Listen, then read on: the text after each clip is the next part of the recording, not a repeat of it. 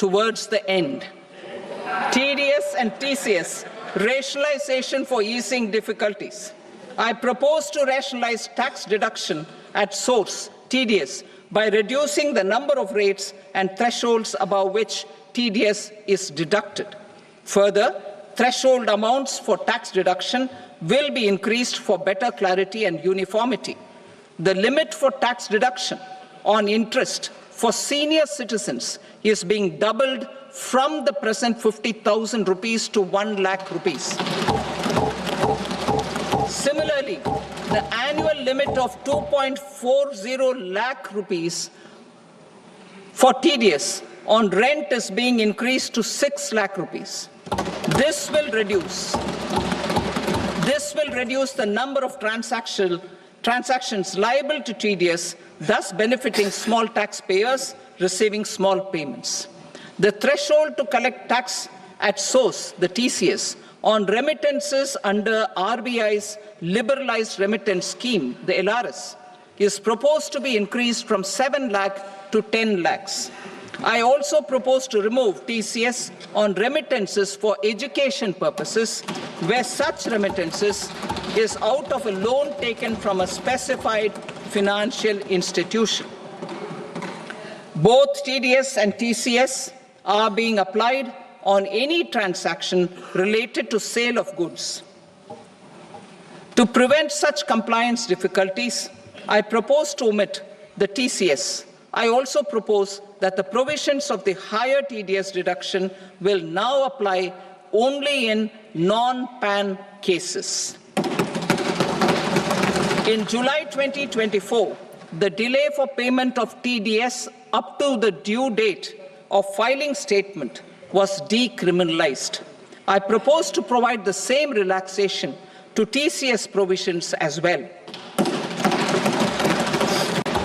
The government under the leadership of Prime Minister Modi believes in Sabka Saath, Sabka Vikas, Sabka Vishwas and Sabka Prayas. In line with this, we brought in updated return facility in 2022 for voluntary compliance by taxpayers who had omitted to report their correct income. Our trust in taxpayers was proved right. Nearly 90 lakh taxpayers voluntarily updated their incomes by paying additional tax.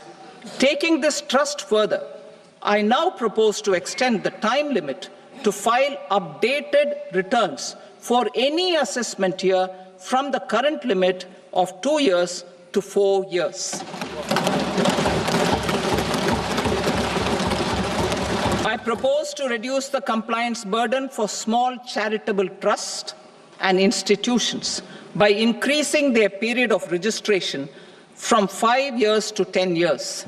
It is also proposed that disproportionate consequences do not arise for minor defaults, such as incomplete applications filed by charitable entities. Presently, taxpayers can claim the annual value of self-occupied properties as nil only on the fulfillment of certain conditions. Considering the difficulties faced by taxpayers, it is proposed to allow the benefit of 2 such self-occupied properties without any condition.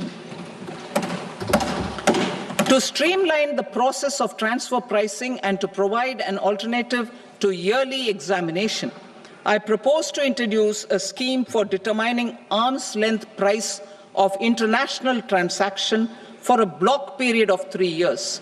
This will be in line with global best practices.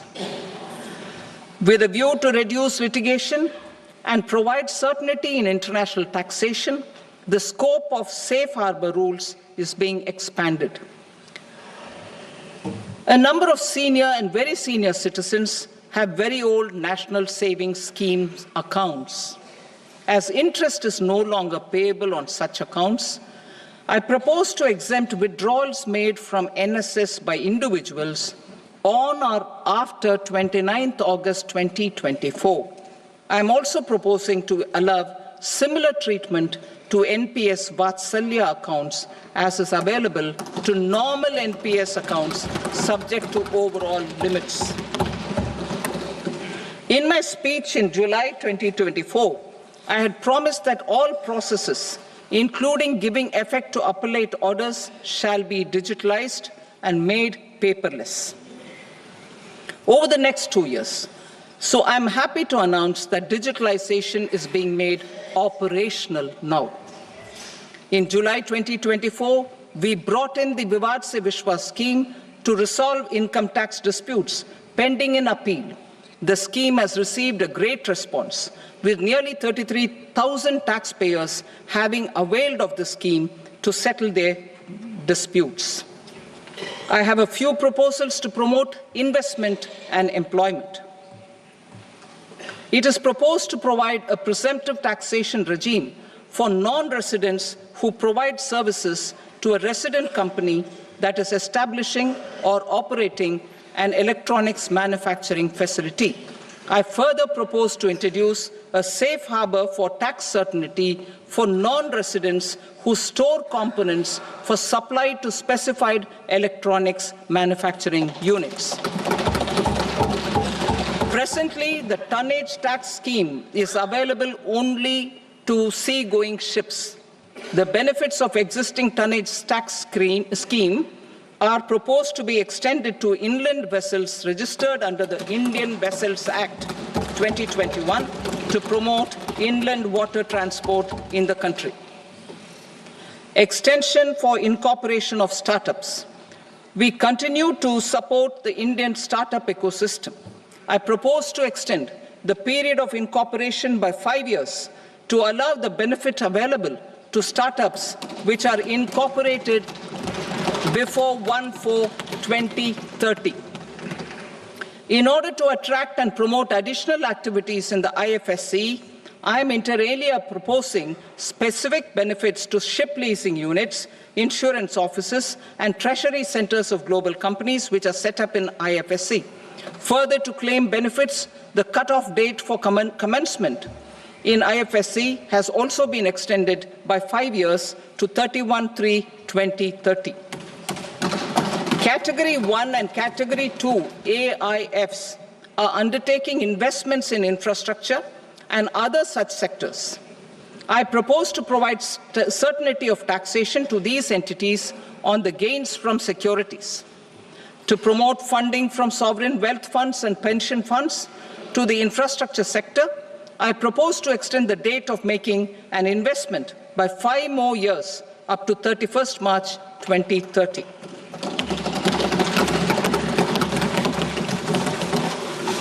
Personal income tax reforms with special focus on middle class. Democracy, demography, and demand are the key support pillars in our journey towards Vikasit Bharat. The middle class provides strength for India's growth.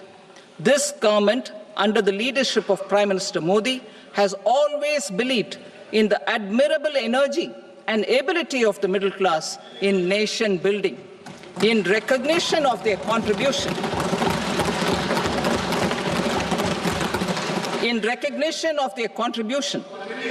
we have periodically reduced their tax burden.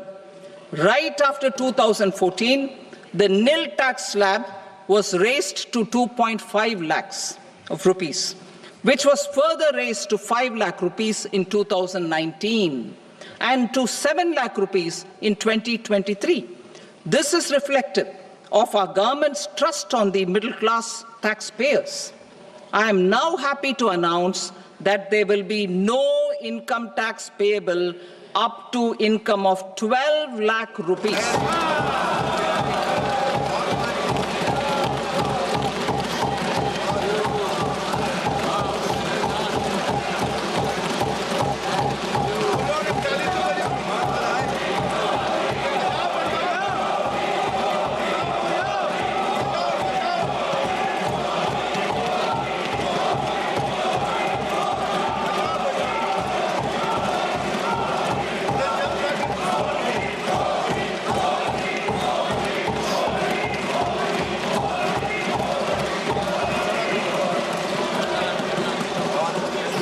So, average income of 1 lakh per month, other than the special rate income such as capital gains, under the new regime.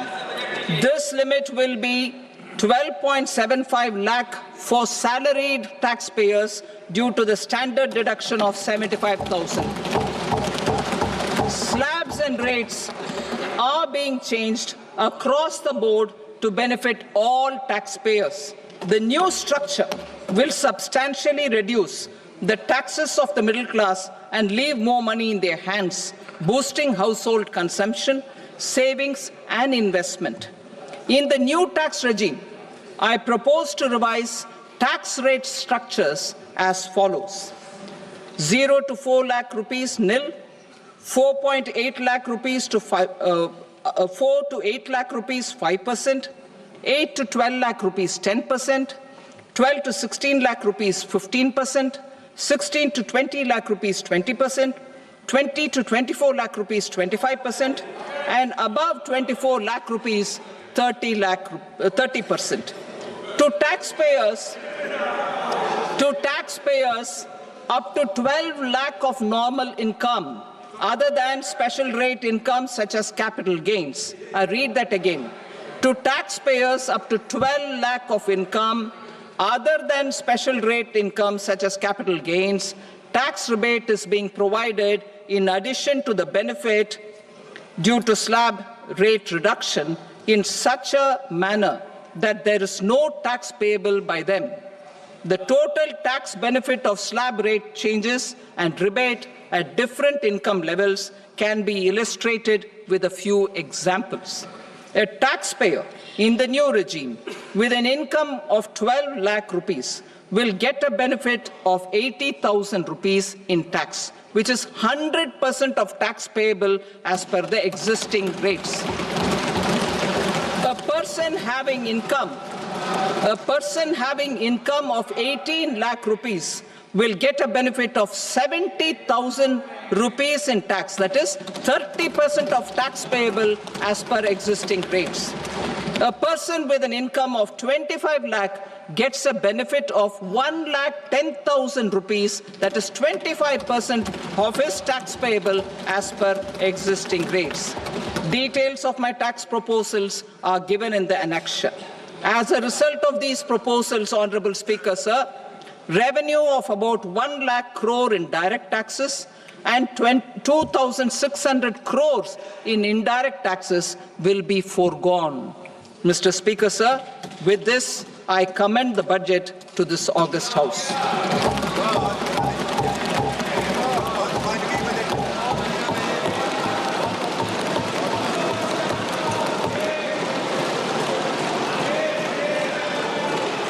Item number 2, Srimati Nirmala Sitharaman.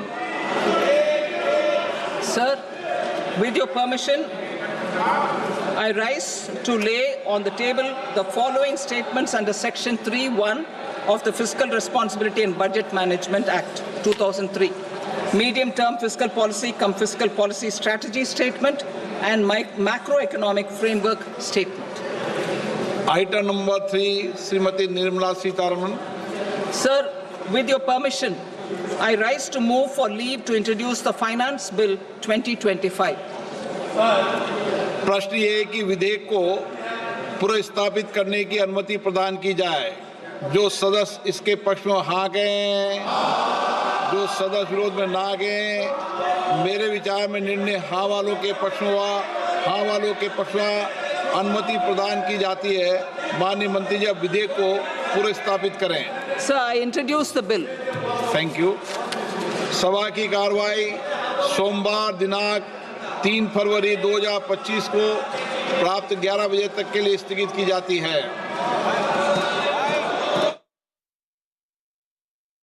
Finance Minister Nirmala Sitharaman, in her 8th budget, has just delivered massive changes in income tax, which will concern every single citizen, or many of you watching at this time.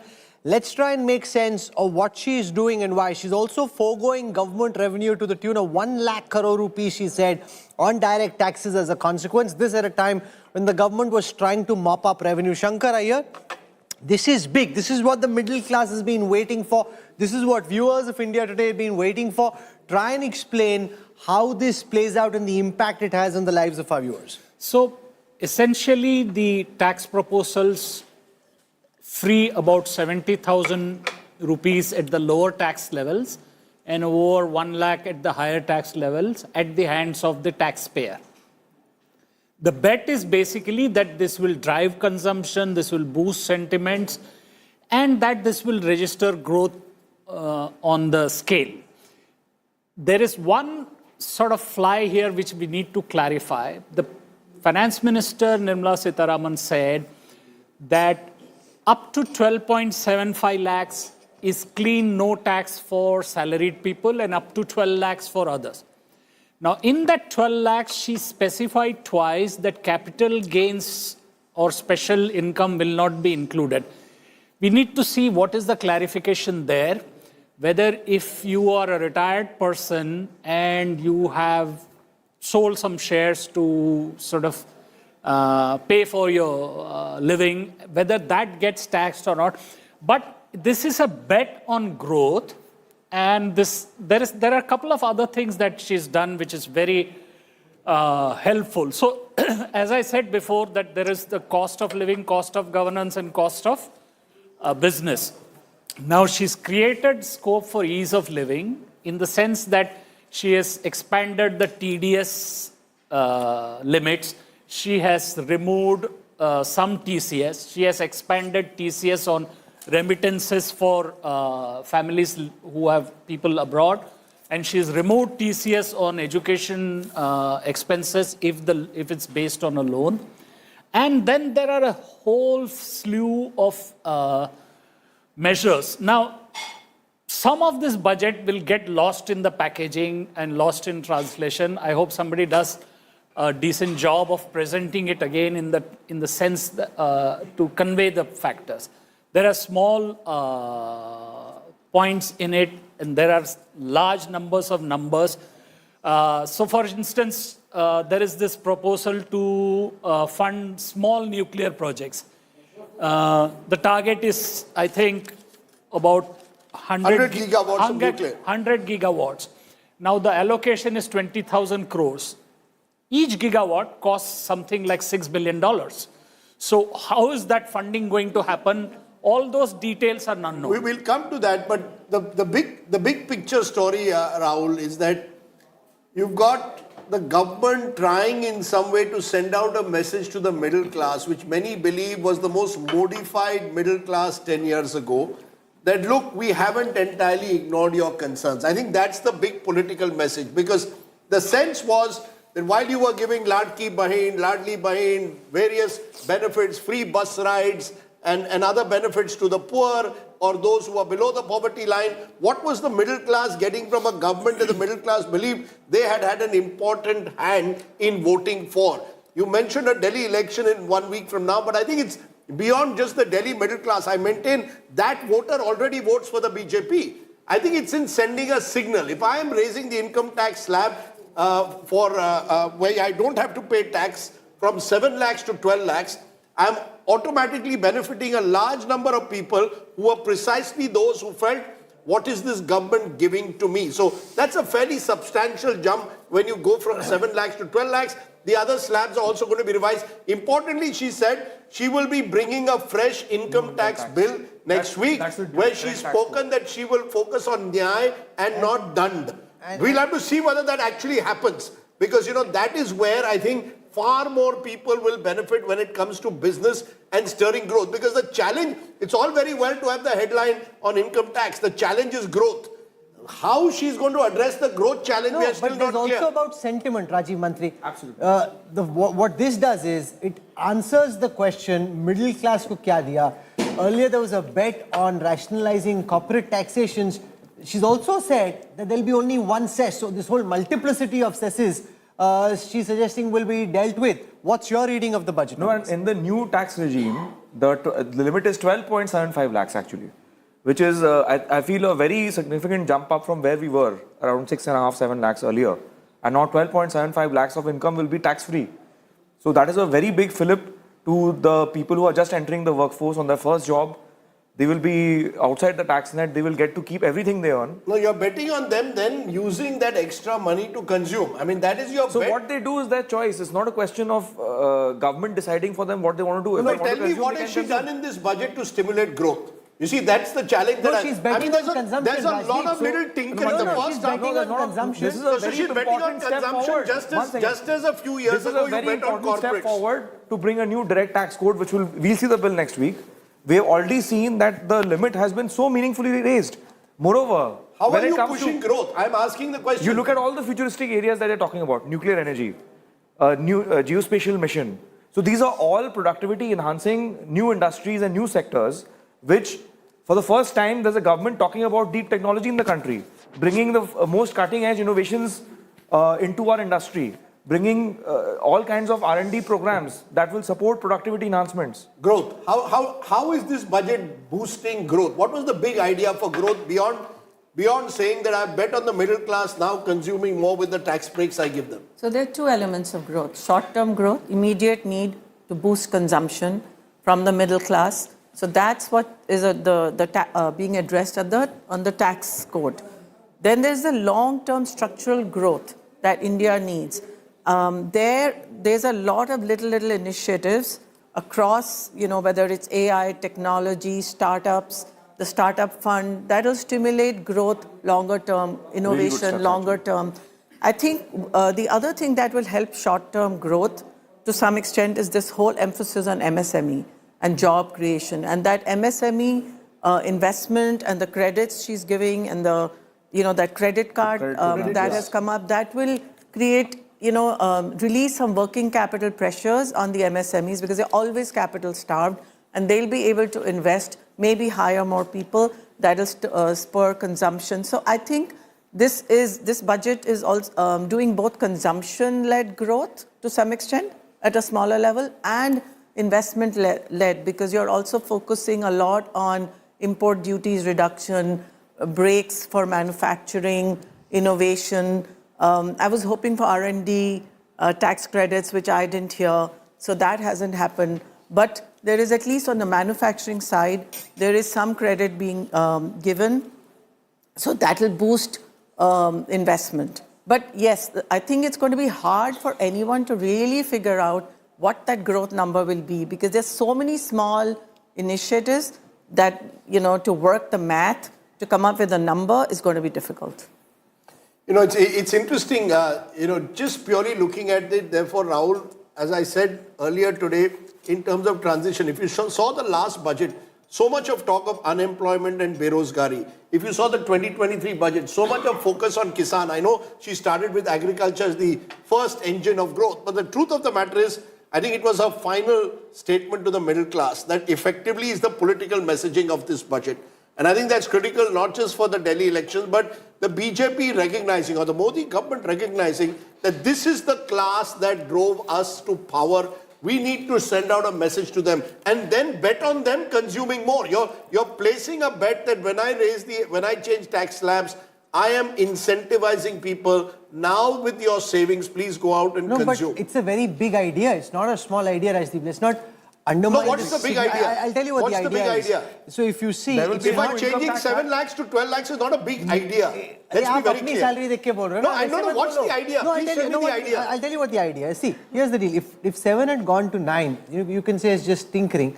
7 has gone to 12, which basically means, and now first What's the idea I asked? 30% taxation was on people above 15 lakhs. That's now gone up to 25 lakhs. So you're trying to kind of send a message that you're trying to rationalize direct taxes and your income tax, which is what a lot of people were I think looking that out will for. come with the income tax bill. If the income tax bill shows that, yes, just this is really providing the middle class a sense of comfort. That's not an idea yet. That's my view. You have to look at it in the totality. What does the income tax relief cost the government? 1 lakh crore. So essentially 1 lakh crore has been set free into the economy for consumption, saving, investment, whatever the people decide to do.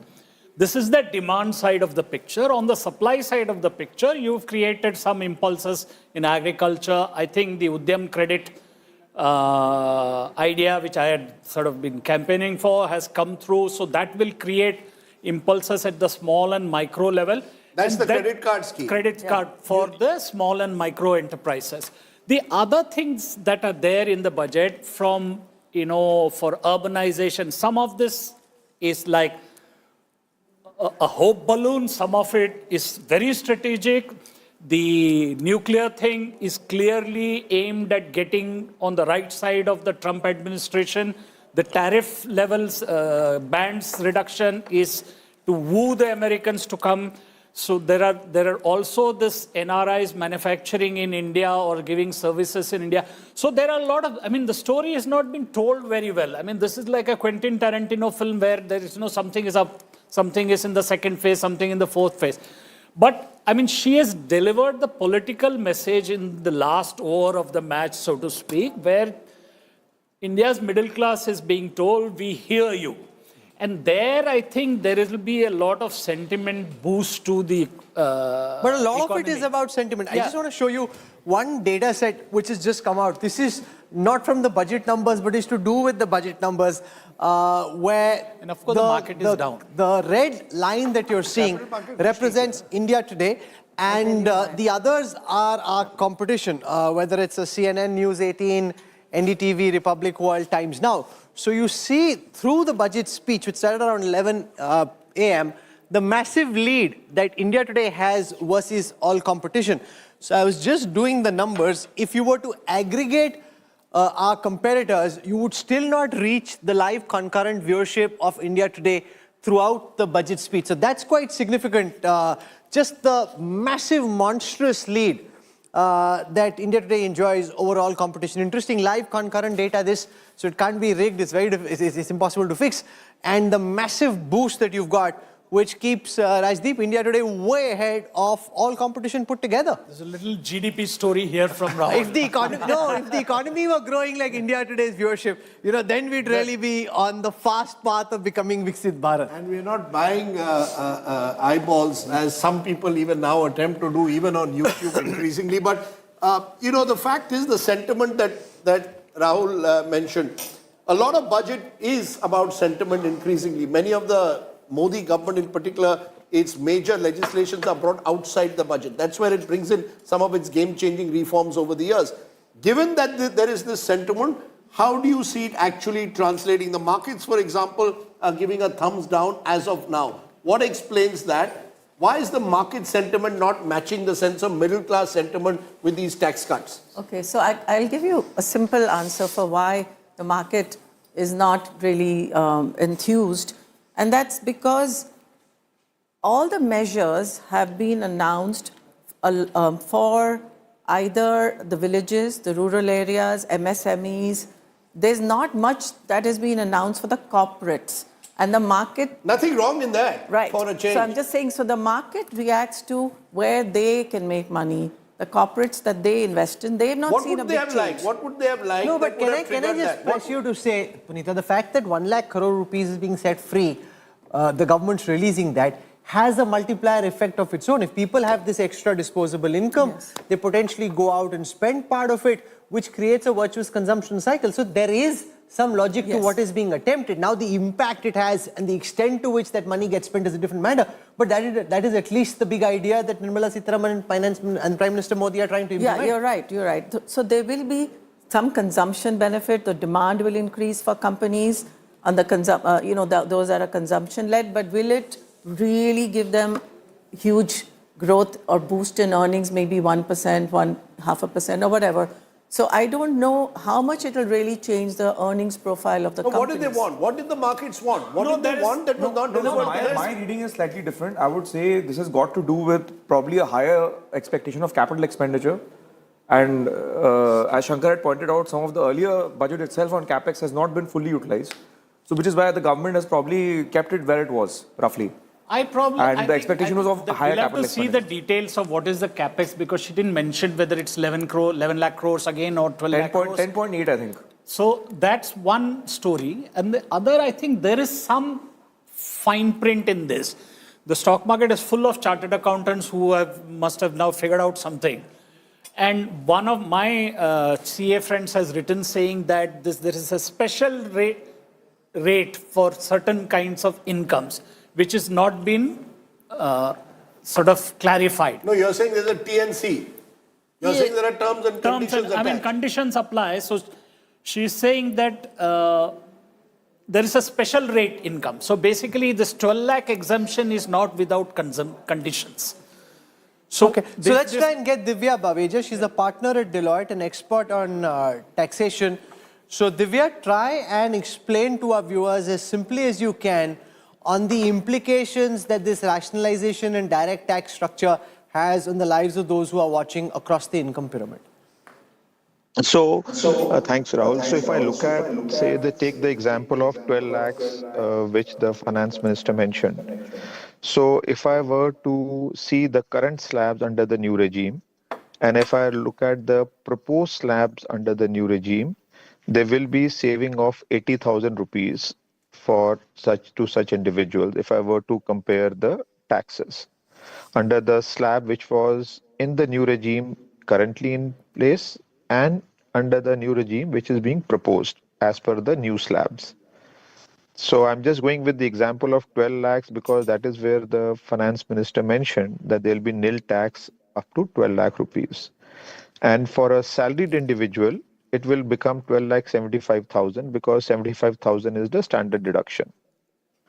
So if I take 12 lakh 75,000 rupees, 75,000 No, sure. So that I've understood. Deduction. She's also said that cesses and surcharges will be reduced to just one. There'll be just one. She didn't explain that much further, but what did you understand of that? Which are the cesses, surcharges that are likely to go? See, cesses and surcharge, if I recall, she talked more in the custom tariff concept. I don't think she talked in the context of income tax, but we'll have to see the finance bill and see the fine print to see whether it applies in income tax also or not. Well, that was more in the context of, if I recall correctly, was in the context of the tariff, customs tariff. Shankar Iyer has a question. Shankar. So she mentioned twice something about capital gains being not being part of this 12 lakh exemption. Yes. Did I hear her right or did I hear her wrong? That is the reason why she said because capital gains is taxed separate. It's under special tax regime because the rates are different. If I were to look at any capital gain, say if I were to look at long-term capital gain, the rates are different. So she said that will be kept out of that. So that is what she had mentioned because here we are looking at the regular rates, yeah. And she's also introducing an income tax bill, she says, a week from now. Yes, yes. What does that hold out for you? Does that give you optimism that while you've touched tax slabs in the budget, you're actually going to give much more in terms of making it easier in terms of compliance and other issues in that bill? Yes, it does. Because if you recall last year when the budget was announced in July, she did talk about the new income tax bill. And what she mentioned in today's speech also, that the new income tax bill is supposed to make the provisions clearer, simpler, reduce litigation, and also streamline the processes, including the number of provisions that have been reduced. So I'm sure this is going to make it simpler and clearer. That's the intention. So we'll have to adding see to what has happened today, if a week from now we have that income tax bill in place, would you say that's the most significant takeaway for you and will encourage both consumers today and business hopefully in a week from now? Yes, I'm sure it should. Yes. See, because let's look at one thing. What do people want when they look at any of the tax laws? They want simplicity, clarity, reduce litigation, and make the processes simple. So I think that is the direction in which the new income tax bill should be looking. We should be looking at, which is what even the finance minister mentioned in her speech. Any other queries? No, so we'll come back, Divya, in just a moment. I want to understand the focus on deregulation and doing away with laws. Raji Mantri, she's spoken a lot about that, The regulatory trying commission, to get out of the way, trying to reduce rules by half.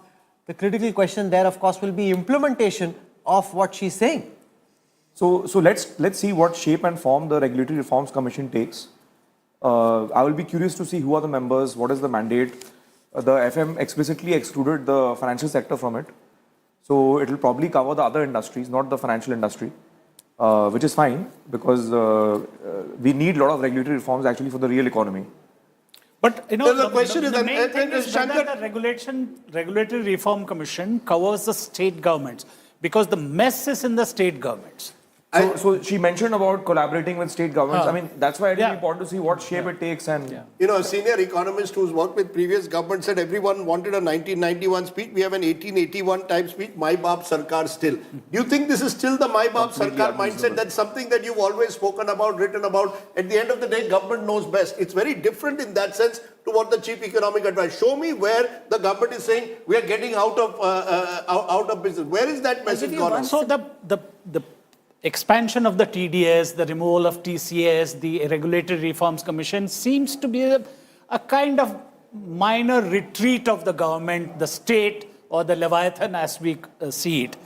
The My Baap Sarkar, I mean, in a country where 80 crore people are being given free ration and stuff like that, you can't sort of run away from that truth. But the concept of allowing private enterprise to come in, the private partnerships, the effort to bring in private sector into nuclear energy, all of this shows that there is a movement. And the good news is, very significant and the move good forward. news is, unlike the previous budget where she was accused at times of going back to old style protectionism, this time there is not a whiff of that. The good news is that instead you're giving hope that you actually realize that policy doesn't work. So you're ready No, I to. don't know whether that's realization or whether that is Uncle Trump. No, that's the question. But whether it is Uncle Trump or realization, that's good news that you're not doing what you've been accused in the past of doing, of going back to almost a sort of Swadeshi sentiment, Fair but enough. now saying we're going to cut tariffs where necessary. We're going to sort of encourage people to come and invest in India. So it's a slight move away from the sort of make in India, protect Indian industry. That's a good sign in this global scenario. Trump will be happy or the Americans will Raising be the happy. FDI limit to 100% for insurance. So but that's let's- good. That no, but again is a let's good spend sign. some time. It also says, Punita, that this is where premiums are fully invested in India.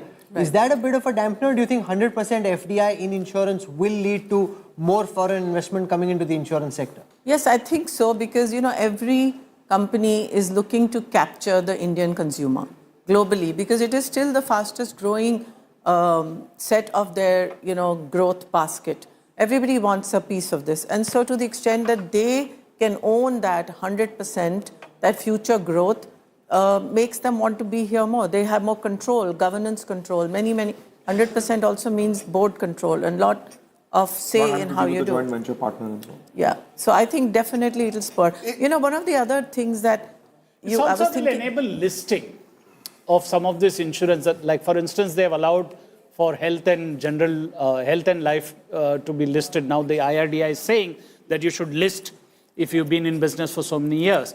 So the foreigners will certain feel major- more confident of listing. And certain major insurance giants, like Berkshire Hathaway of the US, they've always stayed away from the Indian market because they never wanted to get into a situation where they have to kind of have a joint venture. Right. So now they can come in directly, own the entire business, and as Punita ji said, take part in the great Indian consumer story. So 2 points. I was just thinking about your question, Rahul. Why is the market down? One, maybe the slippage on the fiscal deficit. I think we've not talked about that. There is, she acknowledged the slippage, so bond yields could be going up. It's hard to really assess, but I think this budget, despite the consumption boost, will not be inflationary because there's enough supply side measures that have been taken.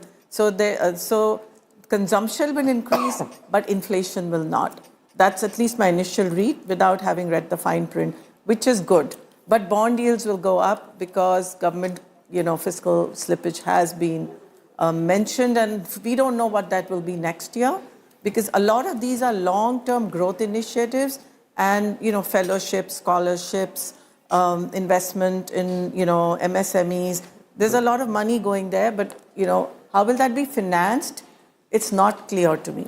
Explain to me why last year's Capex budget, the exact figures that are there, last year's Capex budget estimate was 11.11 lakh crores. It's now down to 10.18 lakh crores. Explain that. Why would that Because have there was happened? an election, a lot of focus was on the election. During that period, the model code of conduct was in place.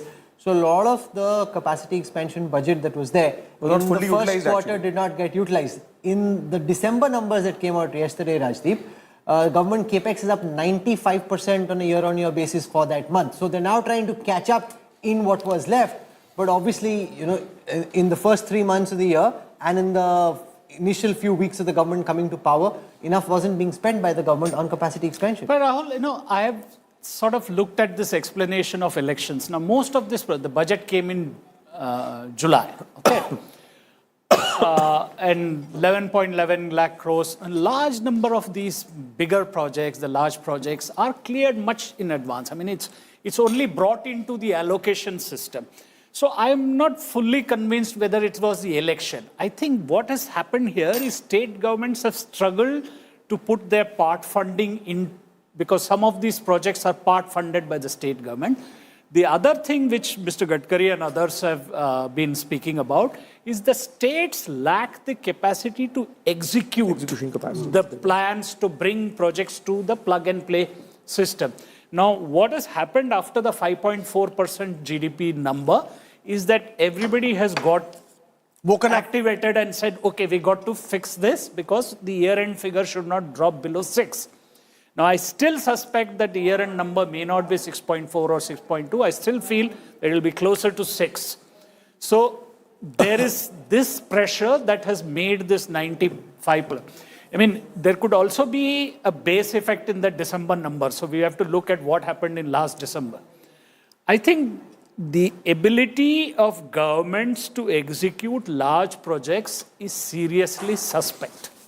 Is there a recognition of that as well? Just as I said, the recognition that maybe protectionism is not the way forward. State governments. Is there a recognition No, of that? basically state governments, you know, for instance, Tamil Nadu has had no problem getting FDI, no problem getting investment. All the large projects are going there. They have no land problem. They have no labor problem. The largest number of women workers in manufacturing, electronics, everything. So all it requires is for other states to look, boss, what are you doing right that we need to do? I mean, Tamil Nadu is on per capita level competing with other high, middle income or high income countries. In terms of its investment push, they are competing with Vietnam to get investments. No, that's the kind of thing that, you know, that kind of state government. More states actually which have that kind of an approach and Bihar better start doing more investment given how many SOPs they have received. No, but that's because of the election. See, when there was an election in Andhra Pradesh, everything went... Unfortunately, none of this will be received in there. I mean, for the... Why? I mean, They'll build new airports? So look at... There's a greenfield airport, there's a Makhana board. For example, the Makhana board. You see, this is the... Rajdeep, you have to look at the per capita geography of India's economy. India's average per capita income is somewhere near 2 lakh rupees, whatever. Okay, Telangana is highest at 3.5 lakh rupees. Uttar Pradesh is around 84. Bihar is at 54. The district of Shehar in Bihar has a per capita income of 18,000. So for them to recognize an airport and all is like there's a Makhana board, expansion of Patna airport, IIT Patna gets expanded, the Kosi irrigation project comes out, National Food Technology Institute. Arey, elections ki baat hai bhai, usko bhi to focus karna. You have an election towards the latter part of the year. Yeah, but I think, you know, going ahead, that is going to be a challenge from, you know, the fact is, and that's nothing to do with this government. That's been a challenge that every government has had over the last 50 years.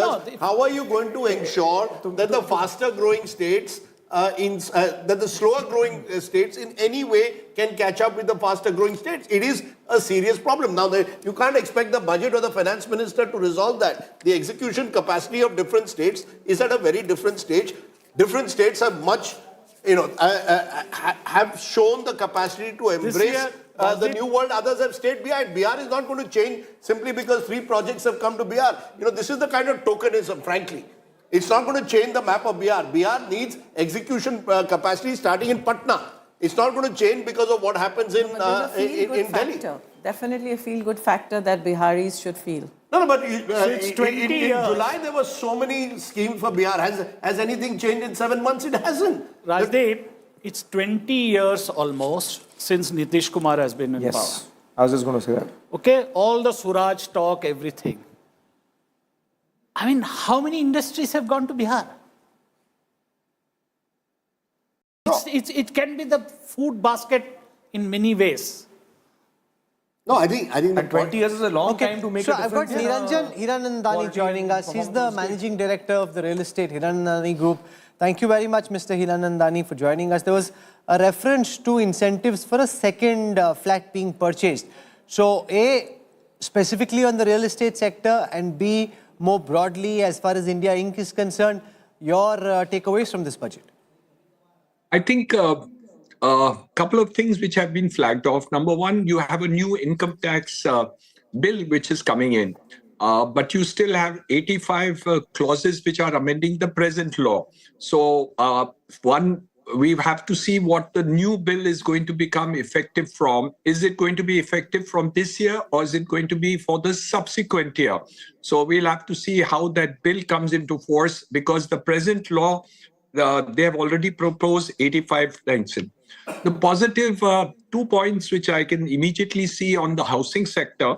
One is about the 2 houses. This was a little not clear that if you had 2 houses, you were still supposed to pay tax on the fact that you were having more than one house. One may be in the place of work and one in the place where you have a village or whatever it is. So I think that exemption has come through. So that's important that has happened. They've given support for mergers and acquisitions, because what happens is that a large number of companies are doing the merger in the real estate sector, especially when investments coming in from FDI and other things. So I think they've tried to do it. The most important part of it for a lot of people who have invested money but their projects are stuck has been the reinstigating of the Swami Fund. Earlier, they had done 10,000 crores 6-7 years ago, and that was helping. And they've said about 1 lakh apartments, and I believe the second one is 15,000. But my belief is that that's not adequate enough. We really need to do it in a much bigger way. And it's possible to do not only with the government funding, but many of the institutions are there. If it can be the last in, first out, which is given to Swami Fund, if that same benefit was given to any other institution, I think we could have 20 Swami Fund, which would take care of the entire deficit of funding which is required. One of the most important things which are kept in a minority of thought, but I think it's very important, is skill development, or the excellence of centers of excellence of skills. I think a lot of emphasis needs to be done for construction workers, because on one side, we are deficit for construction workers. L&T just made a statement about, I think, 45 days back, that they are short of 25,000 workers in the skill sector. And we are now talking about plumbers, electrician, labor of that kind. While my own company needs about 500 workers, we are short of skills. So I think on one side, we have unemployment, and if we can increase this. The last point which I want to add is the fact that I don't think the investment looks big enough. Because if you have to go and grow to the target which we have for 2047, we need to grow at least at 8.5 to 9 to maybe double digit. And for that, a focus on housing and urban infra generally needs to be further increased. So I think there's a little short number there, because if you want to reach your 2047, manufacturing alone will not be able to reach that number, and especially the unemployment. So I think government may have to do a rethink in terms of how much investment they can put into housing and urban infra. You'll solve your housing problem, as well as you'll be able to get the growth story double digit, which can do 2047 to the extent that you want. These are the immediate points which are there. Oh, one point. Fiscal consolidation she is focused on, which is a good thing. But I thought if she even exceeded that and put more money into investment, I would have kind of liked it a little more. So I think the focus is on consolidation, but I would have thought. The growth outlook will be 6.3 to 6.8%. If you think that the slowdown in growth is just temporary and very short term, then why is the government not aiming for higher growth, at least 7% plus growth for next year? Zafar Islam? He can hear us, but I think he has a TV on. Just turn the TV on. Go on. My phone has disconnected. I don't know whether you are able to hear me or not, but let me respond to you because the mic is on. Are you able to hear me? Yeah, I can hear you. Please go on. Disconnected. I don't know whether you are able to hear me or not. But yeah, Rahul. So let me respond to your question. First of all, compliments to the Honorable Finance Minister, Honorable Prime Minister for acceding to the requests of middle class, lower strata of the society, and of course the marginalized section of the society, and particularly the taxpayers. Because the big relief, nobody on the street was expecting that the minimum threshold will be 12 lakh. Everybody was talking about 10 lakh, but today they have surprised everyone, and everybody in the country is happy because it is not only 3.5 crore, but entire families benefited from this 3.5 crore. Actually, if 5% in every family, then at least 15-20 crore people have been benefited because of this.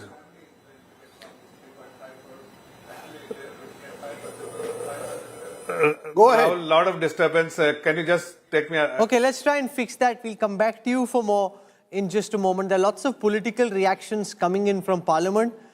Leaders from the government and many from the opposition are speaking, reacting to this budget. So what we'll do is play out some reactions and give you a flavor of how politicians cutting across political lines are really looking at this budget. The opposition, quite predictably, Rajdeep, looking for gaps, and we'll also try and recap some of the key aspects from the Finance Minister's speech. Here she is, Finance Minister Nirmala Sitharaman.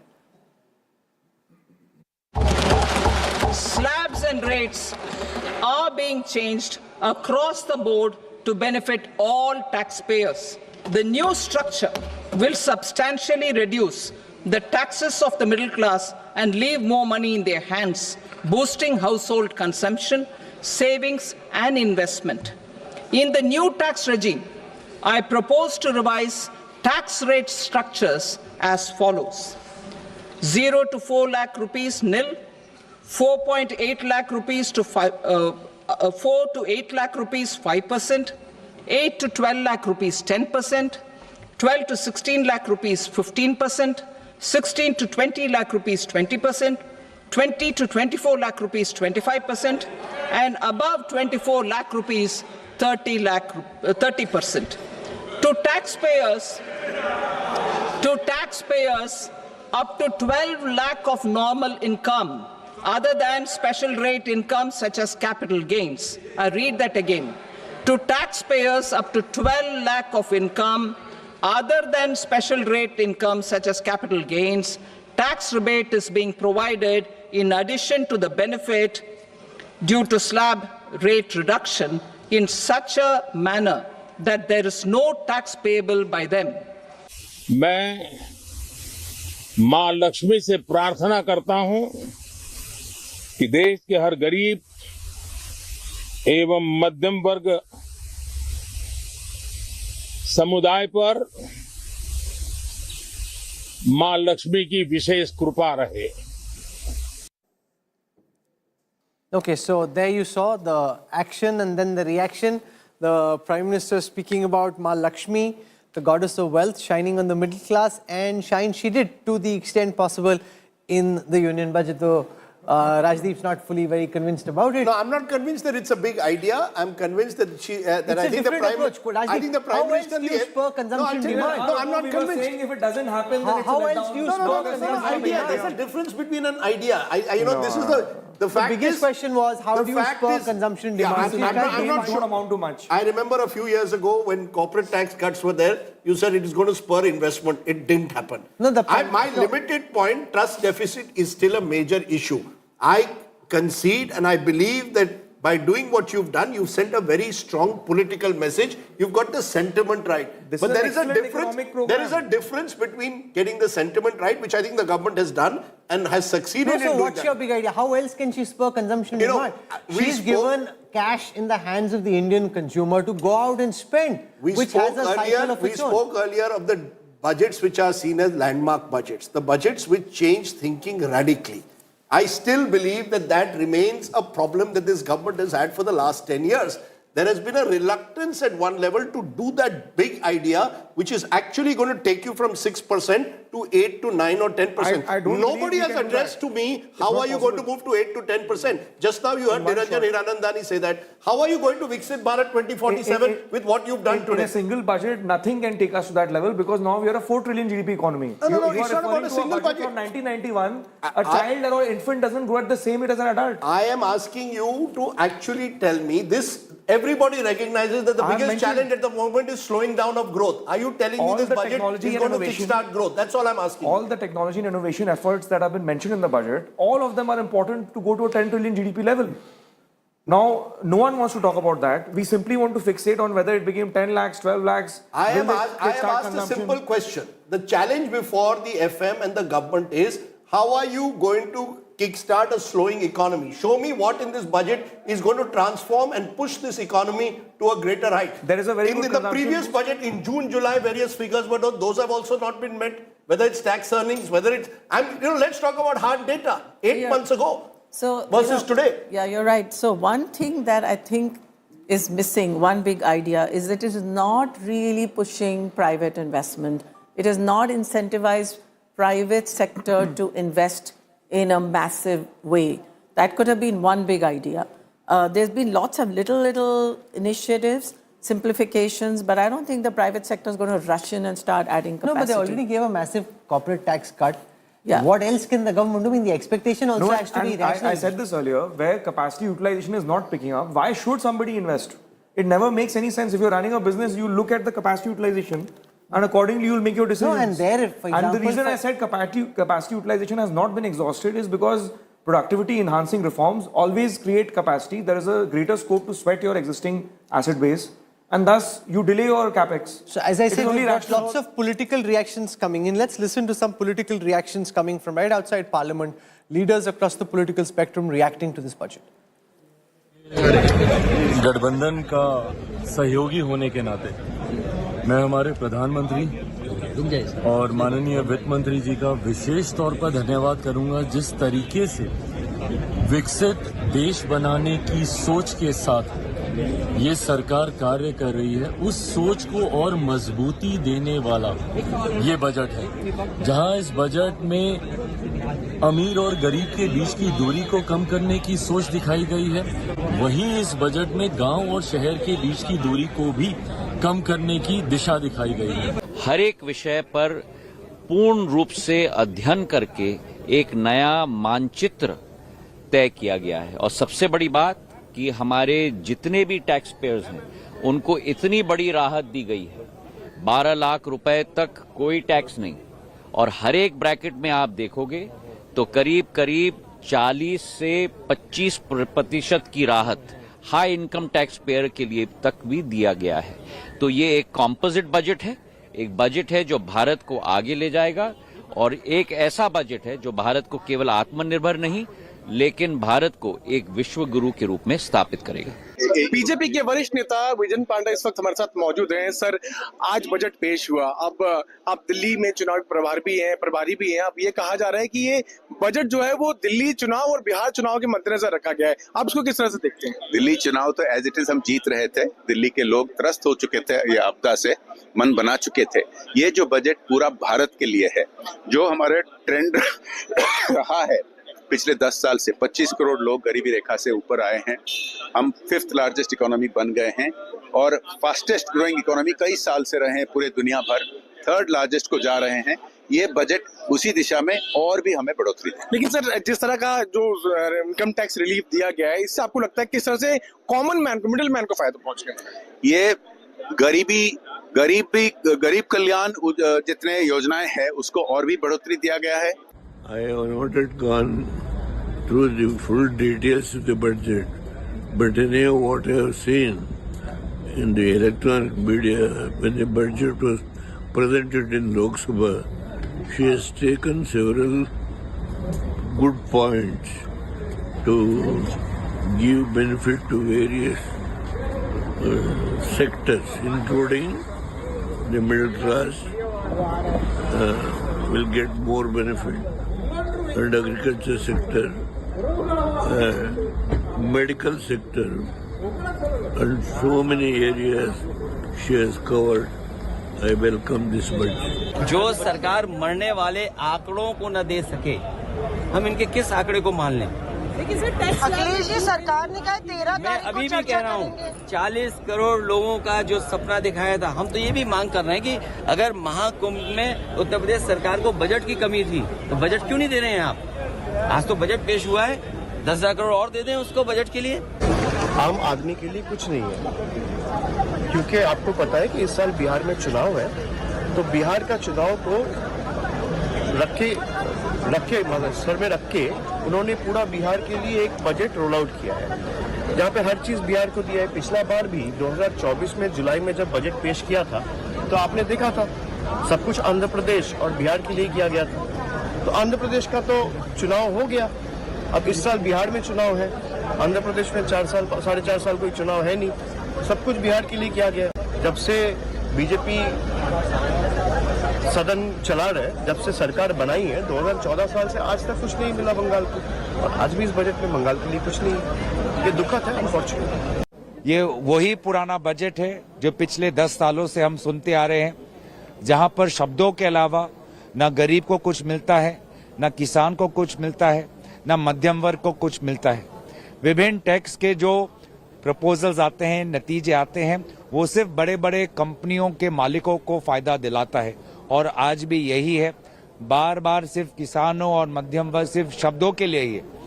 Tax में बार बार restructuring पहले भी हुआ, लेकिन मध्यम वर्ग को कोई राहत नहीं मिली। जीएसटी, जिस प्रकार से जीएसटी, कभी इस पे जीएसटी, कभी उस पे जीएसटी। तो आज भी मुझे लगता है कि पिछले 10 सालों में जितने भी बजट है, सबसे कमजोर बजट इस साल का बजट रहा है। एकदम नॉन इवेंट है।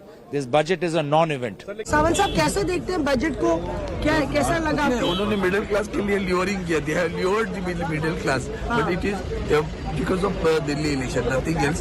Because last in Delhi, large number of people who are salaried people, working class, so to lure the votes.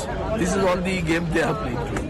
देखिए, सबसे ज्यादा तो स्टेटों के नाम देखिए। बिहार जहाँ पे चोन आ रही है, बिहार बिहार बिहार, उसके बाद असम की आ रही है तो असम, पंजाब का तो नामो निशानी है। वो किसान धरने में बैठे 4 साल से एमएसपी की लीगल गारंटी के लिए। किसान के लिए क्या मखाना बोर्ड, ये बोर्ड, वो बोर्ड। सो किसानों के विरुद्ध एक बजट था, और किसान जो उसके लिए लड़ाई लड़ रहे हैं उनकी तो कुछ सुनी नहीं गई, तो दुख है। मैं कहूँगी कि संतुष्ट इसलिए हूँ कि आज जनता की सुनवाई फाइनली इस गूंगी भरी सरकार ने। पिछले 10 साल से जनता की एक ही अपेक्षा थी, एक ही मांग थी कि आप करिए, जो गरीब जनता है उनके लिए काम करिए, उनके लिए व्यवस्थाएं बनाएं, पर जो मिडिल क्लास है उनको भी राहत की सांस मिले। 12 लाख तक की जिसकी सैलरी होगी और वो न्यू टैक्स रेजिम में चला गया होगा, उनको ये राहत मिलेगी। तो उसका हम स्वागत करते हैं, क्योंकि उनकी लड़ाई का महत्वपूर्ण मैं कहती हूँ। मुझे ये समझ नहीं आ रहा कि ये भारत सरकार का बजट है कि बिहार सरकार का बजट है। आपने बिहार के अलावा किसी और प्रदेश का नाम सुना वित्त मंत्री जी के पूरे बजट भाषण में? तो जब आप देश के बजट की बात करते हैं तो सारे देश के लिए उसमें कुछ ना कुछ होना चाहिए। और ये बड़ी दुर्भाग्यपूर्ण बात है कि जिन बैसाखियों पे सरकार चल रही है, उन बैसाखियों को स्थिर रखने के लिए उन्होंने बाकी मुल्क की जो विकास है उसको बिल्कुल दांव पे लगा दिया। You know, one of the top voices from India's infrastructure sector, Vinayak Chatterjee, managing trustee and founder of InfraVision Foundation, he joins us. Vinayak, welcome.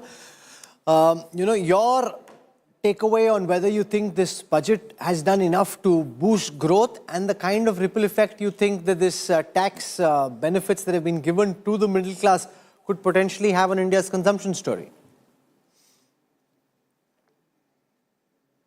Probably the most relevant question for this budget, you know, year after year when the budget is presented, the big question asked is how much has the allocations for the infrastructure sector been increased? Because for the last 10 years, the storyline, the economic mantra, the governing economic philosophy has been that infrastructure outlays will pump prime economic growth. And the government has also put out statistics to say that 1 rupee spent on infrastructure results in 3 rupees of GDP growth, etc., etc. So in the past many years, we have seen budgets increase allocations for the infra sector by 30%, 30%. You will remember these years, last 2-3 years ago, 5 lakh became 7.5, 7.5 became 10. Now, wonder of wonders, this year, actually, the allocation for infrastructure, believe it or not, is just flat. It's the same as last year. I have the figures before me. The allocation for the infra sector last year, Capex, was 11.1 lakh crores. And this year, it is 11.2 lakh crores. So it's flat. There has been no increase in the infrastructure sector allocation worth talking about. However, there is a point of view that the full budget allocation for last year has not been fully utilized because of the slowdown in Capex, etc., etc. And out of the 11.1, only 10.2 has been actually utilized. So therefore, if you take the base as actual expenditure expected this year at 10.2 and the budget provision of 11.2, then you could argue that it's a 10% increase. But actually, budget allocation to budget allocation last year to this year is the same. So it is one of the first times in living memory that the budget allocation for infrastructure sector is as close to zero increase as possible. Having said it, it need not necessarily be viewed as a negative, because what it achieves is the FM has done her very, very difficult balancing act. She has cut infra outlays, but she has preserved fiscal discipline, which she has brought the fiscal deficit down to 4.4%. So this is the result of the balancing act. And to the credit of the government in structuring this year's budget, there has been a slew of initiatives for different segments of infrastructure, whether it is maritime or whether it is regional connectivity, etc. And I personally have now picked up from her budget speech 6 elements where she is pressing the button on getting private Capex back again. For example, the Urban Challenge Fund mandates PPP. NABFID is giving a credit enhancement for loans taken by private sector for infra investments. She has asked all infra ministries to prepare a 3-year roadmap to prepare a pipeline of PPP projects. The asset monetization pipeline is expected to garner 10 lakh crores in the years ahead. She has extended the sunset clause of sovereign wealth funds and the pension funds, which was expiring on 31st March 2025 for the next 5 years. And finally, she has announced a very important committee to oversee the functioning of independent regulatory authority, non-financial regulatory authorities, which by and large includes a large number of infrastructure regulatory authorities. And I suspect that will also be to, in a sense, look at ways of increasing private capital participation. So that's my storyline. Back to you. No, but you are shocked that infra spending hasn't been increased. The fact is that last year we couldn't spend the money which was allocated in the budget for various reasons, elections and the ability of states to spend. So therefore, why is that a bad thing? I mean, it's better to actually spend out the amount that's been allocated rather than allocate and not be able to spend. Look, the big question is, what has suddenly happened to our execution capacity that when the government makes the money available, we can't spend it? It is very, very difficult to think of a country where we are looking at removing poverty, where we are looking at removing standards, and we are looking at it with the governing mantra of Capex in infra, pump priming growth, and then you turn around and say, I have the money, but I can't spend it. I mean, is that a rational economic argument? I would take this lack of spending very, very seriously, and I would question that if increasing Capex from the BJP is not respond to this. more Vinayak Chatterjee questioning very seriously the inability of the central and state governments to spend on public infrastructure despite having allocated funds for this. Let Zafar Islam respond to Vinayak Chatterjee. Thank you, Rahul. First of all, before I respond to Mr. Vinayak Chatterjee, I would also like to respond to some of the opposition leaders I've heard.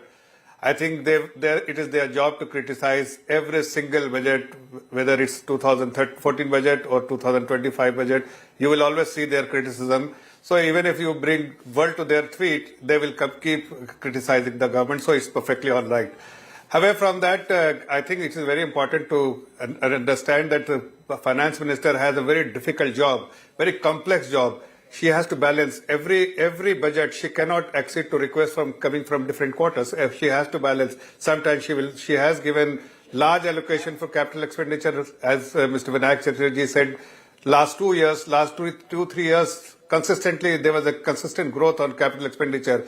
But this year, particularly, will be focused on execution, because budgetary allocation is one thing, But as he rightly said, the revised budget, revised estimate suggests that the entire money which was allocated has not been spent. So focus will be on execution, and execution is something which is important for multiplier which we want to have in the GDP.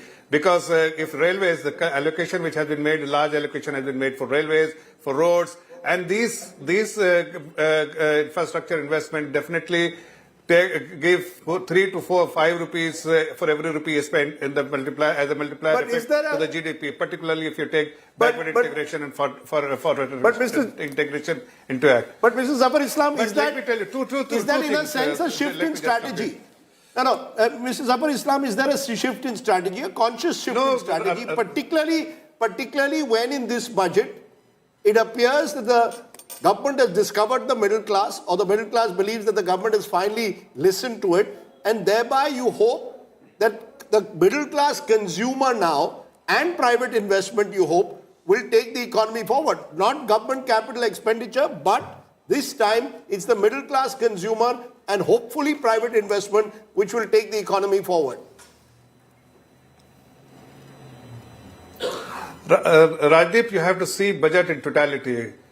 Government has definitely taken reform measures to boost growth, particularly tax reforms, power sector reforms, urban development reforms.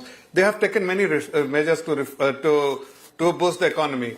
Definitely consumption is one concern which every single economist was talking about, and they were all saying that why don't you give money at the hands of people so that they can spend. Now, same people who were criticizing the budget, had we not considered this request, perhaps they would have criticized nothing is for the middle class. When everything has been, the entire coffer has been opened for the middle class, see, people were on the street were expecting that 10 lakh relief will be up to 10 lakh. Now the government has gone beyond their expectation, beyond everyone's expectation on the street to 12 lakh. And there's something commendable, everybody is happy. I have seen many reports. Nobody is criticizing the government because they know that the consumption is something which is important for growth, and middle class needs that kind of additional comfort, which has been provided by the Honorable Finance Minister, Honorable Prime Minister, and I think compliments. I want to go across to Arun Kejriwal now, leading market expert. He's joining us on this broadcast. Mr. Kejriwal, why are the markets reacting negatively to this budget? The Nifty 50 down 163 points, the Sensex down 425 points at this time. Why have the markets not liked the budget? Well, markets are a very, very peculiar animal. And if you look at the past few budgets, it takes more than 48 hours for it to dissect the budget. The good or the bad is understood when over 2 days people analyze the budget and then come to what is required. If you remember in the morning, I said there are not too many expectations, which is the good part. But the one thing that would happen is the relief to the middle income and the lower middle class, which has happened. On the positive side, even the allocation to Capex has been announced with a growth of roughly 10%, which is on the good side. Three things that the budget is banking on.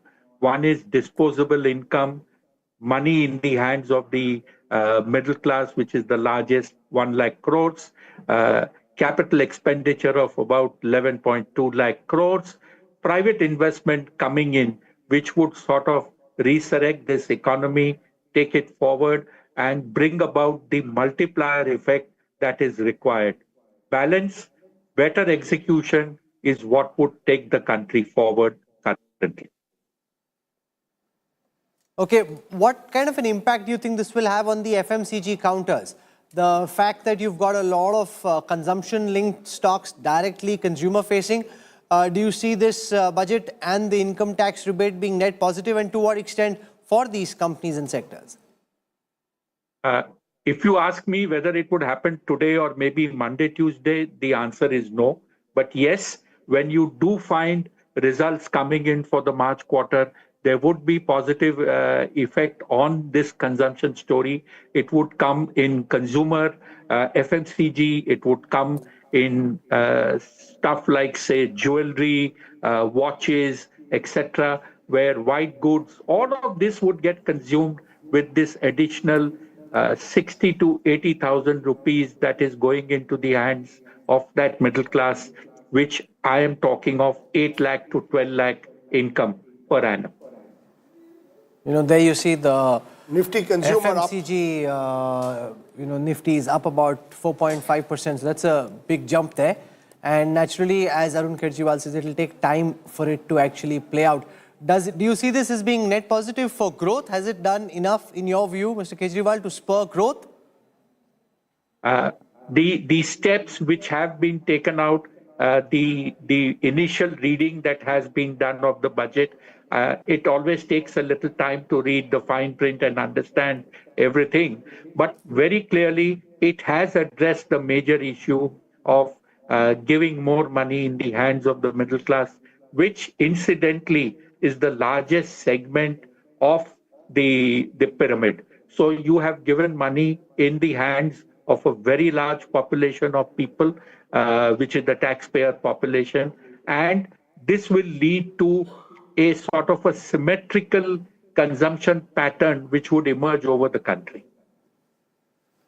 It's interesting because it's, you've given not just the 12 lakh relief, you've also given relief on TDS and TCS. So there's a general sense that you have addressed some of the concerns, and in a way it's right. Damned if you do, damned if you don't. If the government hadn't done enough, we'd have said that, you simply haven't addressed the middle class concerns. I don't think today the middle class consumer or the viewer can have too many complaints. So we're joined at this time by Sandeep Chofla, as I thank Arun Kejriwal for joining us. He's the chair of the National Council on Direct Taxes at ASSOCHAM, is a partner at PricewaterhouseCoopers. So Mr. Chofla, welcome.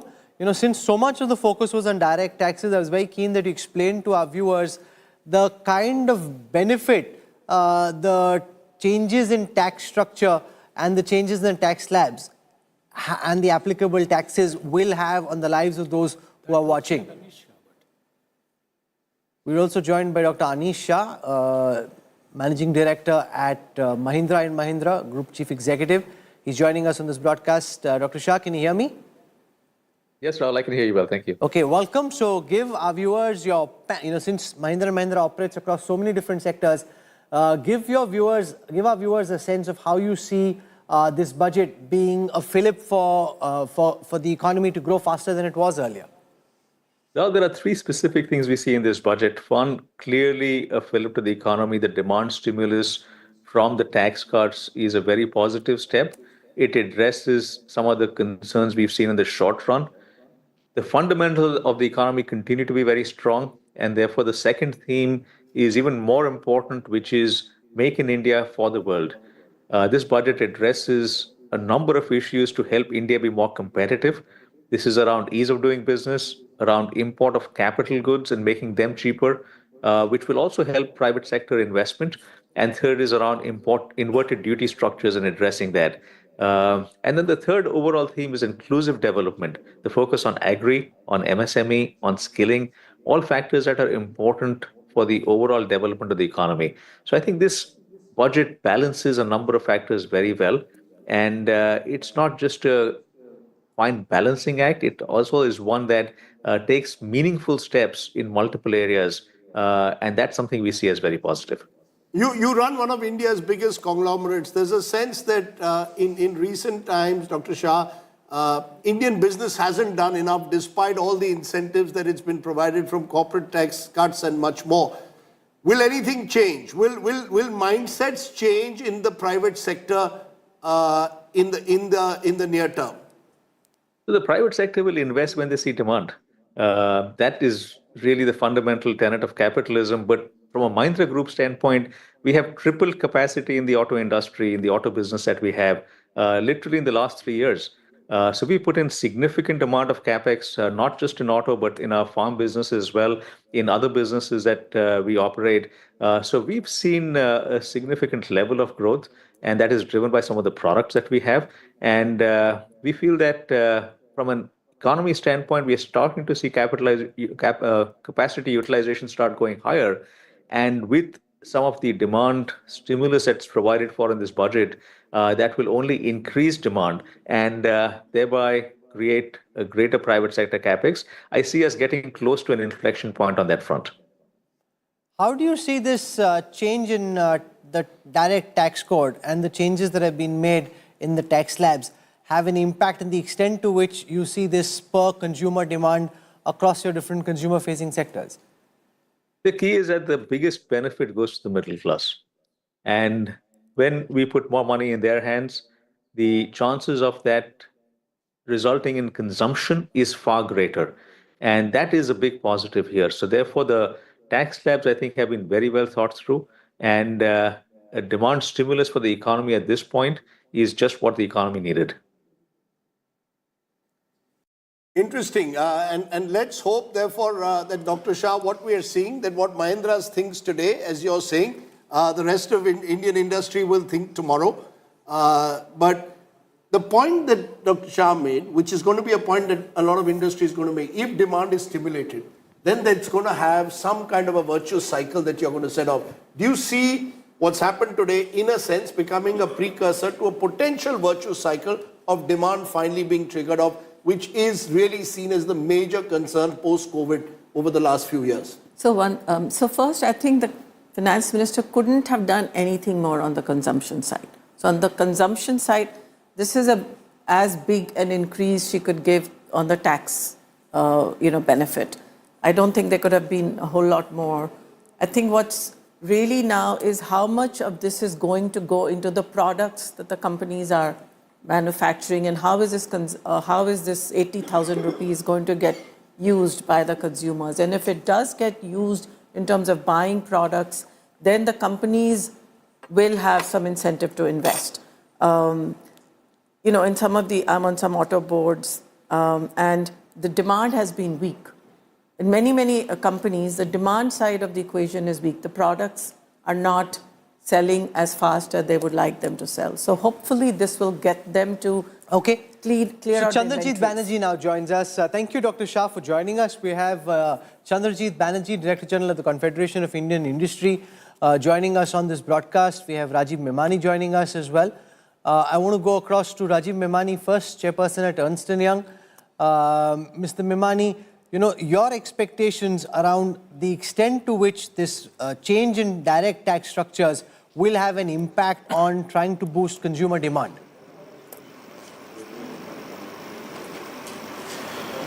No, Rahul firstly must congratulate the Honorable Finance Minister for this. I think all of us were expecting some kind of relief, but I don't think anyone expected this kind of relief. To the best of my knowledge, I don't think this kind of relief right across all the categories of taxpayers who are under the new tax regime has happened in the past. I think it will definitely have an impact on consumption, because more disposable income in the hands of people will lead to greater consumption. We all know, all the data points indicate that, especially in urban India, consumption was lagging, and especially in those products which are consumed more at the middle income level. So this will definitely have a positive fillip, and I think that's probably one of the reasons, both from an equity standpoint and also from an economic standpoint, I think this is probably the right thing to do.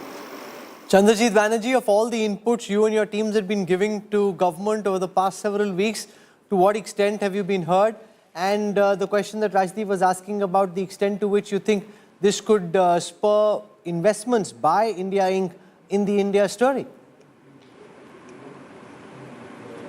So, obviously, one of the biggest things that we were talking about was how do we spur consumption demand, and how do we bring relief to the middle income group and the lower income group. So that has been touched. That touches a large number of people. And I think that's a huge area of work which we were focused upon pre-budget, and so happy to see that it has been much more than adequately sort of focused upon, and very innovatively so. Second is another big thing that I would appreciate is about the focus on the agri sector, which really means focusing on the supply side, which means that you are able to supply, work on the food inflation. I think that's a huge positive one sees in the budget. So two very critical areas which not only spurs demand, and let's also the private sector obviously kicks in with the type of the consumption being such a large part of our economy. Obviously the private sector would be facilitated, and you have also seen one very critical thing which has happened is focus on the labor intensive sectors, areas like toys and all of that itself is again will bolster employment in the economy. But why hasn't the private sector done it so far? You see, with due regard, Dr. Banerjee, the truth of the matter is the private sector could have done much more, many believe earlier. The government has made efforts in the past. What is different this time to the previous occasion where the government has made attempts to incentivize the private sector? Why should we believe the private sector that this time will be different? So, number one, it's not right to say that the private sector has not been investing. The private sector has started investing. The government did the heavy lifting after COVID, a huge amount of that. Private sector today, we see certain sectors where there is growth in terms of expansion of investment. Second, what we were seeing is the consumption demand, the muted consumption demand. And now with that getting to answer your specific question, with that getting sort of so much well addressed, obviously the investment demand in the private sector would go up. Thirdly, if you really look at the Capex and the quality of Capex that the government is talking about spending, would definitely also crowd in the private investment demand. Let's get a word in from Vijay Kedia, leading market expert at Kedia Securities. Mr. Kedia, you were singing a song for the finance minister about taxation not being touched. At the end of it, she doesn't seem to have tinkered much with taxation. So what ditty are you singing for her now? Nothing. दिल के अरमा आंसुओं में बह गए, हम वफा करके भी तन्हा रह गए. क्यों तन्हा क्यों रह गए आप? Because there is nothing for a stock market. The best thing for a stock market is that capital gain tax has not been raised. So, so that is the best thing. But nothing about the stock market. But you should be happy then. Why are the markets sad? Sensex down 210 points, Nifty down 59. It's the consumer-facing stocks index which is doing well. But why are the markets seeming slightly desolate? No, because I think one should not read about all these consumer stocks rising today 4-5%. They're already 10, and they have not participated in this bull market in the last 2-3 years. So I don't think that one should read anything into that. And whatever they are talking about, 1 lakh crore of whatever sacrifice they have done, I think this is very, very small amount to stimulate $4 trillion economy or $3.5 and $4 trillion of stock market. And also, I think they have to do more. That animal split is still not there. I think unless we touch the subject of unemployment, I think this market, as I said in my earlier interview, it's very difficult for this market to bring that momentum back, which we had seen in last few months or last few years. We leave it there, Mr. Kedia. Thank you for joining us. Let me put that question to Rajiv Memani on the quantum of the money that's been infused as a result of the reduction in taxes. Because it's 1 lakh crores, the likes of Vijay Kedia argue that isn't enough. But before that, let me get a word in from Sandeep Chofla. He's a partner at PricewaterhouseCoopers PwC and heads the Direct Tax Council of ASSOCHAM. So now explain that, Mr. Chofla, in terms of the impact that you think it will have. The likes of, Mr. Kedia was a markets expert saying it's too small to actually stimulate a $4 trillion economy. I think, Rahul, one of the asks of middle class was that given the fact that inflation has been rising, given the fact that the consumption had been going down, and the middle class really was asking for respite in terms of moderation of the slab rates and reduction of the tax rates. So that has been done. And therefore, as the Honorable Finance Minister announced, that up to income levels till about 12 lakhs, there will not be any tax, of course. that needs to be understood and analyzed. So basic thing is that whatever was the tax outgo for the last year, compared to that, what she's proposed, there is a significant relief. And in addition, there are other reliefs also for the individual taxpayers in terms of, if you have up to 2 self-occupied house properties, then the annual value will be nil. Now, whether it will have an impact on the economy, to my mind, putting more money into the pocket of the middle class does result in some way, may not be entirely, but in some way or fashion, it does result into spending, and that would have naturally have a positive impact on the demand side, and therefore the consumption will rise.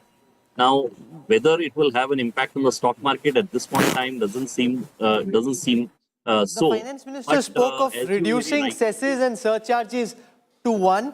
Does that apply also to direct income tax? Have you been going through the fine print? What have you picked up through the fine print of the finance bill over and beyond what we heard in the finance speech, in the finance minister's budget? So the cesses, Rahul, though it's in the fine print, I have not gone through that yet.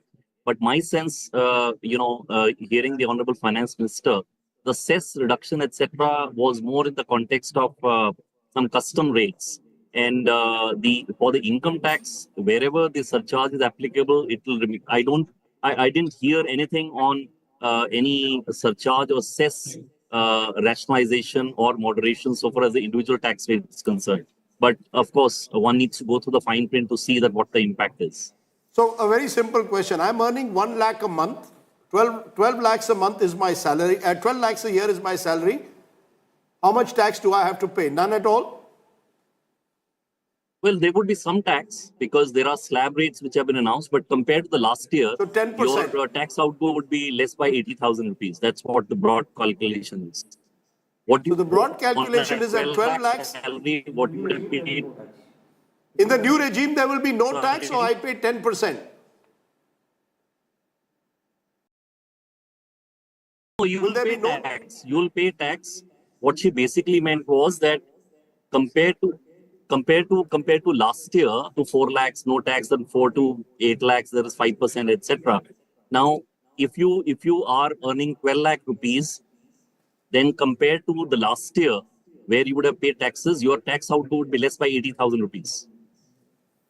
Okay. So R. Mukundan of Tata Chemicals now joins us, Managing Director and Chief Executive. Thank you very much, Mr. Jafla, for joining us. Mr. Mukundan, the Finance Minister spoke a lot about deregulation, reducing compliance burden, trust. Do you see that as being just political talk, or do you see also a will to actually translate that talk into action? See, I think when you step back and see what this budget has done, budget has addressed the key issue we were highlighting in terms of consumption by putting money in the hands of the people through tax slab, which we were just now speaking about. The second thing, it has also addressed the sectors which are creating a lot of jobs. Even today, 40% of India's employment is in agriculture. It addressed it started with agriculture, then went on to MSME, focused on exports. So this is a budget which has actually focused on two key issues which the government needed to address. At the same time, there's a flight path to fiscal consolidation. While doing that, they've also addressed the gap in infrastructure funding through private-public partnership. And that's where the trust comes in. You know, when you say that, listen, I think let there be a private-public partnership, you can't build that without trust. I think the trust word is going to address some of the issues we need to do when we want to build infrastructure of the scale we need in India. Coming to your specific issue, I think the government has done a lot in terms of decriminalization of the laws, ease of doing business, but they're now taking up next 100 laws, which is what she mentioned. I think there's this work to be done in partnership, in collaboration with government. So we'll work with them. And also in terms of ease of doing business, several of the moves which now need to be made have to be done in terms of working with states, working with the urban bodies where these industries are located. So there's also not just a focus on rural economy, but there's also for the first time focus on what I call as the urban economy, where 1.5 lakh crore has been earmarked for the same. So really a budget which says that we want to unleash the power of India, power of entrepreneurs in India. So there's a focus on entrepreneurship. There's a focus on startup. Whole 10,000 crore for the funding the the whole startup fund for fund of funds. Again, it's a great move because the first one was a great success. The second one is going to spur the momentum forward. And the MSME definition, for example, 2 to 2.5 times, again is a big shift because up to 500 crores, you're still in that same bracket. So Indian MSME need not be small. Indian MSMEs can actually dream big. They can compete in the international markets and create jobs and take Indian products, not just in India, internationally. So I think on top of that, I also want to add a point that this budget did focus on the new areas like nuclear energy. I think this is something we've been highlighting for base load as we move away from coal to nuclear. We need to sort of create the base load in nuclear, addressing the civil liability issue, putting out a huge commanding number of 100 gigawatt for nuclear, very big positive. So I think all in all, I would say it is not just the issue which you said in terms of reform. It is reform, fiscal consolidation, focus on jobs and focus on consumption. Explain why the changes in the nuclear power plants is important with an eye on Prime Minister Modi's visit to the United States this month. So if you remember a few weeks back, maybe a couple of weeks back, the US government sort of lifted certain restrictions on Indian private and other corporations, public corporations on supply of nuclear fuel. That opened the pathway for the entry of private sector into nuclear energy into India. One of the theme songs for working with the US has been, I mean, all said and done, India got a spectacular deal in the nuclear deal in 2005. But we've not been able to process any new plants, any new facilities. Now that we have reached a stage where we require to bring down our import dependence on energy, we sort of work with nuclear. I think it also is an ask for all these data centers and global capacity centers to get renewable energy.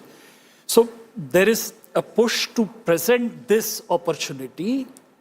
Again, it's crisis-driven in a sense, because President Trump is sort of creating the disruption. So present this as an opportunity for US, like a deal. I mean, this is what it is. What did we do in 1991? We presented a 1990 report of Rakesh Mohan and Amarnath Verma on delicensing industry. Now what we are doing is something that has been pending for over 12 years. We have brought it to the fore as a negotiating tactic. Okay, Shobna Kamineni joins us, Executive Vice Chairperson at Apollo Hospitals. Shobna, welcome. Take our viewers through the impact of the changes that were made and the potential consequence of Donald Trump's, he's spoken of imposing new tariffs on Indian pharma companies. How is that likely to impact India's pharma sector in your view? Please come in. Okay, so the headlines, especially all of you, have just been talking about the elections for the last couple of weeks. And I think the finance minister, without even trying much, has now grabbed everybody's attention with what she's given to the middle class. So I want to, really applaud the fact that there are going to be a lot of people who have income tax relief. Coming to your specific question about the pharma relief, so 20% of the world's medicine is made from India. And a lot of the companies actually, I was there, Rahul, along with you in Davos when President Trump said, if you make in the US, your tariffs will be 15%. So I think a lot of Indian drug companies finish their goods there. So I think there's an opportunity to take advantage of that and probably grow the market. But definitely tariffs are going to be an area where countries will have to very smartly navigate. And it's an opportunity for India, I think, because our Prime Minister always puts his best foot forward when he meets with the US. And I think that the US, whatever it says and does, it realizes that it needs a strong partner to be able to trade with. I just want to bring in Zafar Islam for a moment. He WhatsApped me saying he wanted a word in. Zafar Islam, what did you want to say? Well, Rahul and Rajdeep, you are posing a question whether 1 lakh crore, what relief has been given to the taxpayers and to the people of the middle class, people are responding that it is not sufficient. I think you should pose this question to the common man on the street. The middle class, I think their response will be very different, because people who are dealing in trillions and talking about trillions perhaps may not be able to appreciate what 80,000 is all about. And those who have a salary of 12 lakhs, 80,000 benefits is something which will definitely be paramount importance for them. Unlike people who are actually voicing here that 1 lakh crore is not sufficient, because people were talking about that you should give some relief to the taxpayers. It's not some relief, it's a major relief. That's what I wanted to highlight. That's a major relief which has been given to the taxpayers. Okay. Something which even taxpayers had never anticipated, that 10 lakh, beyond 10 lakh relief will be given. So the people who are earning, you pose a question to the price of the Waterhouse guy that whether somebody is having a salary of 12 lakh.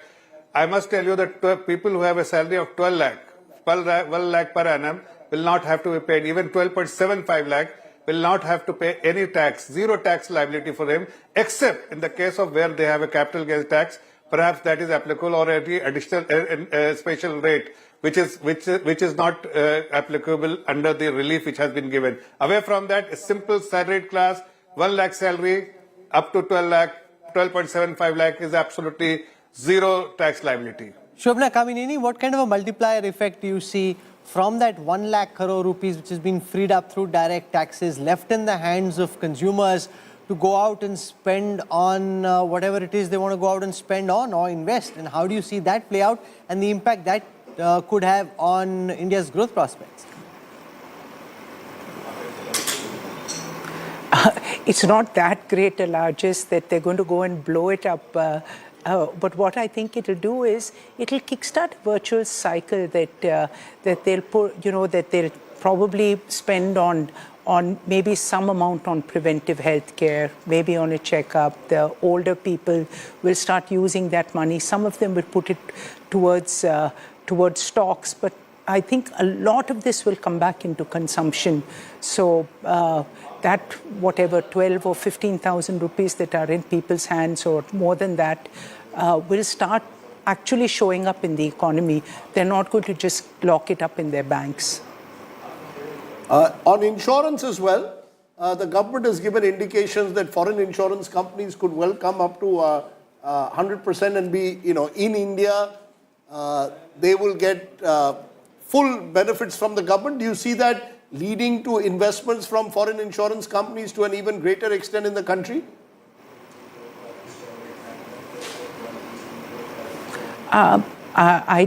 Quite frankly, I was in that sector. I think that every foreign insurer is really looking for an Indian partner also, because they don't want to own this 100%. It's always better when they have an Indian partner who can help them navigate and actually use their network to increase their base. But definitely, I think that it will allow people to invest more. The insurance companies will have deeper pockets, and maybe they'll expand the market a lot more. Shankar, you want? We're talking about whether this 12 lakh tax thing. So there is a bit of semantics involved, whether 12 lakhs is tax-free or whatever. There is some tax applicable, whatever. But if you look at the larger number, the total budget number, the increase in expenditure is somewhere around 3.5 lakh crore. Now, the increase in between the previous year and this year was also similar. The placement of the Capex at 11.2 lakh is similar to last year. What is different this time is that there has been a push for the demand side, for the consumption.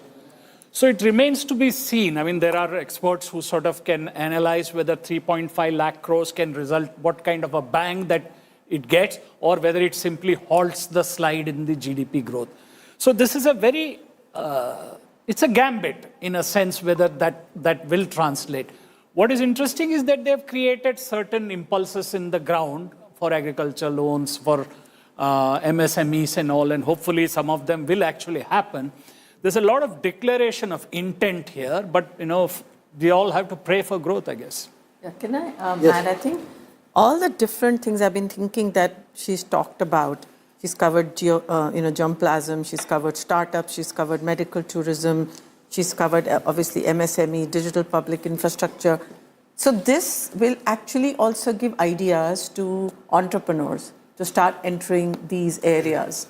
And so that could actually guide our economy into areas that haven't really been invested in by startups. Especially for the new age sectors. Yeah, so I think the startup and the entrepreneurs will start getting ideas as to, okay, these are the areas that I should start focusing on because I'll get some benefits. So on a long-term basis also, this fact that there has been no fiscal deficit slippage because we did spend 1 lakh crores in Capex, and it is, we had said, the previous budget she had said 4.9% and now it's 4.8%, and the target ahead has been moved up from 4.5 to 4.4%.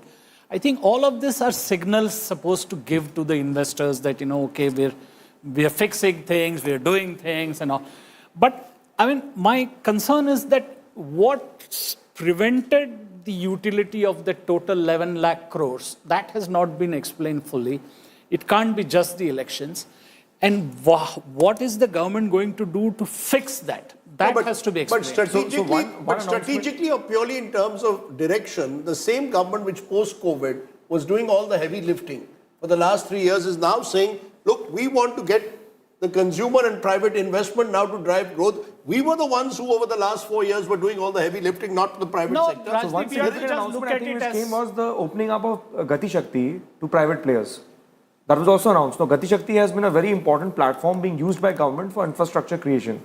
No, so the question that Vinayak Chatterjee said, giving it for private players. No, but over the last 4 years, the execution efficiency. No, the question is over the last 4 years, the government has done a lot of the heavy lifting, or was ready to do a lot of the heavy lifting in 2024. Has that shifted to the government now expecting the private sector and the consumers to drive growth? So let's look at it like, it's the 7th over of a T20 match. You change the field settings for the spinner or somebody else.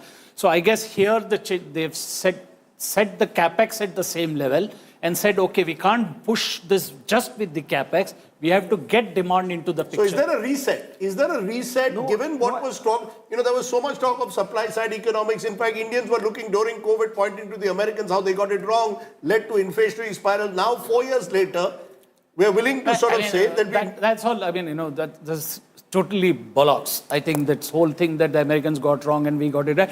We didn't do anything and got inflation. So, I mean, let's not sort of pat ourselves on the back. But 4 years later, are we resetting? We are resetting in the sense that there is a greater recognition that the private sector has to play a role. But the private sector now has an additional Trump challenge facing it. So whether it invests or not is going to be a major question. I mean, I'm like everybody celebrating that consumption is 61% of GDP, but I don't know whether it's 61% because we are doing better or with 61% because agriculture industry are doing poorly. But of the country, our size and the scale, you cannot have just the government or the private sector. Both have to. Absolutely, it has to. Both engines have to fire. All sectors have to do their job. Each one has its own role. And so what we'll do is we'll take a break right now. We'll have more coverage, reactions to the budget.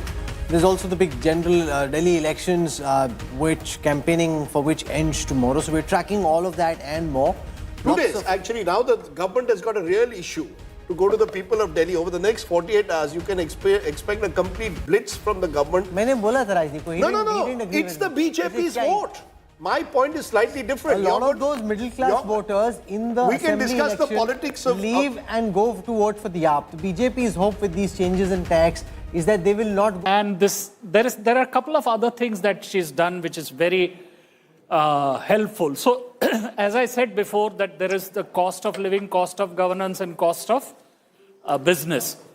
Now, she's created scope for ease of living in the sense that she has expanded the TDS limits. She has removed some TCS. She has expanded TCS on remittances for families who have people abroad. And she's removed TCS on education expenses if it's based on a loan. And then there are a whole slew of measures. Now, some of this budget will get lost in the packaging and lost in translation. I hope somebody does a decent job of presenting it again in the sense that, to convey the factors. There are small points in it, and there are large numbers of numbers. So, for instance, there is this proposal to fund small nuclear projects. The target is, I think, about 100 gigawatts of nuclear. 100 gigawatts. Now, the allocation is 20,000 crores. Each gigawatt costs something like $6 billion. So how is that funding going to happen? All those details are unknown. We will come to that, but the big picture story, Rahul, is that you've got the government trying in some way to send out a message to the middle class, which many believe was the most modified middle class 10 years ago, that look, we haven't entirely ignored your concerns. I think that's the big political message, because the sense was that while you were giving Ladli Bahin, various benefits, free bus rides and other benefits to the poor or those who are below the poverty line, what was the middle class getting from a government that the middle class believed they had an important hand in voting for? You mentioned a Delhi election in 1 week from now, but I think it's beyond just the Delhi middle class. I maintain that voter already votes for the BJP. I think it's in sending a signal. If I am raising the income tax slab where I don't have to pay tax from 7 lakhs to 12 lakhs, I'm automatically benefiting a large number of people who are precisely those who felt, what is this government giving to me? So that's a fairly substantial jump when you go from 7 lakhs to 12 lakhs. The other slabs are also going to be revised. Importantly, she said she will be bringing a fresh income tax bill next week, where she's spoken that she will focus on nyay and not dand. We'll have to see whether that actually happens, because, you know, that is where I think far more people will benefit when it comes to business and stirring growth. Because the challenge, it's all very well to have the headline on income tax. The challenge is growth. How she's going to address the growth challenge, we are still not clear. But there's also about sentiment, Rajiv Mantri. Absolutely. What this does is, it answers the question, middle class ko kya diya? Earlier there was a bet on rationalizing corporate taxations. She's also said that there'll be only one cess. So this whole multiplicity of cesses, she's suggesting, will be dealt with. What's your reading of the budget? No, and in the new tax regime, the limit is 12.75 lakhs actually, which is, I feel, a very significant jump up from where we were, around 6.5, 7 lakhs earlier. And now 12.75 lakhs of income will be tax-free. So that is a very big fillip to the people who are just entering the workforce on their first job.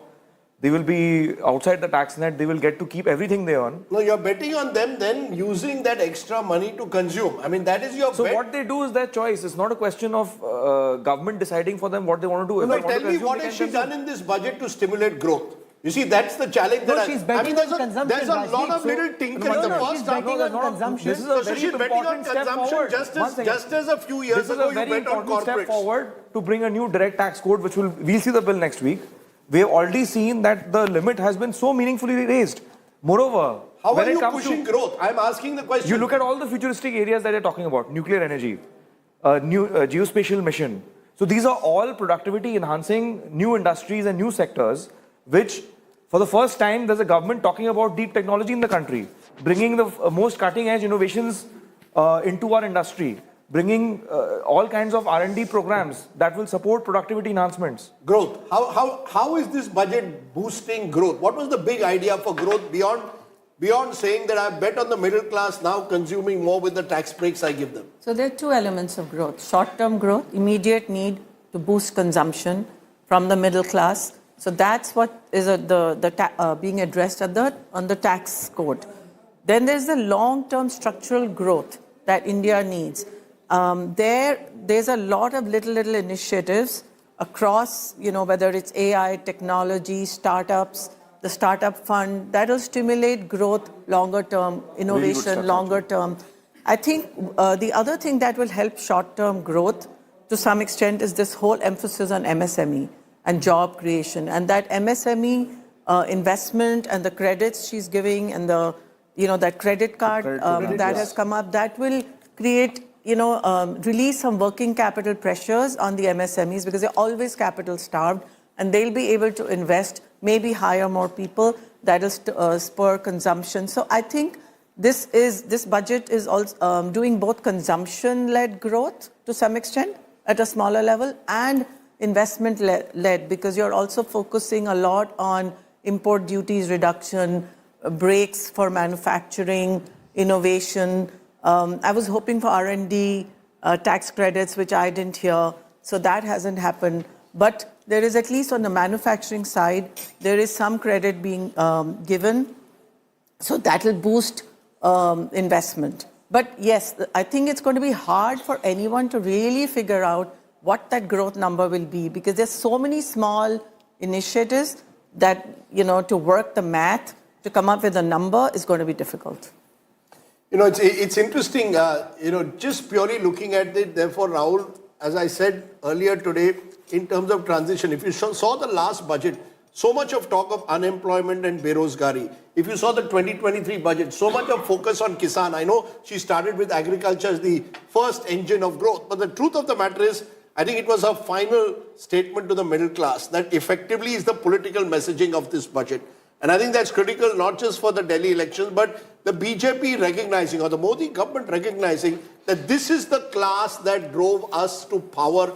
We need to send out a message to them and then bet on them consuming more. You're placing a bet that when I change tax slabs, I am incentivizing people. Now with your savings, please go out and consume. But it's a very big idea. It's not a small idea, Rajdeep. Let's not undermine. No, what's the big idea? I'll tell you what the idea is. So if you see, if I'm changing 7 lakhs to 12 lakhs is not a big idea. Let's be very clear. Salary dekh ke bol rahe ho. No, I don't know what's the idea. Please tell me the idea. I'll tell you what the idea is. See, here's the deal. If 7 had gone to 9, you can say it's just tinkering. 7 has gone to 12, which basically means, and now first what's the idea? 30% taxation was on people above 15 lakhs. That's now gone up to 25 lakhs. So you're trying to kind of send a message that you're trying to rationalize direct taxes and your income tax, which is what a lot of people were looking out for. That will come with the income tax bill. If the income tax bill shows that, yes, just this is really providing the middle class a sense of comfort. That's not an idea yet. That's my view. You have to look at it in the totality. What does the income tax relief cost the government? 1 lakh crore. So essentially 1 lakh crore has been set free into the economy for consumption, saving, investment, whatever the people decide to do.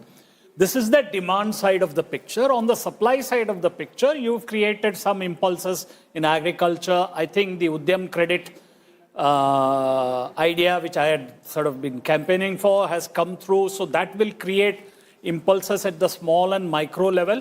That's the credit card scheme. Credit card for the small and micro enterprises. The other things that are there in the budget from, for urbanization, some of this is like a hope balloon. Some of it is very strategic. The nuclear thing is clearly aimed at getting on the right side of the Trump administration. The tariff levels, bands reduction is to woo the Americans to come. So there are also this NRIs manufacturing in India or giving services in India. So there are a lot of, the story has not been told very well. This is like a Quentin Tarantino film where there is something is up, something is in the second phase, something in the fourth phase. But, she has delivered the political message in the last over of the match, so to speak, where India's middle class is being told, we hear you. And there, I think there will be a lot of sentiment boost to the But a lot of it is about sentiment. I just want to show you one data set which has just come out. This is not from the budget numbers, but is to do with the budget numbers, where and of course the market is down. The red line that you're seeing represents India today, and the others are our competition, whether it's a CNN, News 18, NDTV, Republic World, Times Now. So you see through the budget speech, which started around 11 a.m., the massive lead that India today has versus all competition. So I was just doing the numbers. If you were to aggregate our competitors, you would still not reach the live concurrent viewership of India today throughout the budget speech. So that's quite significant. Just the massive, monstrous lead that India today enjoys over all competition. Interesting live concurrent data this, so it can't be rigged. It's impossible to fix. And the massive boost that you've got which keeps, Rajdeep, India today way ahead of all competition put together. There have been hints about it from the government in the last 24 hours. And today, Finance Minister Nirmala Sitharaman, while putting the focus on the middle class and saying that they wanted to give back to the middle class, announced a mega tax bonanza. What exactly is it? Well, first, income tax will be zero up to an income of 12 lakh rupees. Now, also there are changes in the tax slabs which are reflecting there in the table you see on your screens. So there's zero income tax for earnings up to 12 lakh rupees or 12.75 lakh rupees for salaried taxpayers with a standard deduction of 75,000. Under the new regime, those earning 12 lakh rupees and above will get 80,000 rupees tax benefit. Those earning 18 lakh rupees and above will get 70,000 tax benefits. Those in the slab of 25 lakh rupees income and above will get a tax benefit of 1,25,000 rupees. And with that particular big announcement, Prime Minister Narendra Modi congratulated Finance Minister Nirmala Sitharaman on the budget, acknowledging how everyone's praising her for rolling out a good budget. The middle class provides strength for India's growth. This government, under the leadership of Prime Minister Modi, has always believed in the admirable energy and ability of the middle class in nation building. In recognition of their contribution,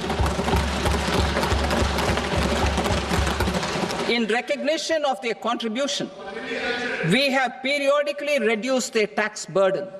Right after 2014, the nil tax slab was raised to 2.5 lakhs of rupees, which was further raised to 5 lakh rupees in 2019 and to 7 lakh rupees in 2023. This is reflective of our government's trust on the middle class taxpayers. I am now happy to announce that there will be no income tax payable up to income of 12 lakh rupees.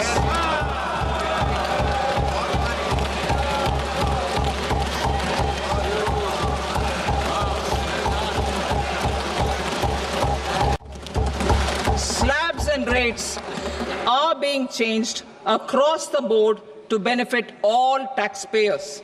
The new structure will substantially reduce the taxes of the middle class and leave more money in their hands, boosting household consumption, savings and investment.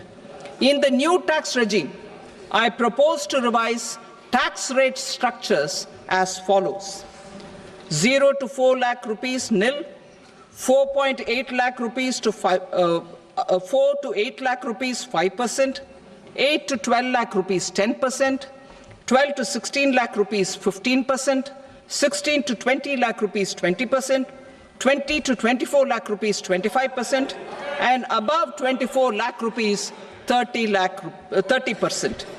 To taxpayers up to 12 lakh of normal income, other than special rate income such as capital gains. I read that again. To taxpayers up to 12 lakh of income, other than special rate income such as capital gains, tax rebate is being provided in addition to the benefit due to slab rate reduction in such a manner that there is no tax payable by them. Our government is committed to keeping an ear to the ground and a finger on the pulse and responding while balancing our national building efforts. The following measures will detail just how our government, under the guidance of PM Modi, has taken steps to understand and address the needs voiced by our citizens. My tax proposals are guided by this spirit. The objectives of my proposals are as follows: personal income tax reforms with special focus on middle class, rationalization of TDS and TCS for easing difficulties, encouraging voluntary compliance, reducing compliance burden, ease of doing business, employment and investment. So that was the moment towards the very end of the finance minister's speech that she actually spoke about personal tax and announced that big step for the middle class, that relief. But there was a hint that came in yesterday. Prime Minister Modi, just before the start of the budget session of Parliament, did drop a hint about this tax relief for the middle class, for the poor. मैं मां लक्ष्मी से प्रार्थना करता हूं कि देश के हर गरीब एवं मध्यम वर्ग समुदाय पर मां लक्ष्मी की विशेष कृपा रहे. Okay, at this point, even as you've got this announcement being made, let's understand if this amount of income till 12 lakhs is actually tax-free. Is it a rebate or is it an exemption? Well, at this point, if we break it down for you, under Section 87A, the rebate has been hiked to 60,000 rupees. Previously, it was about 25,000 rupees. What that means is that income up to 12 lakh rupees is effectively made tax-free. As I said earlier, Section 87A rebate was earlier 25,000 rupees. Again, to highlight for you, from 25,000, it's gone to 60,000. So, Section 87A is only valid till income really goes, this in fact made income up to 7 lakh rupees completely tax-free. And then you also had the fact that as per these slabs, the tax on, in fact, income up to 12 lakhs is 60,000. As I told you, the rebate now has become 60,000, which is why this particular slab now becomes tax-free. 5% on 4 to 8 lakhs is 20,000 rupees. 10% on 8 to 12 lakh rupees is 40,000. And that's exactly why it becomes tax-free income. It's not an exemption.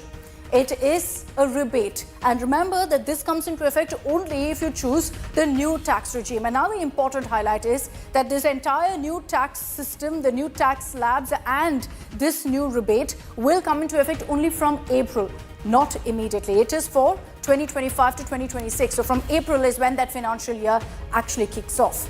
Karishma Asudani is joining us live with more details really on the takeaways from this budget. Karishma, everyone, of course, is talking about how to read into this income tax relief that's come for the middle class. And if you look at really this particular column that we have, I'll just explain this before I bring in Karishma as well, of how you save tax. And we've broken it down to different amounts right now. So you have rebate. Again, let me highlight, not an exemption, it's a rebate. So on 8 lakhs, the total benefit you will get is 30,000. The present tax is 30,000, you get back 30,000. So you take it down to each of the amounts annually. At 12 lakh, 80,000, you get back 80,000 right now. So that really is the difference. Karishma, important to highlight here that this is not an exemption. It's a rebate. What that means is that first, while it will be taken away from your income, you can go ahead and submit the claims and then it comes back to you.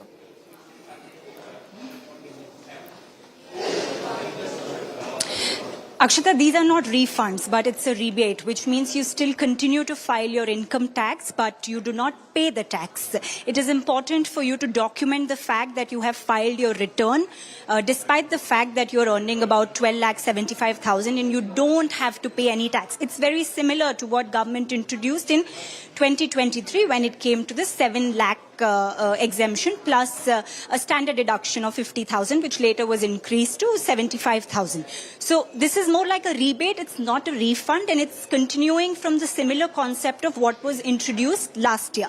Now, the change of slab also comes in as a major relief for at least those who have been earning up to 20 lakh per annum, and it was one of the major requests from the individual taxpayers and the tax fraternity to Finance Minister Nirmala Sitharaman. Definitely, Akshita, I must say that the budget had a dramatic end, and it had a dramatic end with the most important announcement, the much awaited announcement for middle class, because the question that we've been asking after each budget is what will the Aam Aadmi get? And guess before the much awaited elections, the Aam Aadmi has got what they've been anticipating for long.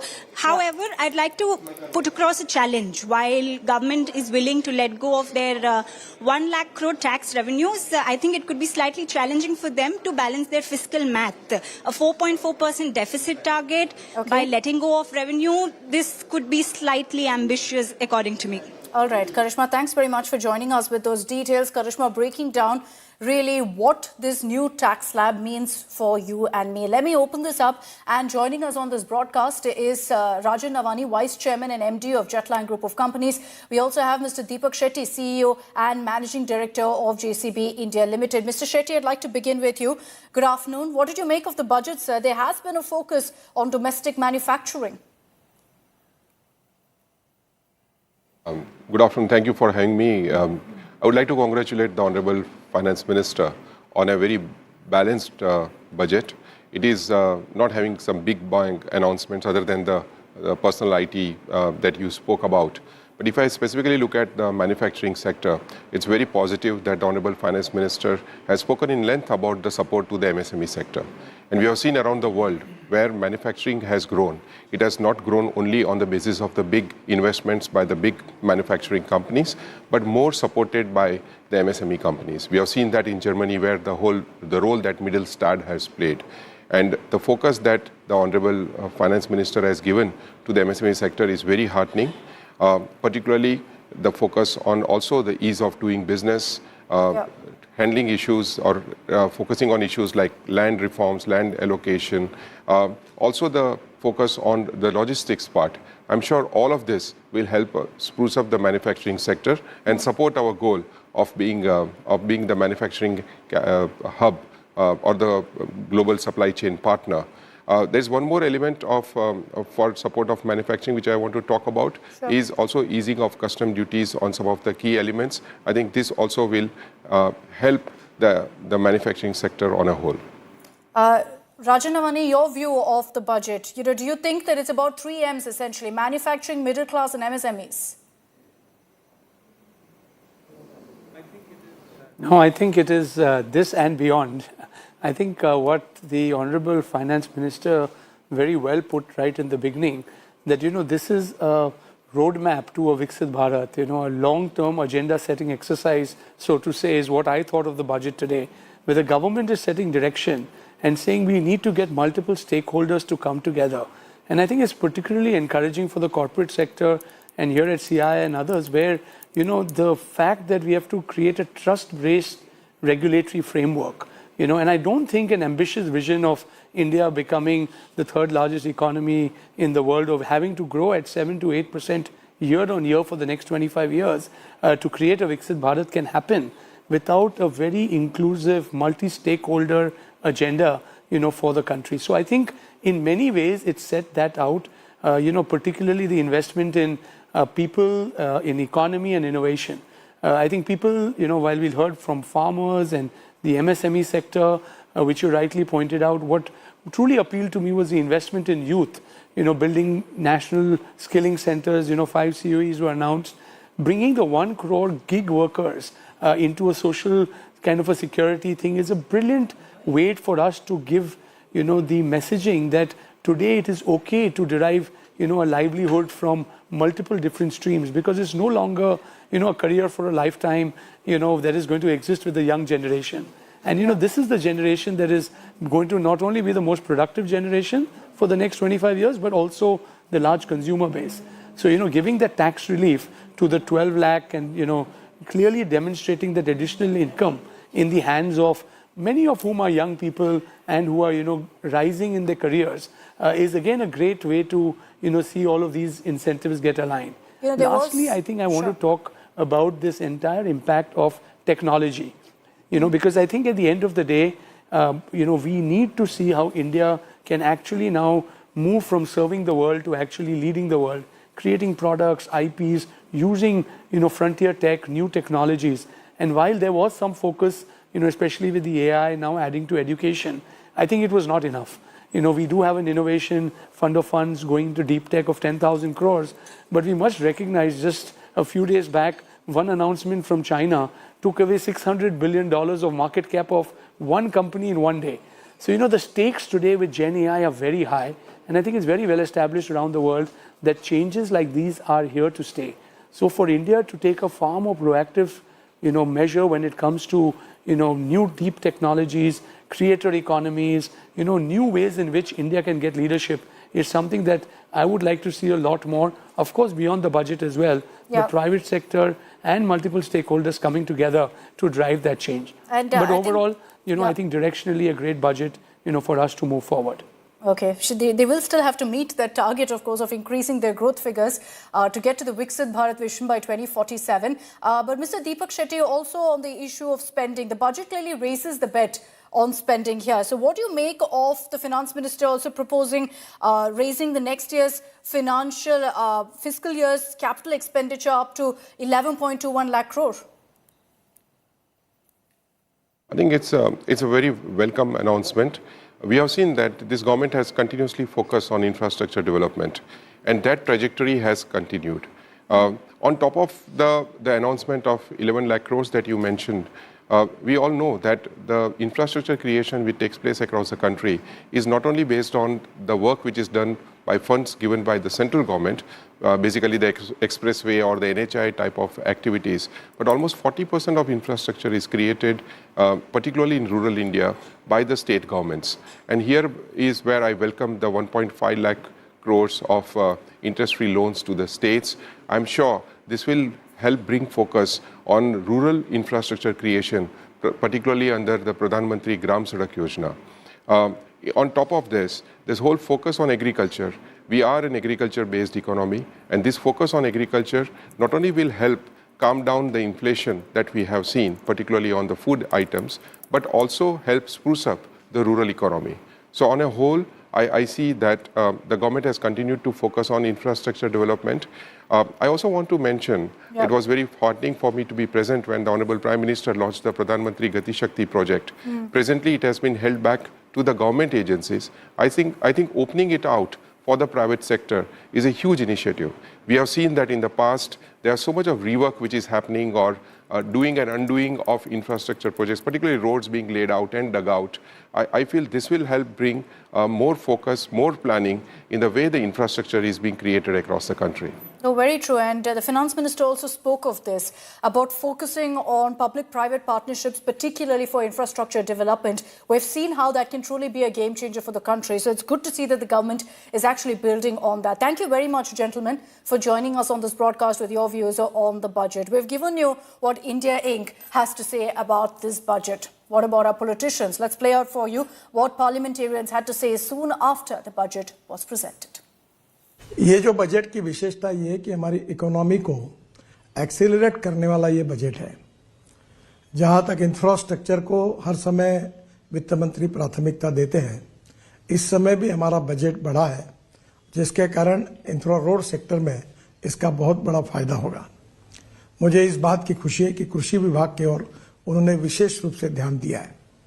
तिलहन हो, विशेष रूप से तेल बिया हो, इसके उत्पादन कैसे बढ़े और किसान आत्मनिर्भर कैसे बने, इसका भी विचार किया गया है। विशेष रूप से इनकम टैक्स के बारे में एक रिफॉर्म करके नया कानून लाकर इसको और सरलीकरण उसका करना, ये जनता के लिए बहुत बड़ी राहत होगी। वित्तीय वर्ष 2025-26 के बजट में डिफेंस मिनिस्ट्री को 6,81,000 करोड़ रुपए से अधिक का एलोकेशन किया गया है, जो पिछले साल के बजट एलोकेशन से 9.5% अधिक है। और मुझे बताते हुए प्रसन्नता हो रही है कि डिफेंस बजट यूनियन बजट का लगभग 13.44% है। डिफेंस फोर्सेस का मॉडर्नाइजेशन हमारी सरकार की यह प्राथमिकता रही है और हम इसके लिए निरंतर कार्यरत हैं। इसके लिए 2025-26 में 1,80,000 करोड़ रुपए का कैपिटल एलोकेशन किया गया है, जो हमारी सेनाओं की कैपेबिलिटी को और अधिक बढ़ाएगा। देखिए, ओपोजिशन ऐसा नहीं कहना चाहिए बिहार स्पेसिफिक है, तो बिहार क्या हमारा देश का राज्य नहीं है क्या? बिहार आगे बढ़ेगा, सब कुछ होना चाहिए। बिहार के साथ साथ पूरे राज्य के लिए, पूरा देश के लिए काम किया है। इसको एक अगर किसी राज्य में कोई प्रोजेक्ट घोषणा होता है तो बजट क्या एक राज्य के लिए होता है क्या? हर राज्य देश का हिस्सा होता है। तो मैं तो मखाना खाने वाला आदमी हूँ, मखाना बोर्ड बनाया तो और कुछ नहीं होगा क्या? I would recommend you read the whole budget, but if you have to look at the main key, I think this is a feel-good budget. This is one in which it will incur more spending, infrastructure, the Capex has gone up. If you look at the income tax, especially personal income tax, again, it's a very massive increase from 7 lakhs to 12 lakhs. And if you add the salaried class, it's 12 lakhs 75,000. ये आत्मनिर्भर भारत के निर्माण का budget है। विकास की ललक, विश्वास की महक और विकसित भारत के निर्माण की तड़फ है। कृषि और किसानों के कल्याण पर सर्वोच्च ध्यान दिया गया है। चाहे किसानों के निवेश की क्षमता बढ़ाने का सवाल हो, किसान क्रेडिट कार्ड पर अब 5 लाख रुपया तक मिलेंगे। यह मध्यम वर्ग के लिए वरदान है। कोई कल्पना नहीं करता था कि इनकम टैक्स में छूट की सीमा 12 लाख रुपए तक हो जाएगी।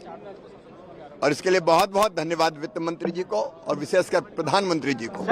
हमारी फाइनेंस मिनिस्टर निर्मला सीतारमन जी ने एक बहुत ही जबरदस्त इस प्रकार का बजट पेश किया है। विशेष रूप से इसको हमारे मध्यम वर्ग के लिए ड्रीम बजट कहा जा सकता है। ऐसा बजट उन्होंने पेश किया है, इसलिए मैं उन्हें बहुत बहुत बधाई देता हूं।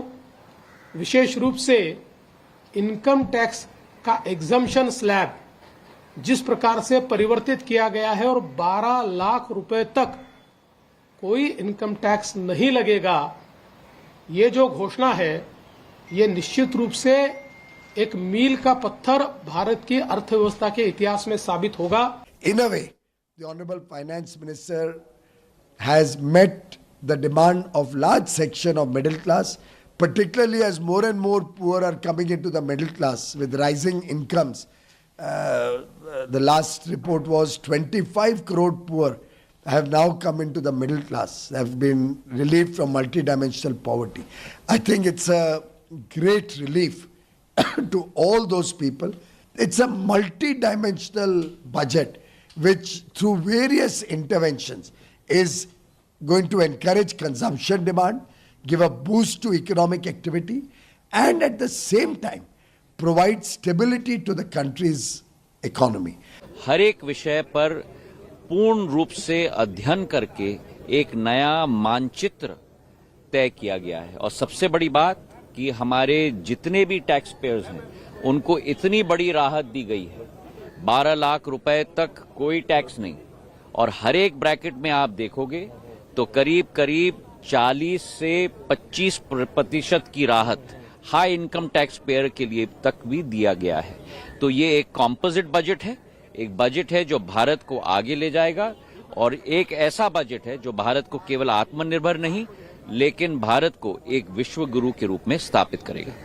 ये आम आदमी का बजट है, ये गरीबों का बजट है, ये किसानों का बजट है, उद्यमियों का बजट है, मिडिल क्लास की चिंता करता है और देश की चिंता। 2 शब्द, शानदार बजट, जोरदार budget.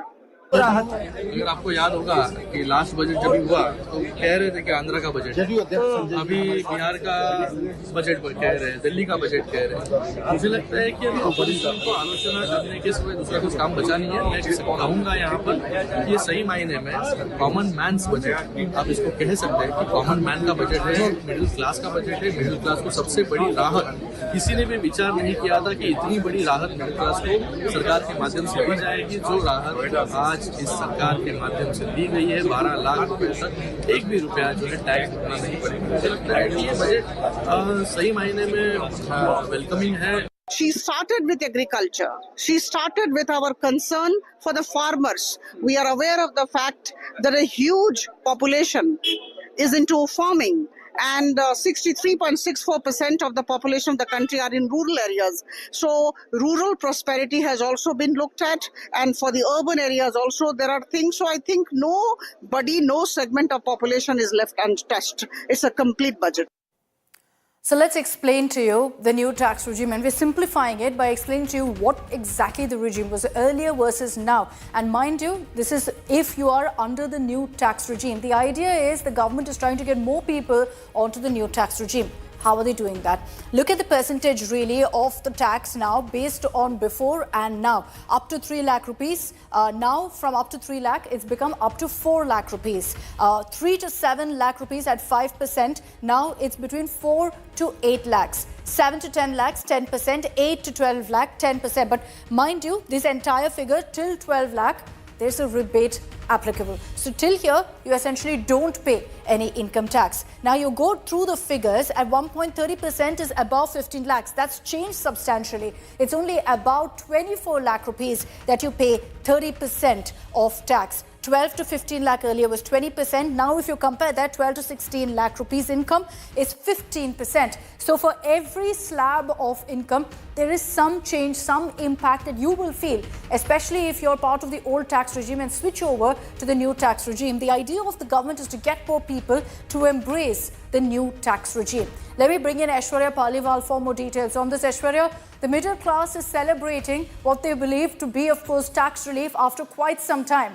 But you have some reactions coming in saying, look, this is no transformative budget. And is this, timed to the elections, to the Delhi elections? We saw a slew of announcements also for Bihar.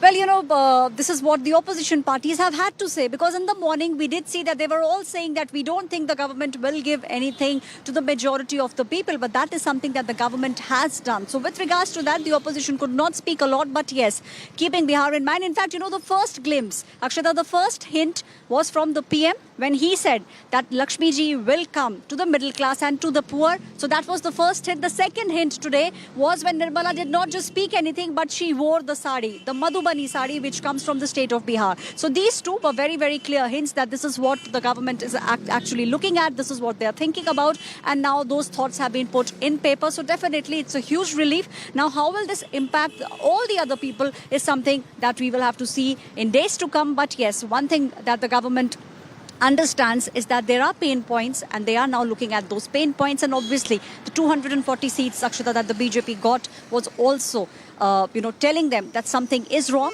and these are just fixes that the government. And there are a couple of other things that she's done which is very helpful. So as I said before, that there is the cost of living, cost of governance, and cost of business.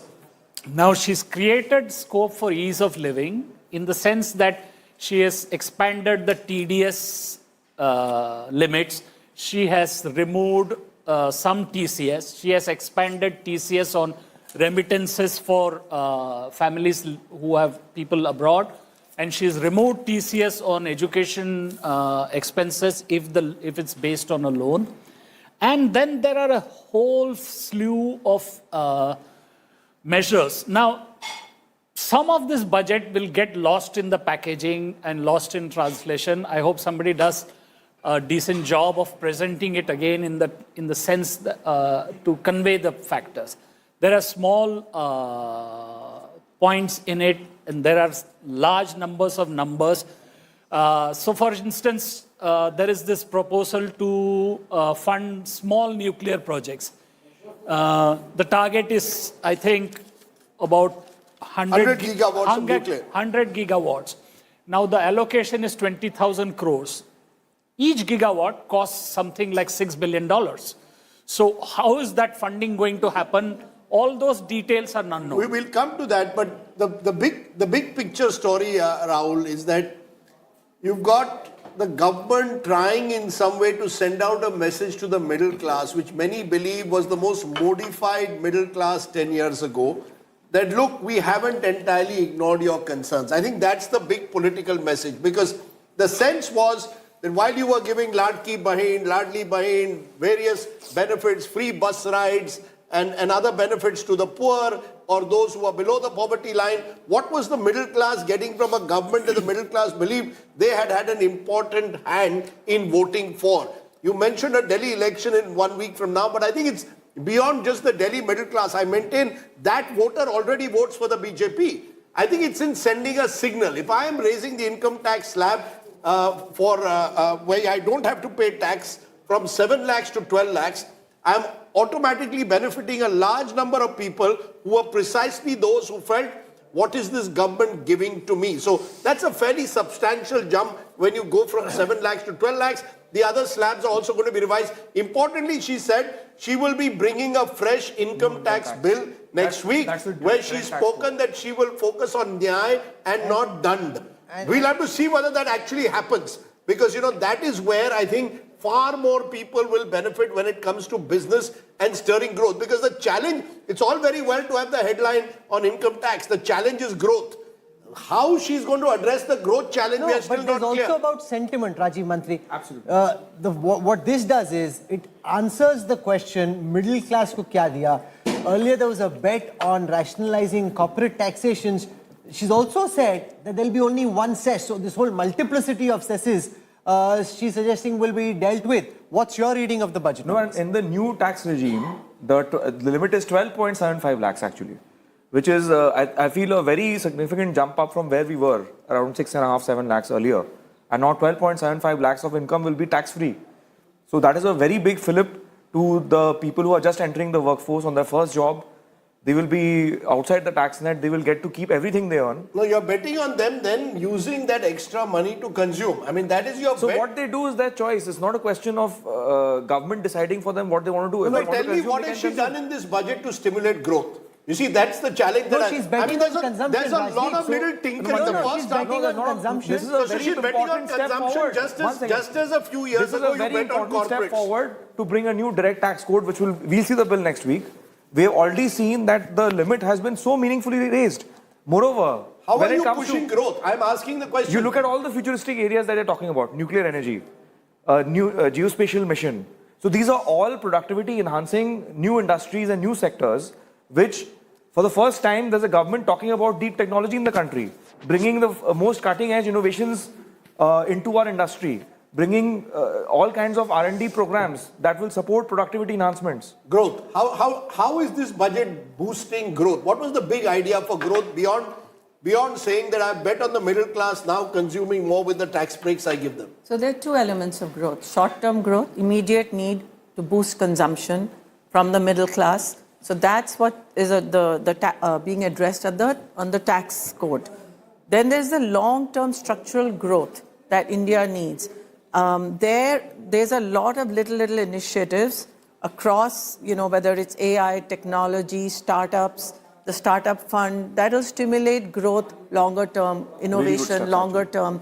I think the other thing that will help short-term growth to some extent is this whole emphasis on MSME and job creation, and that MSME investment and the credits she's giving, and that credit card that has come up, that will create, release some working capital pressures on the MSMEs, because they're always capital starved, and they'll be able to invest, maybe hire more people. That will spur consumption. So I think this budget is also doing both consumption-led growth to some extent at a smaller level, and investment-led, because you're also focusing a lot on import duties reduction, breaks for manufacturing, innovation.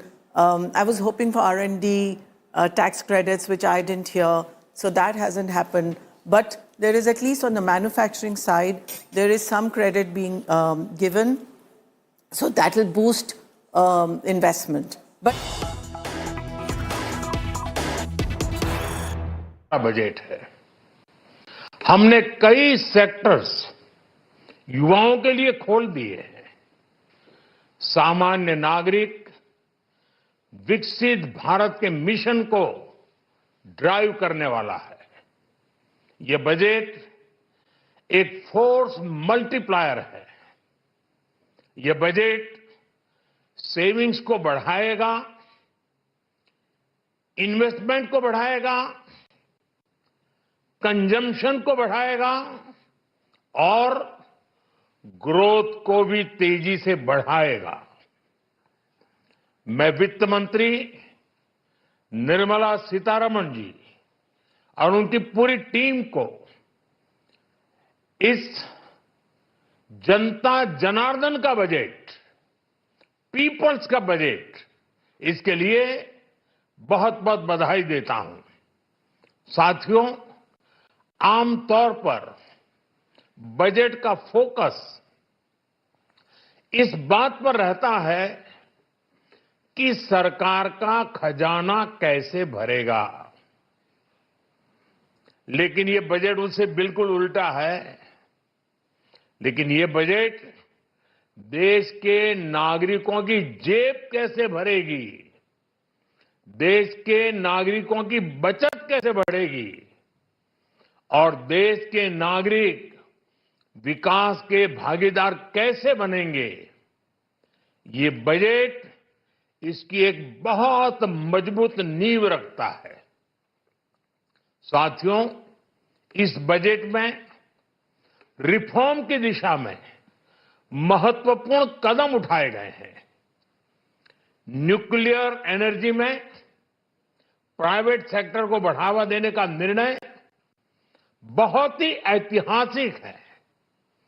ये आने वाले समय में civil nuclear energy का बड़ा योगदान देश के विकास में सुनिश्चित करेगा।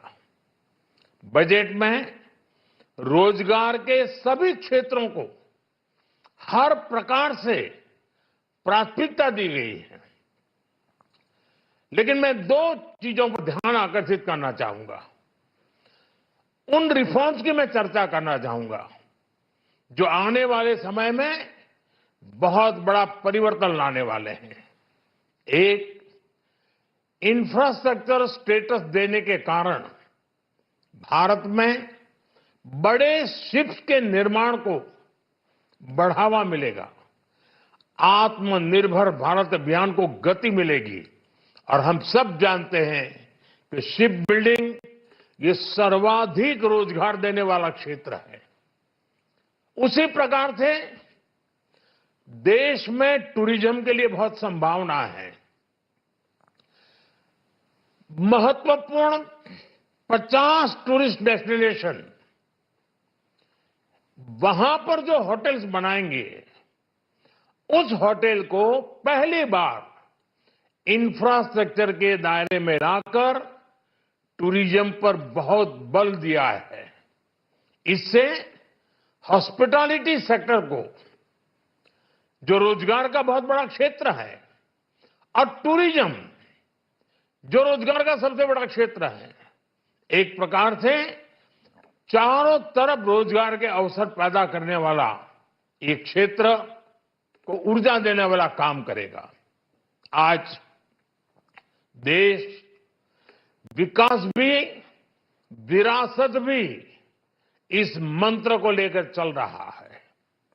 इस बजट में भी इसके लिए भी बहुत महत्वपूर्ण और ठोस कदम उठाए गए हैं।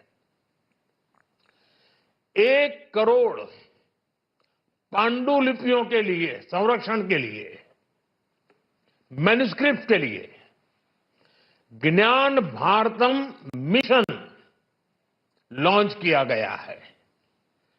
साथ ही भारतीय ज्ञान परंपरा से प्रेरित एक नेशनल डिजिटल रिपोजिटरी बनाई जाएगी। यानी टेक्नोलॉजी का भरपूर उपयोग किया जाएगा और हमारा जो परंपरागत ज्ञान है उसमें से अमृत निचोड़ने का भी काम होगा। साथियों, बजट में किसानों के लिए जो घोषणा हुई है वो कृषि क्षेत्र और समूची ग्रामीण अर्थव्यवस्था में नई क्रांति का आधार बनेगी।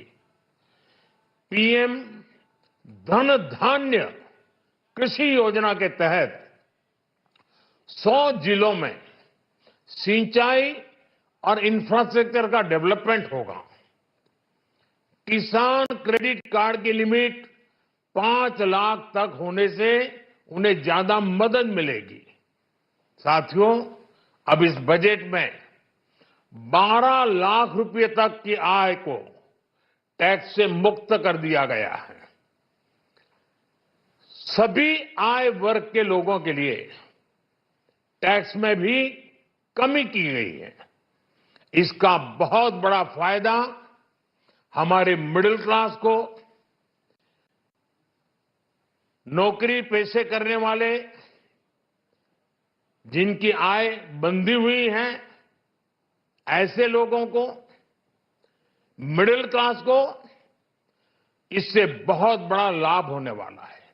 उसी प्रकार से जो नए नए प्रोफेशन में आए हैं, जिनको नए नए जॉब मिले हैं, इनकम टैक्स की ये मुक्ति उनके लिए एक बहुत बड़ा अवसर बन जाएगी। साथियों, इस बजट में मैन्युफैक्चरिंग पर 360 डिग्री फोकस है, ताकि एंटरप्रेन्योर्स को, एमएसएमईज को, छोटे उद्यमियों को मजबूती मिले और नई जॉब पैदा हो। नेशनल मैन्युफैक्चरिंग मिशन से लेकर clean tech, leather, footwear, toy industry जैसे अनेक सेक्टर्स को विशेष समर्थन दिया गया है। लक्ष्य साफ है कि भारतीय प्रोडक्ट्स ग्लोबल मार्केट में अपनी चमक बिखेर सके। साथियों, राज्यों में इन्वेस्टमेंट का एक वाइब्रेंट कॉम्पिटिटिव माहौल बने, इस पर बजट में विशेष जोर दिया गया है। एमएसएमईज और स्टार्टअप के लिए क्रेडिट गारंटी को दोगुना करने की घोषणा भी हुई है। देश के एससी, एसटी और महिला जो नए उद्यमी बनना चाहते हैं, उनको 2 करोड़ रुपए तक के लोन की योजना भी लाई गई है, और वो भी बिना गारंटी। इस बजट में न्यू एज इकोनॉमी को ध्यान में रखते हुए गीग वर्कर्स के लिए बहुत बड़ी घोषणा की गई है। पहली बार गीग वर्कर्स का ई श्रम पोर्टल पर रजिस्ट्रेशन किया जाएगा। इसके बाद इन साथियों को स्वास्थ्य सेवा और दूसरी सोशल सिक्योरिटी स्कीम्स का लाभ मिलेगा। ये डिग्निटी ऑफ लेबर, इसके प्रति श्रम एव जयते के प्रति सरकार के कमिटमेंट को दर्शाता है। रेगुलेटरी रिफॉर्म से लेकर फाइनेंशियल रिफॉर्म्स, जन विश्वास 2.0 जैसे कदमों से मिनिमम गवर्नमेंट और ट्रस्ट बेस्ड गवर्नेंस के हमारे कमिटमेंट को और बल मिलेगा। साथियों, ये बजट न केवल देश की वर्तमान आवश्यकताओं को ध्यान में रखता है, बल्कि हमें भविष्य की तैयारी करने में भी मदद करता है। स्टार्टअप के लिए deep tech fund, geospatial mission और न्यूक्लियर एनर्जी मिशन ऐसे ही महत्वपूर्ण कदम है। मैं सभी देशवासियों को एक बार फिर इस ऐतिहासिक पीपल्स बजट की बधाई देता हूं, और फिर एक बार वित्त मंत्री जी को भी बहुत बहुत बधाई देता हूं। बहुत बहुत धन्यवाद। Okay, so that's Prime Minister Modi hailing the budget, referring to it as a Janta Janardhan budget, a people's budget, speaking about the focus on infrastructure, on manufacturing, and also the fact that the budget is focused on social security for gig workers, about AI. All of that is something that the Prime Minister has referred to while going ahead and hailing this budget, calling it a force multiplier and saying that it's essentially for the people. The Prime Minister congratulating Finance Minister Nirmala Sitharaman over the budget, speaking about infrastructure, talking about how the focus is essentially on building a self-reliant India. He's also said that on the focus on farmers, this budget will help farmers a great deal, will revolutionize agriculture in the country.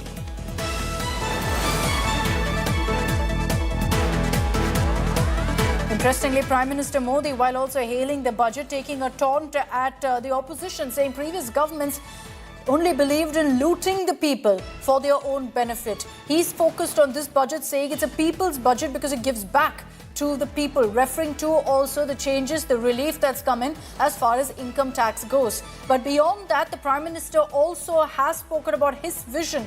He's repeatedly spoken of a Viksit Bharat by 2047. And it's along those lines that he speaks of infrastructure, of self-reliance, about creating jobs, revolutionizing agriculture, and much more. Let's get your highlights. आमतौर पर budget का focus इस बात पर रहता है कि सरकार का खजाना कैसे भरेगा, लेकिन ये बजट उससे बिल्कुल उल्टा है। लेकिन ये बजट देश के नागरिकों की जेब कैसे भरेगी, देश के नागरिकों की बचत कैसे बढ़ेगी और देश के नागरिक विकास के भागीदार कैसे बनेंगे, ये बजट इसकी एक बहुत मजबूत नींव रखता है। साथियों, इस बजट में रिफॉर्म की दिशा में महत्वपूर्ण कदम उठाए गए हैं। न्यूक्लियर एनर्जी में प्राइवेट सेक्टर को बढ़ावा देने का निर्णय बहुत ही ऐतिहासिक है। ये आने वाले समय में सिविल न्यूक्लियर एनर्जी का बड़ा योगदान देश के विकास में सुनिश्चित करेगा। बजट में रोजगार के सभी क्षेत्रों को हर प्रकार से प्राथमिकता दी गई है। देश में टूरिज्म के लिए बहुत संभावना है। महत्वपूर्ण 50 टूरिस्ट डेस्टिनेशन, वहां पर जो होटल्स बनाएंगे, उस होटल को पहली बार इंफ्रास्ट्रक्चर के दायरे में लाकर टूरिज्म पर बहुत बल दिया है। इससे हॉस्पिटैलिटी सेक्टर को, जो रोजगार का बहुत बड़ा क्षेत्र है, और टूरिज्म जो रोजगार का सबसे बड़ा क्षेत्र है, एक प्रकार से चारों तरफ रोजगार के अवसर पैदा करने वाला एक क्षेत्र को ऊर्जा देने वाला काम करेगा। आज देश विकास भी विरासत भी इस मंत्र को लेकर चल रहा है। इस बजट में भी इसके लिए भी बहुत महत्वपूर्ण और ठोस कदम उठाए गए हैं। 1 करोड़ पांडुलिपियों के लिए संरक्षण के लिए, मैन्युस्क्रिप्ट के लिए ज्ञान भारतम मिशन लॉन्च किया गया है। साथ ही भारतीय ज्ञान परंपरा से प्रेरित एक नेशनल डिजिटल रिपोजिटरी बनाई जाएगी। यानी टेक्नोलॉजी का भरपूर उपयोग किया जाएगा और हमारा जो परंपरागत ज्ञान है, उसमें से अमृत निचोड़ने का भी काम होगा। Okay, those were the highlights of what Prime Minister Modi had to say. We'll also be talking about some of the budget highlights. We've told you all about really the tax relief. The Prime Minister saying this is a Janta Janardhan budget. Budget है। हमने कई sectors युवाओं के लिए खोल दिए हैं। सामान्य नागरिक विकसित भारत के मिशन को ड्राइव करने वाला है। ये बजट एक फोर्स मल्टीप्लायर है। ये बजट सेविंग्स को बढ़ाएगा, इन्वेस्टमेंट को बढ़ाएगा,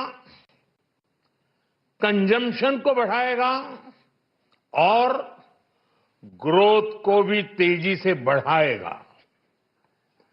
मैं वित्त मंत्री निर्मला सीतारमण जी और उनकी पूरी टीम को इस जनता जनार्दन का बजट, पीपल्स का बजट, इसके लिए बहुत बहुत बधाई देता हूं। साथियों, आमतौर पर बजट का फोकस इस बात पर रहता है कि सरकार का खजाना कैसे भरेगा, लेकिन ये बजट उससे बिल्कुल उल्टा है। लेकिन ये बजट देश के नागरिकों की जेब कैसे भरेगी, देश के नागरिकों की बचत कैसे बढ़ेगी और देश के नागरिक विकास के भागीदार कैसे बनेंगे, ये बजट इसकी एक बहुत मजबूत नींव रखता है।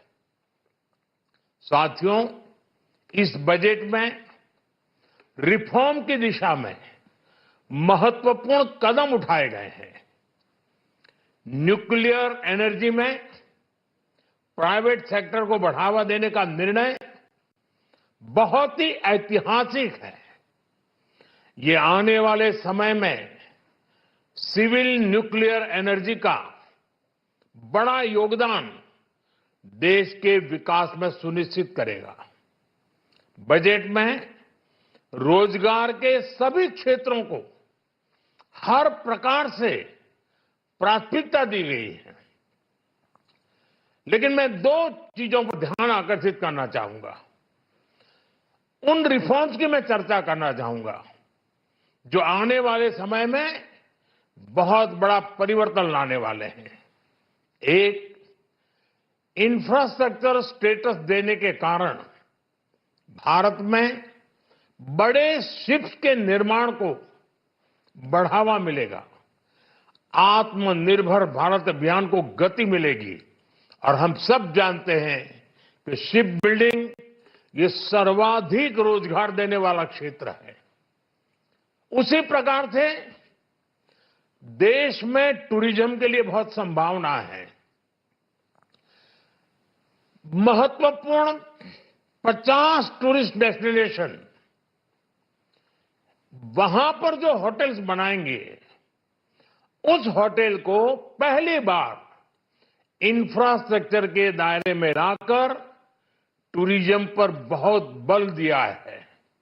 इससे हॉस्पिटैलिटी सेक्टर को, जो रोजगार का बहुत बड़ा क्षेत्र है, और टूरिज्म जो रोजगार का सबसे बड़ा क्षेत्र है, एक प्रकार से चारों तरफ रोजगार के अवसर पैदा करने वाला एक क्षेत्र को ऊर्जा देने वाला काम करेगा। आज देश विकास भी विरासत भी इस मंत्र को लेकर चल रहा है। इस बजट में भी इसके लिए भी बहुत महत्वपूर्ण और ठोस कदम उठाए गए हैं। 1 करोड़ पांडुलिपियों के लिए संरक्षण के लिए, मैन्युस्क्रिप्ट के लिए ज्ञान भारतम मिशन लॉन्च किया गया है। साथ ही भारतीय ज्ञान परंपरा से प्रेरित एक नेशनल डिजिटल रिपोजिटरी बनाई जाएगी। यानी टेक्नोलॉजी का भरपूर उपयोग किया जाएगा और हमारा जो परंपरागत ज्ञान है उसमें से अमृत निचोड़ने का भी काम होगा। साथियों, बजट में किसानों के लिए जो घोषणा हुई है वो कृषि क्षेत्र और समूची ग्रामीण अर्थव्यवस्था में नई क्रांति का आधार बनेगी। पीएम धन धान्य कृषि योजना के तहत 100 जिलों में सिंचाई और इंफ्रास्ट्रक्चर का डेवलपमेंट होगा। किसान क्रेडिट कार्ड की लिमिट 5 लाख तक होने से उन्हें ज्यादा मदद मिलेगी। साथियों, अब इस बजट में 12 लाख रुपए तक की आय को टैक्स से मुक्त कर दिया गया है। सभी आय वर्ग के लोगों के लिए टैक्स में भी कमी की गई है। इसका बहुत बड़ा फायदा हमारे मिडिल क्लास को, नौकरी पेशे करने वाले जिनकी आय बंधी हुई है ऐसे लोगों को, मिडिल क्लास को इससे बहुत बड़ा लाभ होने वाला है। उसी प्रकार से जो नए नए प्रोफेशन में आए हैं, जिनको नए नए जॉब मिले हैं, इनकम टैक्स की ये मुक्ति उनके लिए एक बहुत बड़ा अवसर बन जाएगी। साथियों, इस बजट में मैन्युफैक्चरिंग पर 360 डिग्री फोकस है, ताकि एंटरप्रेन्योर्स को, एमएसएमईज को, छोटे उद्यमियों को मजबूती मिले और नई जॉब पैदा हो। नेशनल मैन्युफैक्चरिंग मिशन से लेकर clean tech, leather, footwear, toy industry जैसे अनेक सेक्टर्स को विशेष समर्थन दिया गया है। लक्ष्य साफ है कि भारतीय प्रोडक्ट्स ग्लोबल मार्केट में अपनी चमक बिखेर सके। साथियों, राज्यों में इन्वेस्टमेंट का एक वाइब्रेंट कॉम्पिटिटिव माहौल बने, इस पर बजट में विशेष जोर दिया गया है। एमएसएमईज और स्टार्टअप के लिए क्रेडिट गारंटी को दोगुना करने की घोषणा भी हुई है। देश के एससी, एसटी और महिला जो नए उद्यमी बनना चाहते हैं, उनको 2 करोड़ रुपए तक के लोन की योजना भी लाई गई है, और वो भी बिना गारंटी। इस बजट में न्यू एज इकोनॉमी को ध्यान में रखते हुए गीग वर्कर्स के लिए बहुत बड़ी घोषणा की गई है। पहली बार गीग वर्कर्स का ई श्रम पोर्टल पर रजिस्ट्रेशन किया जाएगा। इसके बाद इन साथियों को स्वास्थ्य सेवा और दूसरी सोशल सिक्योरिटी स्कीम्स का लाभ मिलेगा। ये डिग्निटी ऑफ लेबर, इसके प्रति, श्रम एव जयते के प्रति सरकार के कमिटमेंट को दर्शाता है। रेगुलेटरी रिफॉर्म से लेकर फाइनेंशियल रिफॉर्म्स, जन विश्वास 2.0 जैसे कदमों से मिनिमम गवर्नमेंट और ट्रस्ट बेस्ड गवर्नेंस के हमारे कमिटमेंट को और बल मिलेगा। साथियों, ये बजट न केवल देश की वर्तमान आवश्यकताओं को ध्यान में रखता है, बल्कि हमें भविष्य की तैयारी करने में भी मदद करता है। स्टार्टअप के लिए deep tech fund, geospatial mission और न्यूक्लियर एनर्जी मिशन ऐसे ही महत्वपूर्ण कदम है। मैं सभी देशवासियों को एक बार फिर इस ऐतिहासिक पीपल्स बजट की बधाई देता हूं, और फिर एक बार वित्त मंत्री जी को भी बहुत बहुत बधाई देता हूं। बहुत बहुत धन्यवाद। Okay, so that's Prime Minister Modi hailing the budget, referring to it as a Janta Janardhan budget, a people's budget, speaking about the focus on infrastructure, on manufacturing, and also the fact that the budget is focused on social security for gig workers, about AI. All of that is something that the Prime Minister has referred to while going ahead and hailing this budget, calling it a force multiplier and saying that it's essentially for the people. The Prime Minister congratulating Finance Minister Nirmala Sitharaman over the budget, speaking about infrastructure, talking about how the focus is essentially on building a self-reliant India. He's also said that on the focus on farmers, this budget will help farmers a great deal, will revolutionize agriculture in the country.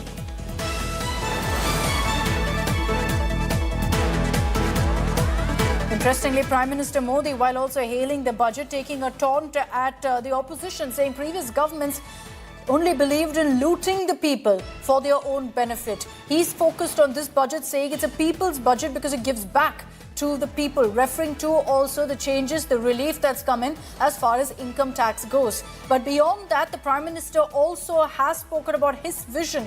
He's repeatedly spoken of a Viksit Bharat by 2047. And it's along those lines that he speaks of infrastructure, of self-reliance, about creating jobs, revolutionizing agriculture, and much more. Let's get your highlights. आमतौर पर budget का focus इस बात पर रहता है कि सरकार का खजाना कैसे भरेगा, लेकिन ये बजट उससे बिल्कुल उल्टा है। लेकिन ये बजट देश के नागरिकों की जेब कैसे भरेगी, देश के नागरिकों की बचत कैसे बढ़ेगी और देश के नागरिक विकास के भागीदार कैसे बनेंगे, ये बजट इसकी एक बहुत मजबूत नींव रखता है। साथियों, इस बजट में रिफॉर्म की दिशा में महत्वपूर्ण कदम उठाए गए हैं। न्यूक्लियर एनर्जी में प्राइवेट सेक्टर को बढ़ावा देने का निर्णय बहुत ही ऐतिहासिक है। ये आने वाले समय में सिविल न्यूक्लियर एनर्जी का बड़ा योगदान देश के विकास में सुनिश्चित करेगा। बजट में रोजगार के सभी क्षेत्रों को हर प्रकार से प्राथमिकता दी गई है। देश में टूरिज्म के लिए बहुत संभावना है। महत्वपूर्ण 50 टूरिस्ट डेस्टिनेशन, वहां पर जो होटल्स बनाएंगे, उस होटल को पहली बार इंफ्रास्ट्रक्चर के दायरे में लाकर टूरिज्म पर बहुत बल दिया है। इससे हॉस्पिटैलिटी सेक्टर को, जो रोजगार का बहुत बड़ा क्षेत्र है, और टूरिज्म जो रोजगार का सबसे बड़ा क्षेत्र है, एक प्रकार से चारों तरफ रोजगार के अवसर पैदा करने वाला एक क्षेत्र को ऊर्जा देने वाला काम करेगा। आज देश विकास भी विरासत भी इस मंत्र को लेकर चल रहा है। इस बजट में भी इसके लिए भी बहुत महत्वपूर्ण और ठोस कदम उठाए गए हैं। 1 करोड़ पांडुलिपियों के लिए संरक्षण के लिए, मैन्युस्क्रिप्ट के लिए ज्ञान भारतम मिशन लॉन्च किया गया है। साथ ही भारतीय ज्ञान परंपरा से प्रेरित एक नेशनल डिजिटल रिपोजिटरी बनाई जाएगी। यानी टेक्नोलॉजी का भरपूर उपयोग किया जाएगा और हमारा जो परंपरागत ज्ञान है, उसमें से अमृत निचोड़ने का भी काम होगा। बजट है, हमने कई सेक्टर्स युवाओं के लिए खोल दिए हैं। सामान्य नागरिक विकसित भारत के मिशन को ड्राइव करने वाला है। यह बजट एक फोर्स मल्टीप्लायर है। यह बजट सेविंग्स को बढ़ाएगा, इन्वेस्टमेंट को बढ़ाएगा, कंजम्पशन को बढ़ाएगा और ग्रोथ को भी तेजी से बढ़ाएगा। मैं वित्त मंत्री निर्मला सीतारमण जी और उनकी पूरी टीम को इस जनता जनार्दन का बजट, पीपल्स का बजट, इसके लिए बहुत बहुत बधाई देता हूं। साथियों, आमतौर पर बजट का फोकस इस बात पर रहता है कि सरकार का खजाना कैसे भरेगा, लेकिन ये बजट उससे बिल्कुल उल्टा है। लेकिन ये बजट देश के नागरिकों की जेब कैसे भरेगी।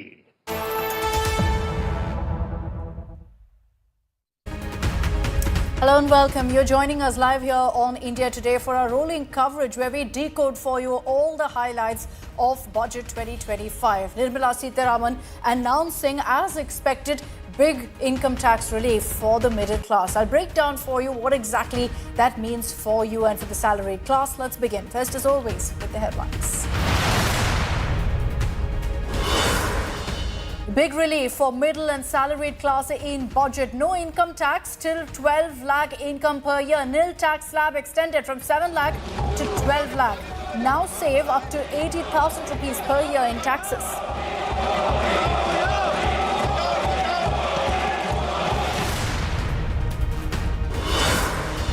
Prime Minister Modi hails budget, calls it the Janta Janardhan budget, says tax relief for all income groups, claims other governments looted whereas the BJP is giving money.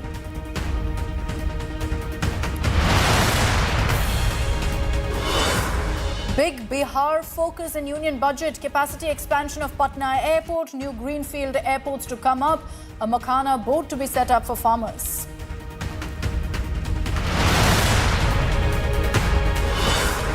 Big healthcare push in budget. No custom duty on 36 life-saving drugs, 200 cancer daycare centers and district hospitals. EV and mobile batteries set to get cheaper.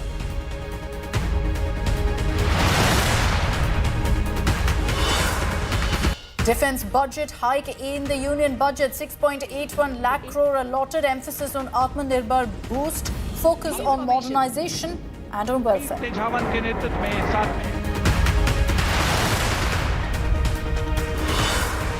Politics over union budget. Congress claims Bihar sobs in budget because of election, says past promises yet to be fulfilled. Akhilesh claims Kumbh stampede deaths are more important than the budget.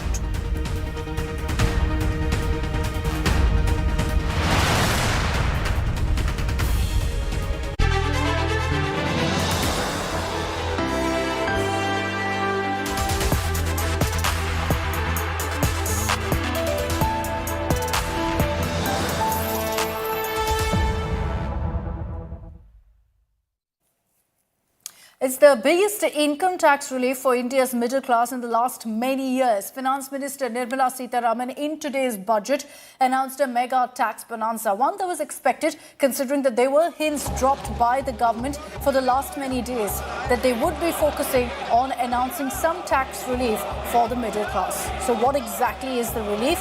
Well, essentially, if you earn an income of up to 12 lakh rupees, you won't have to pay income tax. No income tax payable considering the rebate. Finance Minister Nirmala Sitharaman announced changes also in the tax slabs. If you choose, that is, the new tax regime, in a clear push to get more people to switch over from the old tax regime to the new tax regime. So first is, of course, the zero income tax for earnings up to 12 lakh rupees or 12.75 lakh rupees for salary taxpayers with a standard deduction of 75,000. But beyond that also, let's look at the other figures. Those earning 18 lakhs and above will get 70,000 tax benefit. Those in the slab of 25 lakh rupees income and above will get a tax benefit of 1,25,000 rupees. Now, clearly that is very different from what the rates were previously. So they've changed up entirely what really the slabs are in the new tax regime. Prime Minister Narendra Modi congratulated Finance Minister Nirmala Sitharaman soon after she presented the budget, acknowledging that everyone's praising her for rolling out a good budget. He's referred to this as the people's budget, saying most governments were focused on ensuring that government coffers are filled up. He says our focus is on ensuring that people's savings go up, boost people's savings. The middle class provides strength for India's growth. This government, under the leadership of Prime Minister Modi, has always believed in the admirable energy and ability of the middle class in nation building. In recognition of their contribution,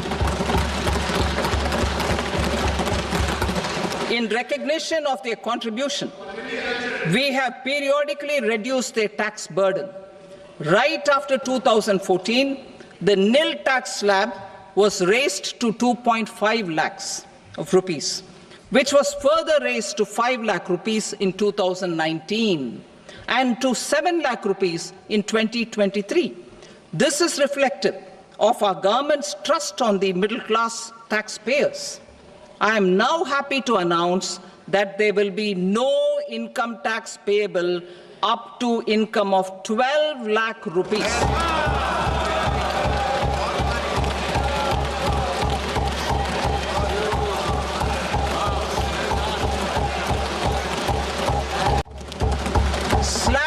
rates are being changed across the board to benefit all taxpayers. The new structure will substantially reduce the taxes of the middle class and leave more money in their hands, boosting household consumption, savings and investment. In the new tax regime, I propose to revise tax rate structures as follows. 0 to 4 lakh rupees nil, 4.8 lakh rupees to 4 to 8 lakh rupees 5%, 8 to 12 lakh rupees 10%, 12 to 16 lakh rupees 15%, 16 to 20 lakh rupees 20%, 20 to 24 lakh rupees 25%, and above 24 lakh rupees 30%. To taxpayers up to 12 lakh of normal income, other than special rate income such as capital gains. I read that again. To taxpayers up to 12 lakh of income, other than special rate income such as capital gains, tax rebate is being provided in addition to the benefit due to slab rate reduction in such a manner that there is no tax payable by them. Our government is committed to keeping an ear to the ground and a finger on the pulse and responding while balancing our national building efforts. The following measures will detail just how our government, under the guidance of PM Modi, has taken steps to understand and address the needs voiced by our citizens. My tax proposals are guided by this spirit. The objectives of my proposals are as follows. Personal income tax reforms with special focus on middle class. Rationalization of TDS and TCS for easing difficulties. Encouraging voluntary compliance. Reducing compliance burden. Ease of doing business. Employment and investment. ये budget न केवल देश की वर्तमान आवश्यकताओं को ध्यान में रखता है, बल्कि हमें भविष्य की तैयारी करने में भी मदद करता है। स्टार्टअप के लिए deep tech fund, geospatial mission और न्यूक्लियर एनर्जी मिशन ऐसे ही महत्वपूर्ण कदम है। मैं सभी देशवासियों को एक बार फिर इस ऐतिहासिक पीपल्स बजट की बधाई देता हूं और फिर एक बार वित्त मंत्री जी को भी बहुत बहुत बधाई देता हूं। अब इस बजट में 12 लाख रुपए तक की आय को टैक्स से मुक्त कर दिया गया है। सभी आय वर्ग के लोगों के लिए टैक्स में भी कमी की गई है। इसका बहुत बड़ा फायदा हमारे मिडिल क्लास को, नौकरी पेशे करने वाले जिनकी आय बंधी हुई है, ऐसे लोगों को, मिडिल क्लास को इससे बहुत बड़ा लाभ होने वाला है।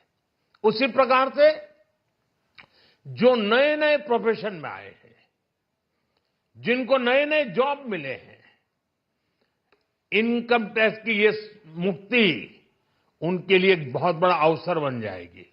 आमतौर पर बजट का फोकस इस बात पर रहता है कि सरकार का खजाना कैसे भरेगा, लेकिन ये बजट उससे बिल्कुल उल्टा है। लेकिन ये बजट देश के नागरिकों की जेब कैसे भरेगी, देश के नागरिकों की बचत कैसे बढ़ेगी। बजट में किसानों के लिए जो घोषणा हुई है वो कृषि क्षेत्र और समूची ग्रामीण अर्थव्यवस्था में नई क्रांति का आधार बनेगी। पीएम धन धान्य कृषि योजना के तहत 100 जिलों में सिंचाई और इंफ्रास्ट्रक्चर का डेवलपमेंट होगा। किसान क्रेडिट कार्ड की लिमिट 5 लाख तक होने से उन्हें ज्यादा मदद मिलेगी। न्यू एज इकोनॉमी को ध्यान में रखते हुए गीग वर्कर्स के लिए बहुत बड़ी घोषणा की गई है। पहली बार गीग वर्कर्स का ई श्रम पोर्टल पर रजिस्ट्रेशन किया जाएगा। इसके बाद इन साथियों को स्वास्थ्य सेवा और दूसरी सोशल सिक्योरिटी स्कीम्स का लाभ मिलेगा। ये डिग्निटी ऑफ लेबर, इसके प्रति श्रम एव जयते के प्रति सरकार के कमिटमेंट को दर्शाता है। रेगुलेटरी रिफॉर्म से लेकर फाइनेंशियल रिफॉर्म्स, जन विश्वास 2.0 जैसे कदमों से मिनिमम गवर्नमेंट और ट्रस्ट बेस्ड गवर्नेंस के हमारे कमिटमेंट को और बल मिलेगा। ये जो बजट की विशेषता ये है कि हमारी इकोनॉमी को एक्सेलरेट करने वाला ये बजट है। जहां तक इंफ्रास्ट्रक्चर को हर समय वित्त मंत्री प्राथमिकता देते हैं, इस समय भी हमारा बजट बढ़ा है, जिसके कारण इंफ्रा रोड सेक्टर में इसका बहुत बड़ा फायदा होगा। मुझे इस बात की खुशी है कि कृषि विभाग की ओर उन्होंने विशेष रूप से ध्यान दिया है। तिलहन हो, विशेष रूप से तेल बिया हो, इसके उत्पादन कैसे बढ़े और किसान आत्मनिर्भर कैसे बने, इसका भी विचार किया गया है। विशेष रूप से इनकम टैक्स के बारे में एक रिफॉर्म करके नया कानून लाकर इसको और सरलीकरण उसका करना, ये जनता के लिए बहुत बड़ी राहत होगी। वित्तीय वर्ष 2025-26 के बजट में डिफेंस मिनिस्ट्री को 6,81,000 करोड़ रुपए से अधिक का एलोकेशन किया गया है, जो पिछले साल के बजट एलोकेशन से 9.5% अधिक है। और मुझे बताते हुए प्रसन्नता हो रही है कि डिफेंस बजट यूनियन बजट का लगभग 13.44% है। डिफेंस फोर्सेस का मॉडर्नाइजेशन हमारी सरकार की यह प्राथमिकता रही है। बिहार के साथ साथ पूरे राज्य के लिए पूरा the whole budget, the income, चाहे किसानों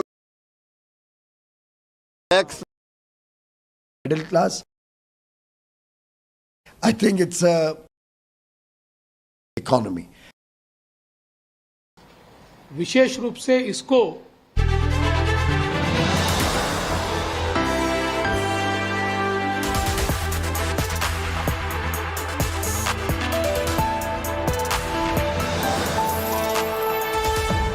A lot of the burden of growth the government took on its shoulders through capacity expansion via public infrastructure.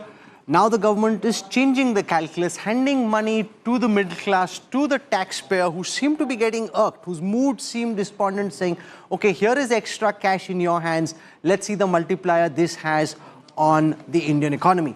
To talk about the potential impact on growth of this union budget, we've set up a corporate brainstorm here at the CII headquarters. We're broadcasting from the Le Méridien. And I want to introduce you to my guests joining me for this special discussion. I want to start with Sanjeev Puri. He heads up ITC, is currently the president of CII, so welcome. Flanking him is Chandrajit Banerjee, who had several crucial inputs in the formulation of this budget. On behalf of India Inc., is the Director General of CII, so welcome. We have the incoming president of CII, Rajiv Memani, heads up Ernst & Young in India. Thank you, sir, for taking our time. To my left, I want to welcome Mr. Mukundan from Tata Chemicals.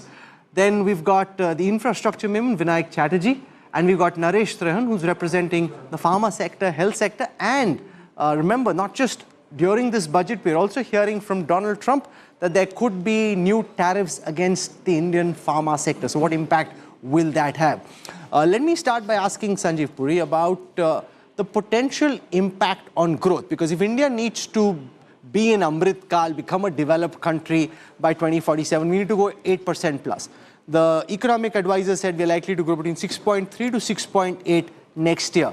Do you see the maths in the way the finance minister has organized it having a positive impact on growth for next fiscal? Absolutely, Rahul. I think the estimates, no doubt, for next year are realistic. But very clearly, the pillars have been identified to accelerate this growth going forward. And there are multiple levers that are being touched upon. One is really a lot of focus on areas or economic activities which have a high labor intensity. So agriculture being one, MSMEs, within MSMEs, things like toys, then we're talking of tourism, a lot of focus on exports, and this whole idea to have an integrated view, cross-ministerial group, because, given the global context, we need agile responses and very targeted responses, and there are already barriers coming up in global trade. So, FTAs, many of these things have to be negotiated. And then there is also investments in developing the innovative capacity, human capital development is happening. And very strong focus on reform. And this is very important to unlock the potential of the economy and take the growth rates beyond what is being forecast for the year ahead. And these are things that will take it beyond 7 and to 8. Ease of doing business, cost of doing business, very clearly setting up a task force to create the vision document or the blueprint, so to say, very clearly focused on recognizing much of this has to happen at the state.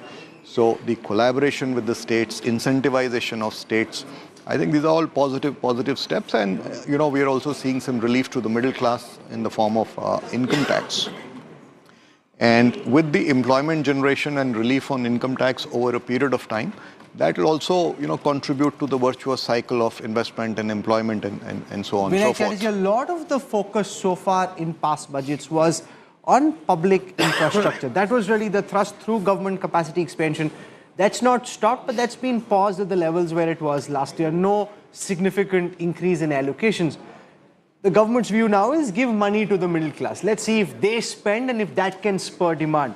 How do you see this work out in terms of spurring growth? Well, actually, this is the fundamental question of this budget. For the last decade, and largely with this government, from 2014, the governing mantra has been, and accepted by all of us, that large outlays, public outlays in infrastructure spend were to pump prime the economy. And the government gave out statistics that for every 1 rupee spent on infra led to 3 rupees of GDP growth, and 1 rupee spent on direct benefit transfer kind of transfers would lead to 90 paisa of GDP growth. So for almost 10 years, we have seen this philosophy at work.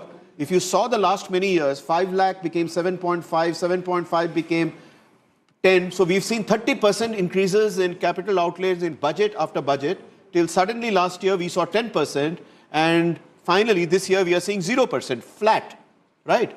So the question I pose before you, your viewers and this panel is, is this a signal of a significant shift in government thinking that very large outlay increases in infrastructure will no more be used to pump prime the economy, but we will now move to a different economic doctrine where rising consumer demand, a la reduction in personal taxes, or private sector capex, or hopefully the increase of manufacturing through EODB kind of measures would now substitute this governing mantra. So the question is it going to work?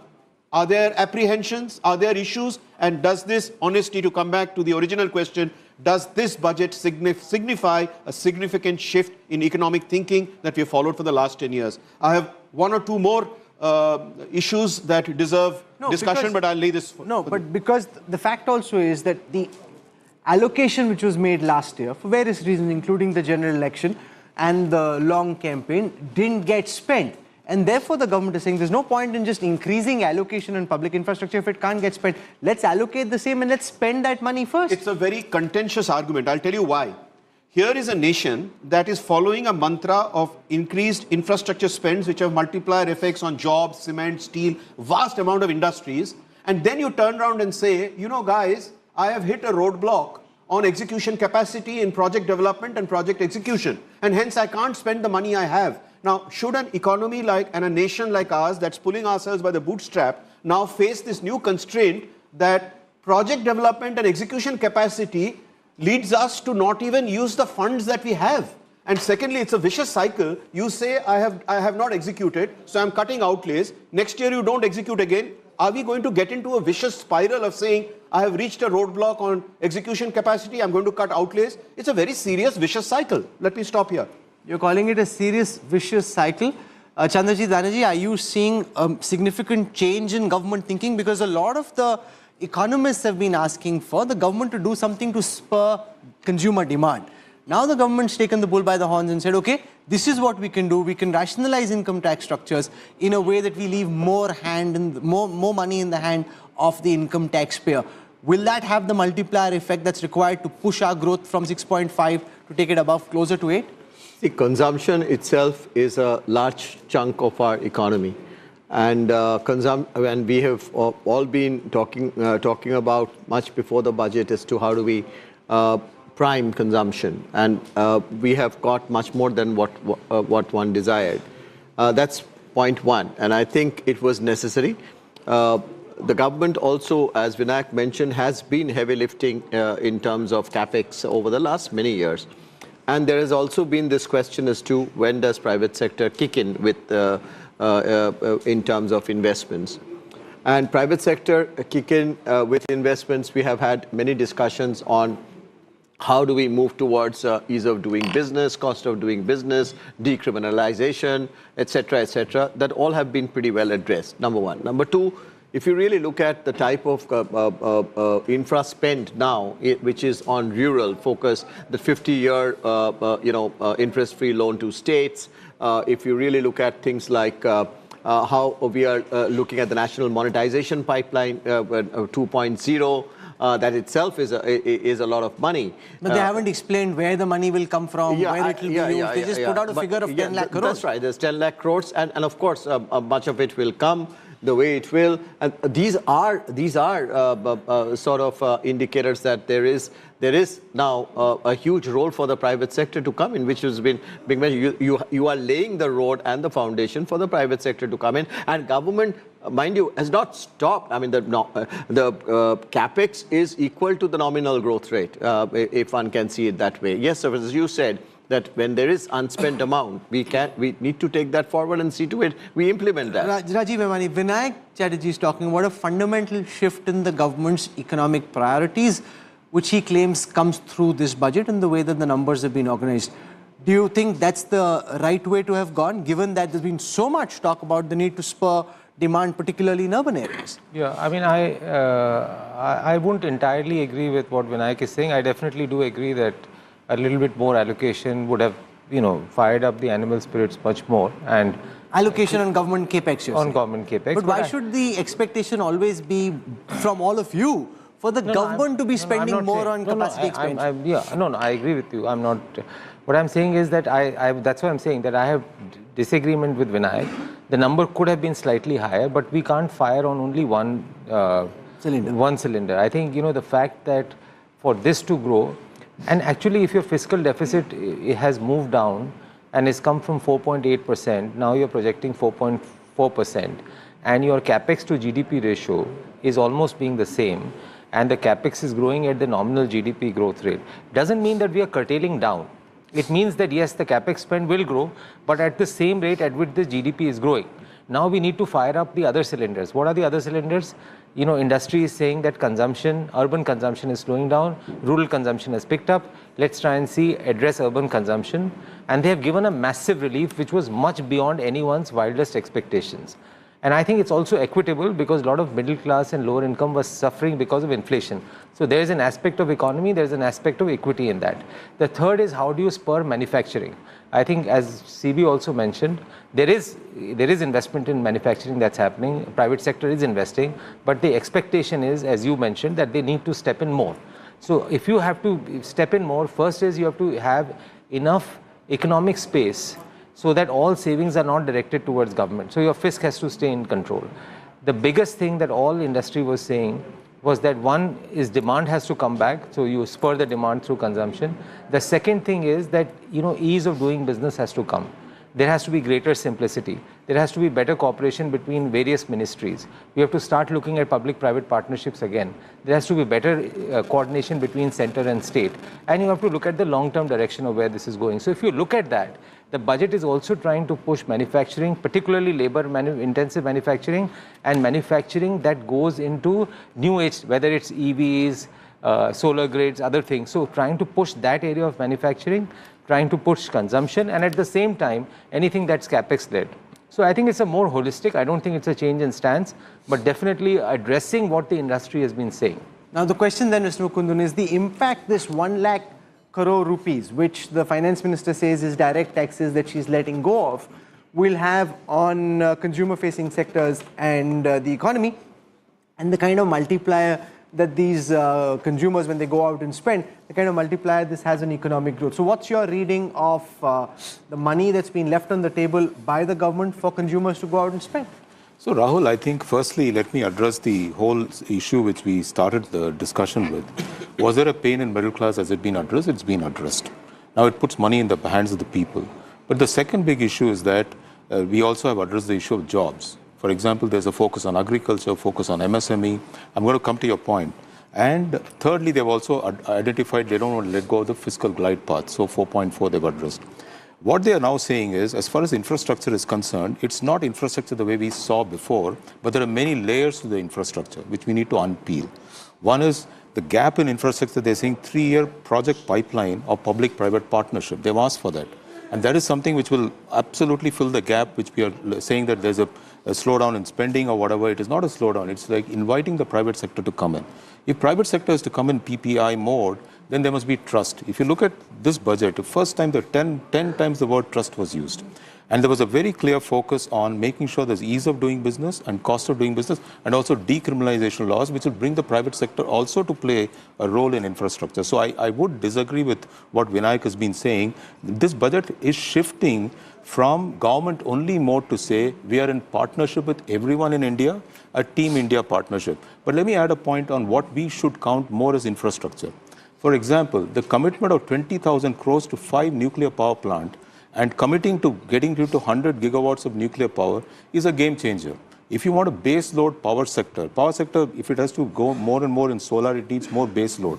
And you don't want to put coal-fired base load, you need to go nuclear. But that's also responding to Donald Trump and the fact that Prime Minister Modi will be going to America in a couple of weeks from now. So let me finish my whole thesis, okay? You're going into nuclear that is the only deal to be done. But if you look at what has been said in terms of civil aviation, there's a whole process which she has said is that she's going to work with customs, she's going to work with civil aviation ministry to make sure ease of moving the goods out of airports. Today, the biggest bottleneck in electronic shipments outside is not electronic production. We can get it done. But if we don't get more airlines to cargo planes to come and take off from those airports, we have built the airports. But how do you increase the capacity? The goods cannot be sitting 35 hours in an airport. It has to move in 3 hours. And Chennai airport has done it. So now they are following the whole pathway of increasing, and she has spoken about it. Then there's an emphasis on shipbuilding and ports. Why? You want to export more. You want to get your goods across and plug into global value chain. What are our partners telling? We can make here. We are happy about it. But how do we get our goods to market more competitively? So we need more competitive ports, we need more ships, we need more shipbuilding, lesser turnaround time. So the whole focus is on saying that, listen, can we get the last mile addressed? So when I say infrastructure is not just about building buildings, but also making sure they're effectively used, efficiently used, and in a way that it sort of promotes the outcomes which we want to do. Now coming back to your point about I think there are 3-4 areas where I think India is in need of technology. Let's be very clear about it. We are building Bharat small reactor. 5 of them are being put out for a bid, and the bid many companies are participating, including many companies from our group. So there is going to be an effort to get into nuclear power. But there are also reactors which are micro reactors, for which the technology is lying with US. We must access the technology. For example, if you get micro reactors, you can make each village, each city power independent. That doesn't need big size. You put in a 40-foot container to give nuclear power. These are technological advances towards sustainability where US has an edge. Secondly, I think the other big thing which we need to also focus with US is about how do we diversify our defense equipment.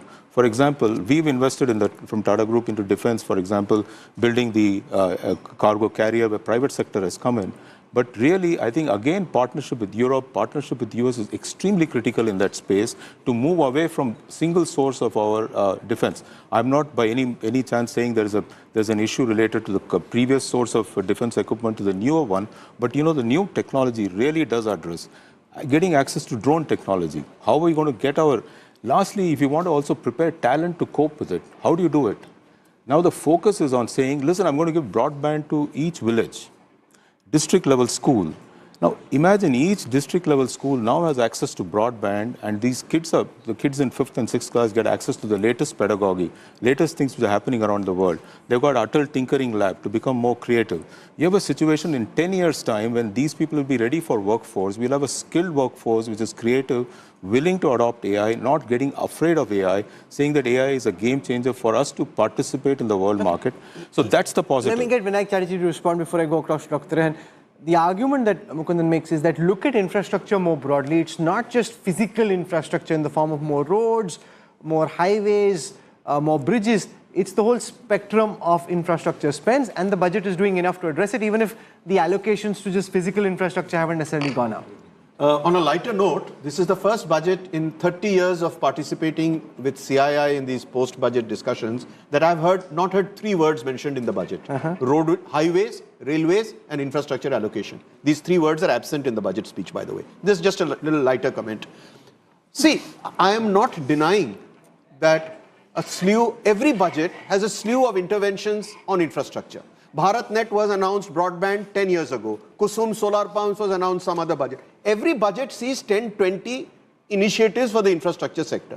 So this is, the fact that another new list has come up to say, okay, this time it's nuclear power, solar, small module reactors. It is schools connectivity.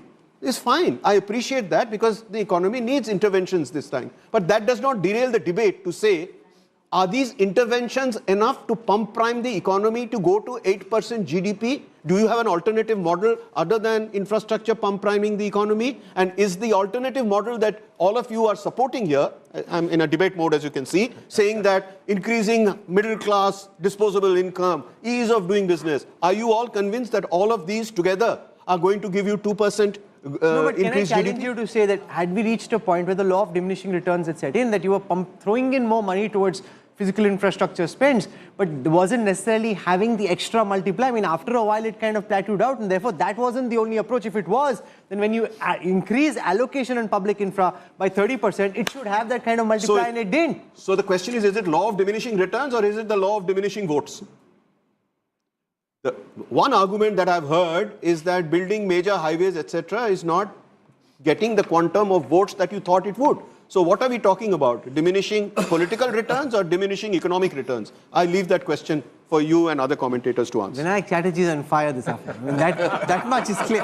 Okay, and everybody else is wondering, okay, our guys now kind of out of control. But that's fine. It's good to have this public conversation. It's good to have this debate because, frankly, very often if everybody is restrained in what they say and saying something else off camera and something completely different on camera, then it's no fun. This is far more productive and far more useful. So, Dr. Trehan, we saw a reduction in basic customs duty on some cancer drugs coming in. Far more importantly, we're hearing Donald Trump in that conversation he had with Prime Minister Modi talking about additional tariffs against the Indian pharma sector, which he thinks is taking American consumers and American companies for a ride. So as somebody who's looking at this very carefully, how are you reacting to the cues that you're seeing play out? So, there are 2 aspects to it. Donald Trump is another story, no matter which way you look at it. So hopefully it'll never come to pass. Coming back to India, today's budget, this is working backwards from 47, the Viksit Bharat announcement that has been made, that where we are going to be.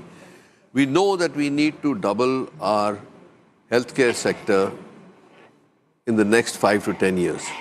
That means another 1.5 million beds to be added on because we are way below the average required to keep a healthy India. So towards that, announcement of 10,000 new medical seats for this year is always welcome. Second, the focus was on employment, basically. And the addition of 5 centers of skill excellence is also welcome because that will also help us to actually train the paramedics which are required to build this whole structure that is required to have a healthy India. Then, more importantly, in the skilling sector, the 500 crores committed to the AI Center of Excellence will be very significant because if you look at it, what the rest of the world is doing, it's way ahead of us in stimulating at the school level. And I think this will go a long way. In medicine, we use a lot of AI already, but this is a runway which we have to cover in very short steps in the next 5 years. Now, then comes the inclusion of the gig workers into the PMJY. Now, they were out of the loop. They had no coverage. There's no social security. This is a very welcome move. When you come to cancer, there is a huge relief for cancer patients in two forms. One is the fact that the duty was not reduced, it was eliminated. It has become duty exempt. That will give a big relief financially to the cancer victims. Second, the introduction of cancer daycare centers, which are supposed to be in every district, but this year it's supposed to be 200 to be implemented this year. The fact remains that these people who are actually going for their treatment, sometimes even on a weekly basis to get their chemotherapy injections, have to travel a long way, great expense, in pain. I think that's a big relief, big humanitarian step forward. So overall, we are happy with what has been done for the healthcare sector, because these are things that are current, need immediate attention, because cancer is going rampant, not only in India, around the world. And we needed to take these steps. So overall, I would say we are positive, but no big bang announcements. So Kunal Behel set up Snapdeal, heads up CII Startup Council, and SOPs for startups have been extended to 2030. How do you see that play out in terms of encouraging startup innovation, given the fact that we've seen in the past few days, DeepSeek from China completely upend a lot of typical calculations around startups, around innovation, around AI, and showing just how far ahead the Chinese are of Indian startups who thought, okay, we'll build India into the use case capital of AI, and weren't trying to tinker with the fundamental building blocks and building new models of their own. And now they've been caught, off guard. So I think we are called a startup nation for a reason, and I think the finance minister made it clear why today. I was in the room when the 10,000 crore fund of funds was announced about 10 years ago. And most people in the room rolled their eyes at that point in time, saying this will never see the light of day. 10 years later, that 10,000 crore fund of funds has led to capital amplification of 91,000 crores, 100% of which has gone into the startups which are in India, domestic startups, not overseas startups. Imagine the employment that has created, the problems it has led to being solved, the technology base that it has built in the country, the talent training that has happened. Now the government has realized that was a huge success. Let's replenish it with another 10,000 crores. And maybe this time, the next replenishment after this will not happen after 10 years, maybe after 5 years. So the force multiplier of some of these initiatives that have been carried through over a long period of time and executed absolutely perfectly. 140 AIFs, 140 fund of funds, venture capital funds, got their start because of the fund of funds that the government started 10 years ago. Similarly, one of the big challenges for the MSME startups is access to credit. Right? They may not be eligible to get equity capital from venture capitalists, but they still need capital to set up their first factory or buy some inventory or buy some raw materials. That credit guarantee being moved from 10 crores to 20 crores can be transformational for a small MSME. Deep techs, you're alluding to DeepSeek, but particularly deep tech, which is broader than just a DeepSeek LLM model. We now have a fund of funds for that also.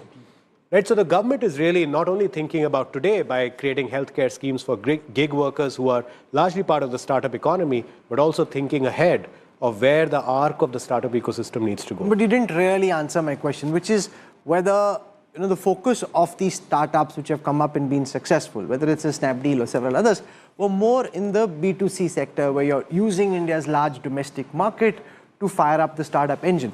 At the very core, the kernel of innovation, rethinking, for example, the kind of computing power required to build up an LLM, like we've seen with DeepSeek. Why is that? And given the kind of engineering prowess India has, why is that level of innovation not happening in India? Why are those breakthroughs happening in China and the United States? And despite all our engineering capabilities, we're still marveling at what they're doing.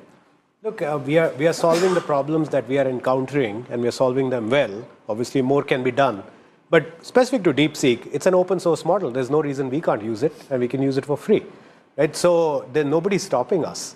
If someone else has done it and given it for free to the rest of the world, let's use it and build on top of it.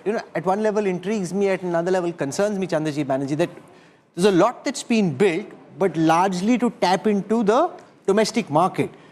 Is there any idea that you have, or what you think we should be doing to try and tackle the problem at its core? There's so many hyper successful engineers coming out of India, but they're not trying to address the core issues. Rather, they're looking to build use cases of AI. You were in Davos, you heard India is becoming the use case capital of artificial intelligence, but they're not addressing the core problem like the Chinese companies were. No, actually, if you look at some of the announcements today, what was made in the budget on developing skills which relates to AI, and the centers that we would create on multi-speciality and our centers of excellence on skilling, those are actually addressing the issues of developing the requisite human resources for that. Number two, I dare say that much of it that's happening globally, as you know very well, is actually Indian minds, Indian brains, which are doing that.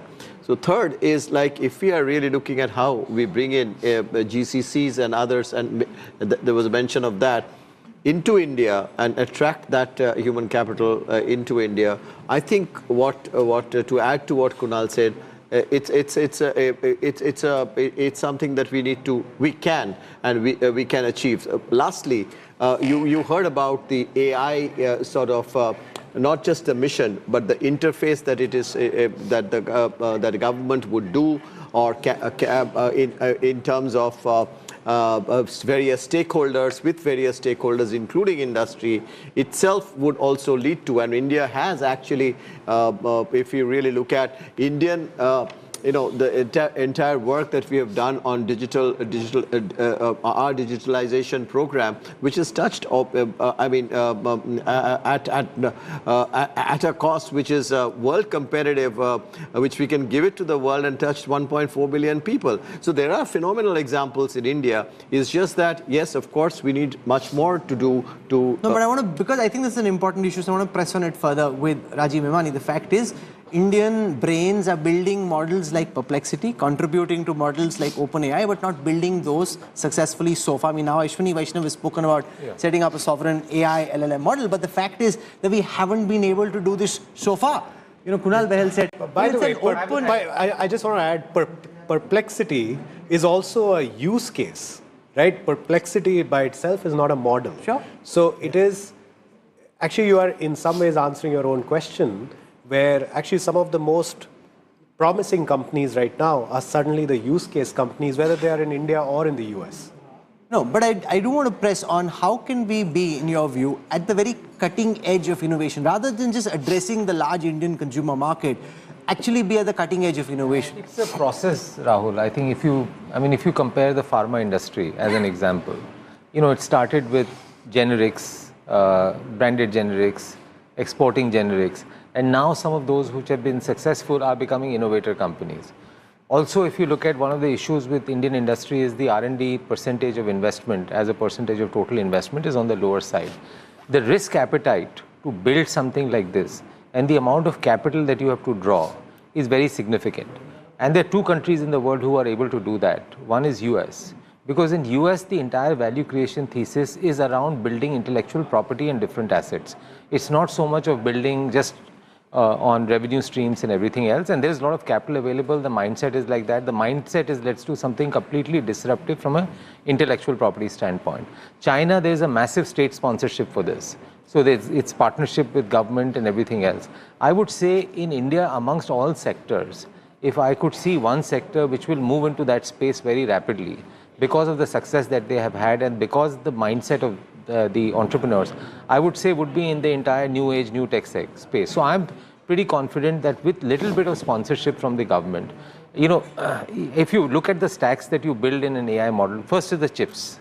NVIDIA is there, some Indian companies are adapting that, right? Then you go to data centers on that. So data centers are, Indians are companies building, everyone building. You go on that, you say, okay, large language model. Now the assumption in India was 3-4 large language models have been built. Do we really need to invest all our time on this? So let's go over to SLM. So a lot of things have been going on the SLM side and on the application of AI. Now we are going back to say, no, we need to create our own India stack, more from a data standpoint and to understand the nuances and everything. And that's what the government is now is starting to do. And I'm pretty sure that there will be a lot of startup founders who in collaboration with government or who with the government or who on their own, given that the capital raising is now becoming more easier, this will start. No, but we're starting now, Kunal Ben. Aren't we massively behind the curve on this in terms of where we should have been? No, we're not. Why not?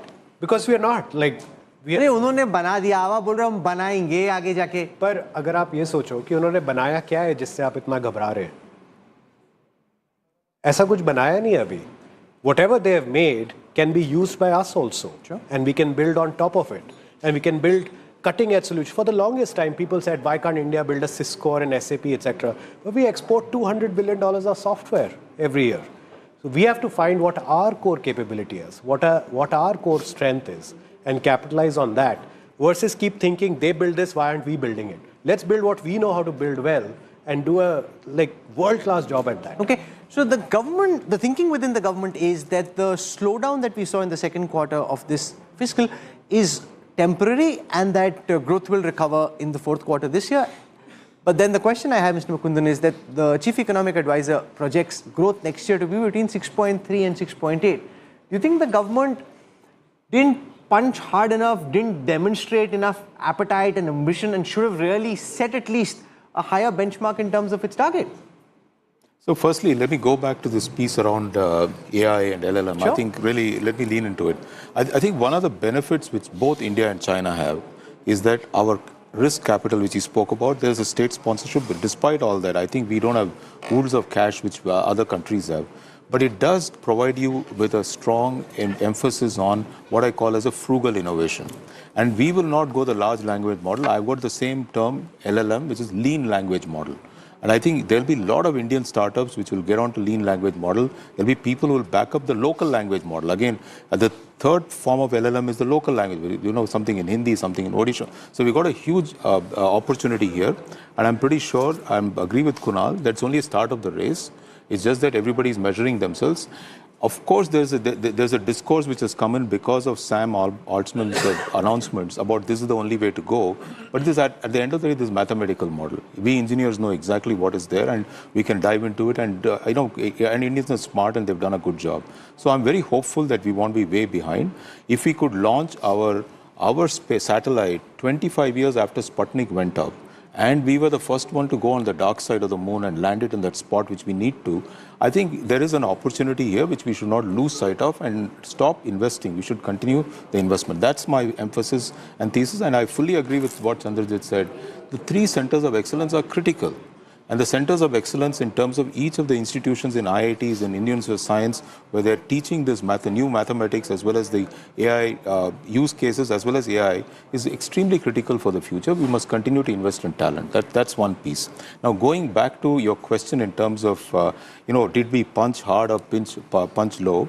I think the fundamental point is this is the first economic survey, 500 pages long. From the time I've been in MBA, I've been reading every economic survey cover to cover.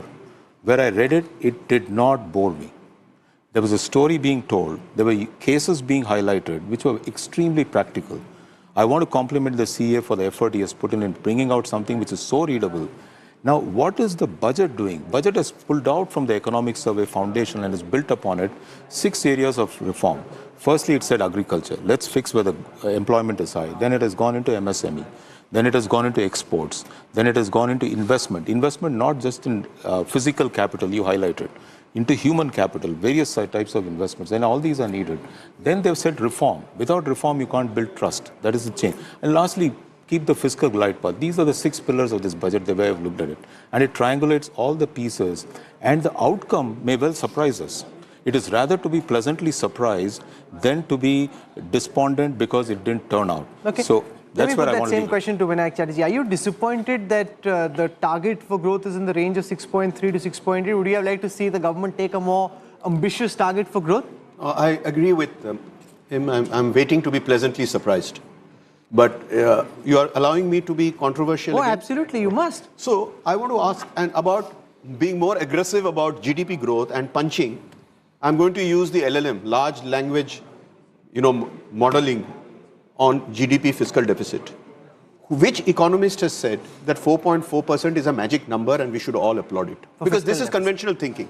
There is a very large school of macroeconomists who argue that for countries like India that's trying to pull themselves by the bootstrap, to pull millions of people out of poverty, to create jobs, to get all the multiplier effects of massive GDP growth, there is nothing sacrosanct about a 4.4% fiscal deficit target. But we are all brainwashed into thinking that's great and we all applaud it. What is wrong with a 4.9% fiscal deficit? You add 0.5% more, do it carefully as many economists suggest, do not give freebies and wasteful expenditure, asset building, nation building, and with the government's own multiple of 3, a 0.5% relaxation of fiscal deficit, taking it to 4.9 will give you 2 lakh crores more of GDP, which multiplied will give you 2 lakh more of investments, which multiplied by 3 give you 6 lakhs more of GDP. So I am questioning some fundamentals rather than taking everything as laudable and given. Can I counter that by saying that we've already seen indications from rating agencies that India is on the verge of a rating upgrade. And if that were to happen, more bond money would come into India, which has its own virtuous effect. So there is logic in being financially conservative rather than going down the other path. And if you do, then there is no way that rating upgrade will happen.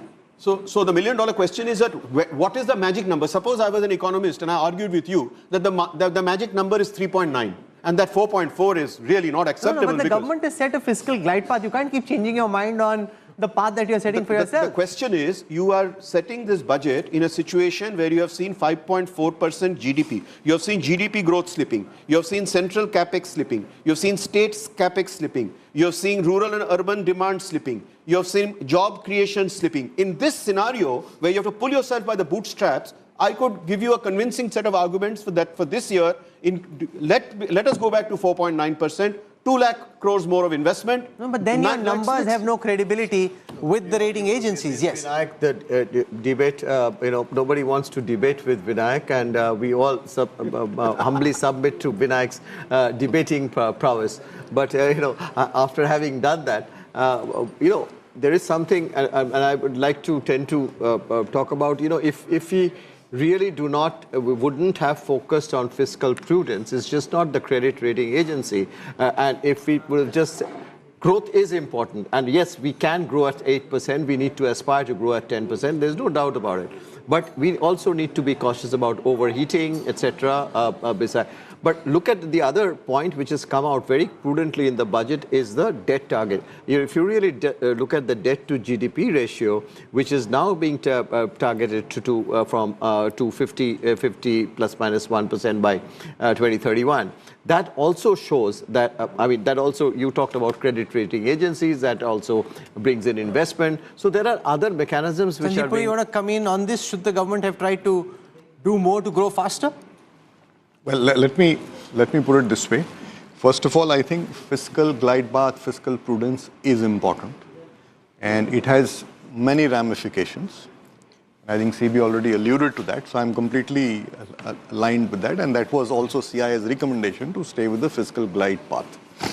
It is also a stated position that the debt to GDP will slide by 1% year on year, and I think that's the right thing to do. The other fundamental thing, if we look at it, from the figure we are talking about, 6.3 to 6.8 for next year, what is it really required to get to that 7, beyond 7 and 8? I think the most important thing is job creation at scale. And job creation at scale in a sustainable fashion. So how do you create jobs at scale? So you create jobs at scale by revitalizing and providing impetus to sectors that have a high labor intensity. Now, agriculture, just to take an example, has nearly 50% of the workforce in India. Now, if we can improve farmer incomes, and I think the approach that the government has taken this time, more targeted and focused, 100 districts, integrated approach, has got a certainly great potential of success there.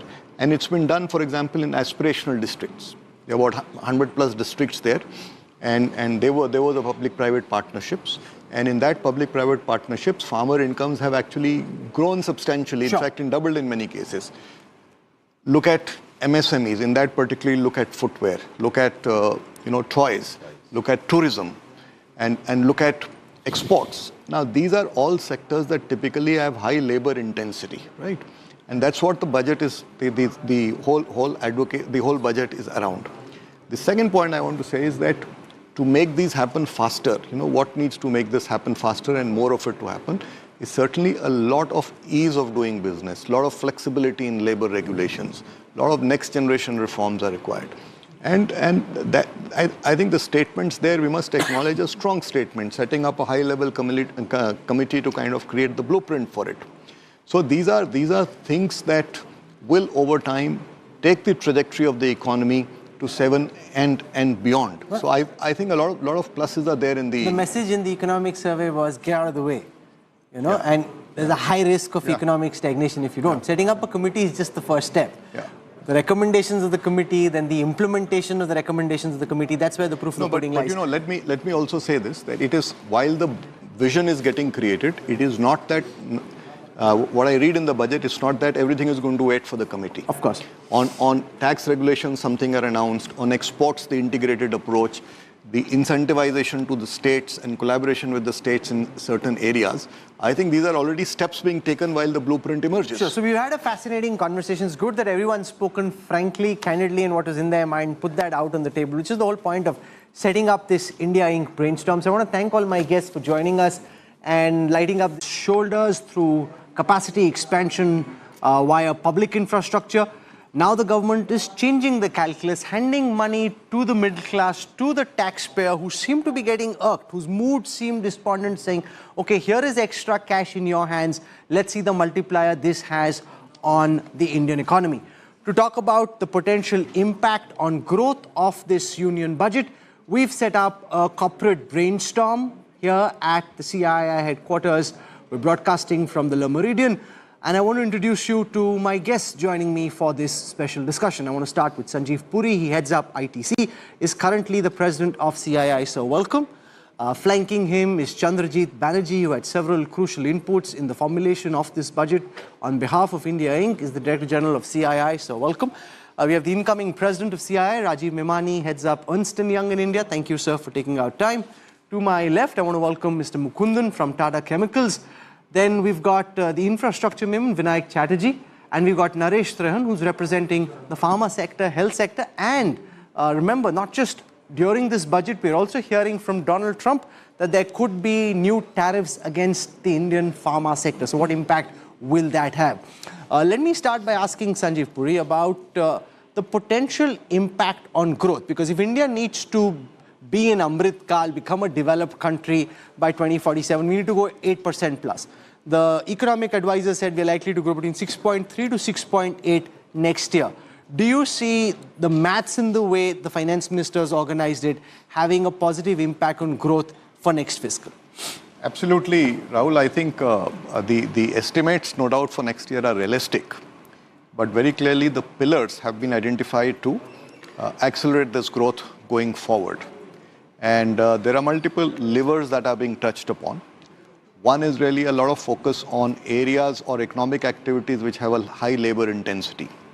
So agriculture being one, MSMEs, within MSMEs, things like toys, then we're talking of tourism, a lot of focus on exports and this whole idea to have an integrated view, cross-ministerial group, because given the global context, we need agile responses and very targeted responses, and there are already barriers coming up in global trade. So, FTAs, many of these things have to be negotiated. Actually says several things about our path towards Vikasit Bharat. It has invested in agriculture. It has certainly looked at rural prosperity, focuses on urban development, particularly looking at urban workers, and continues to lay emphasis on reforms. 6 specified sectors have been identified, and I spoke about it in the budget. Sectors in which we will continue our reform agenda. All this, even as we have continuously been engaged with the stakeholders, and interest of education and health has been prioritized. When we're talking about education, from a child in a daycare center, portion for women, lactating mothers, till the level of getting skilling done, and also for artificial intelligence and digital reading material for students in school and colleges. Every aspect of education, and bringing in that dimension which is so critical for health. Daycare, cancer centers, and making sure more medical seats are available. These are kind of things with which I'm trying to highlight. The approach in this budget has been pointed on areas which definitely need immediate intervention, outlays, and action along with the states. So Vikasit Bharat is not just being described. I've given you also what we mean by Vikasit Bharat, or what is it that we expect to achieve for Vikasit Bharat. So this budget actually has given you several things on which you can understand how this economy is being planned to take forward a route towards Vikasit Bharat. Secretaries have joined me. All of them would also come in to explain or answer and give clarity and so on. But one thing which I certainly would like to highlight is responding to the voice of the people, which is what Prime Minister Modi is known for in his administration. It's a very responsive government. And as a result, the income tax simplification, which I announced in July, is already completed in its works, and we shall bring the bill in the next week. So the income tax simplification, about which in July budget I have gone in detail to say, the work is completed within 6 months is what I said. Within 6 months we've brought the bill. It will be coming into the parliament next week. So if we are talking of reform, inclusive of taxation, the work is done. This budget also speaks about rationalization in customs. Tariffs are being brought down, tariffs are being simplified, and also the basket which consisted of so many different tariffs for so many different commodities are now reduced. 8 were taken off earlier, 8 has been taken off now. So whatever remains now, 7 I think remains, and that is all about India's tariff picture. So the usual narrative which goes on, saying is India being too heavy on tariffs? No, you find that we've drastically reduced and also simplified. So this budget has so many things for all of us to talk about.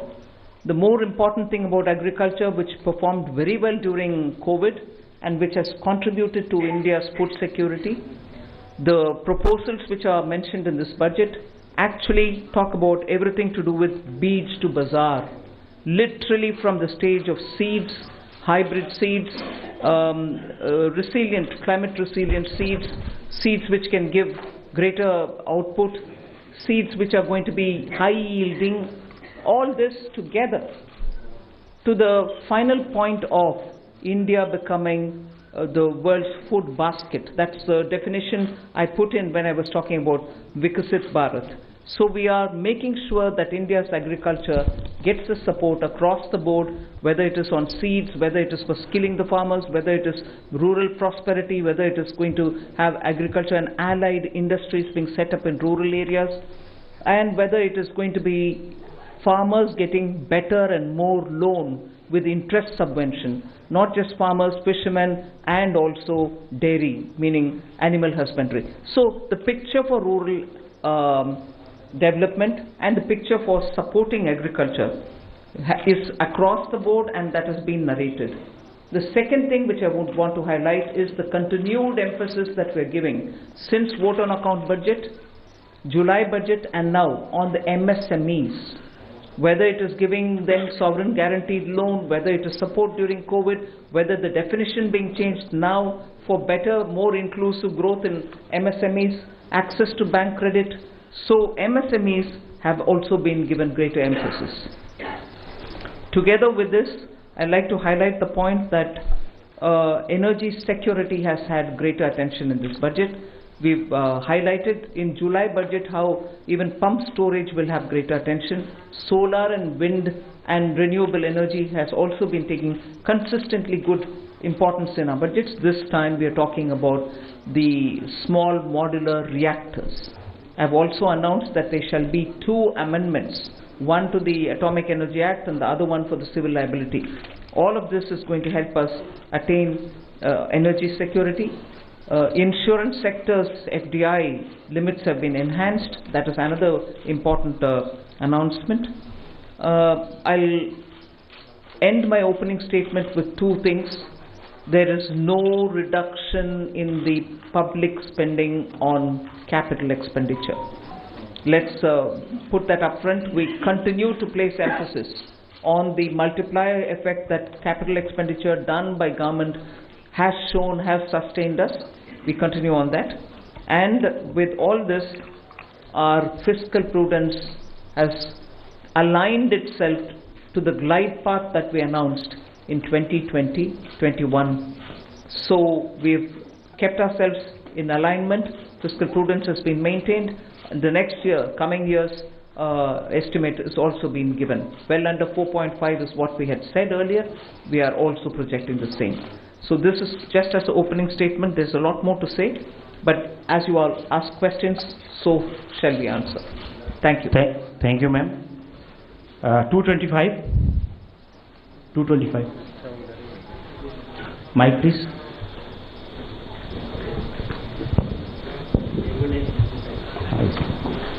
Ma'am, this is Shrimi Chaudhary from NDTV Profit. I just wanted to understand, ma'am, here. You said the new income tax bill will come next week. Will that be in the form of draft, and where you are also going to take stakeholder comments on that? Yes, as a bill, any bill goes to the standing committee, and the standing committee will of course consult with so many stakeholders, and then it will come back to us, and if necessary, any more amendments if need to be brought in, we'll bring it in and take it forward in the House. So do we expect implementation in this in the fiscal year in FY26? Do you expect what? Do we expect the implementation of? Well, let it get passed. I hope it will get passed without much of a difficulty, but it is only after its passing. Sure. Thanks. 35. Front.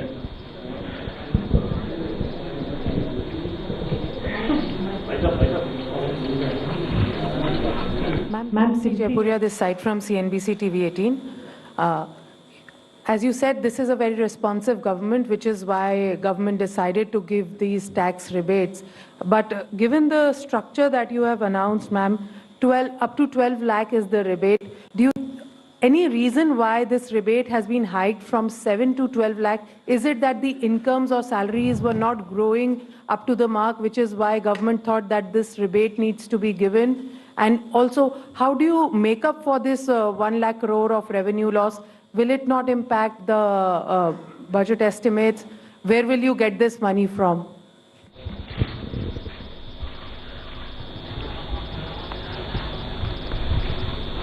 I think the first question is, you said that this, when the incomes are not growing. This is an income tax. Only when there is an income, then we are talking of the tax. So income has to grow to the level to discuss about the tax.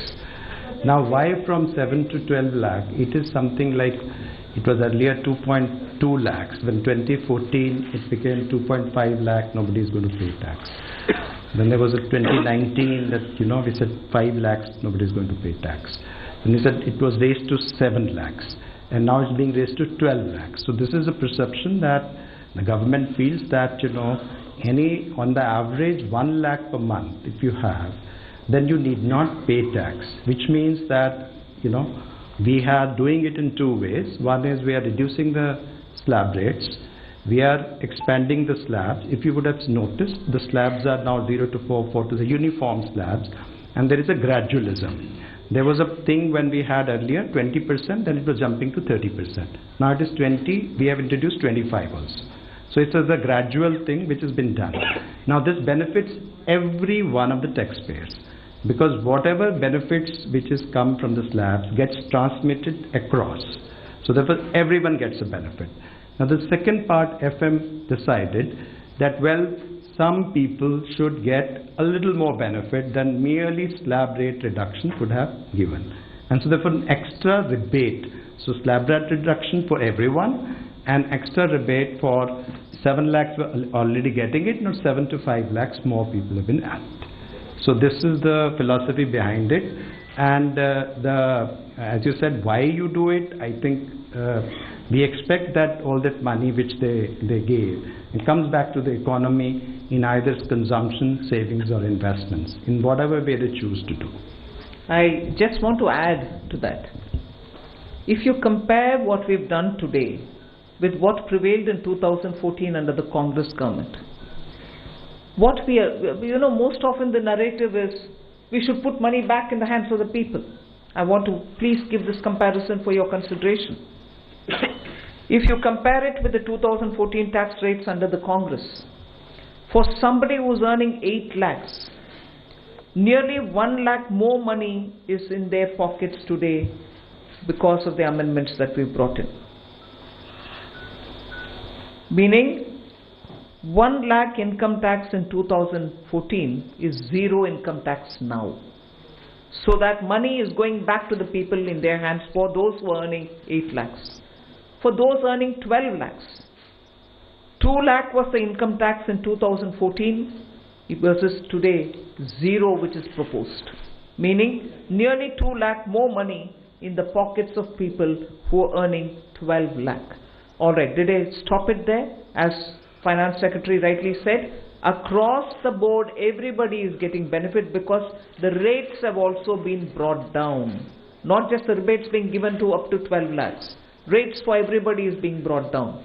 As a result, take somebody who earns 24 lakhs in a year.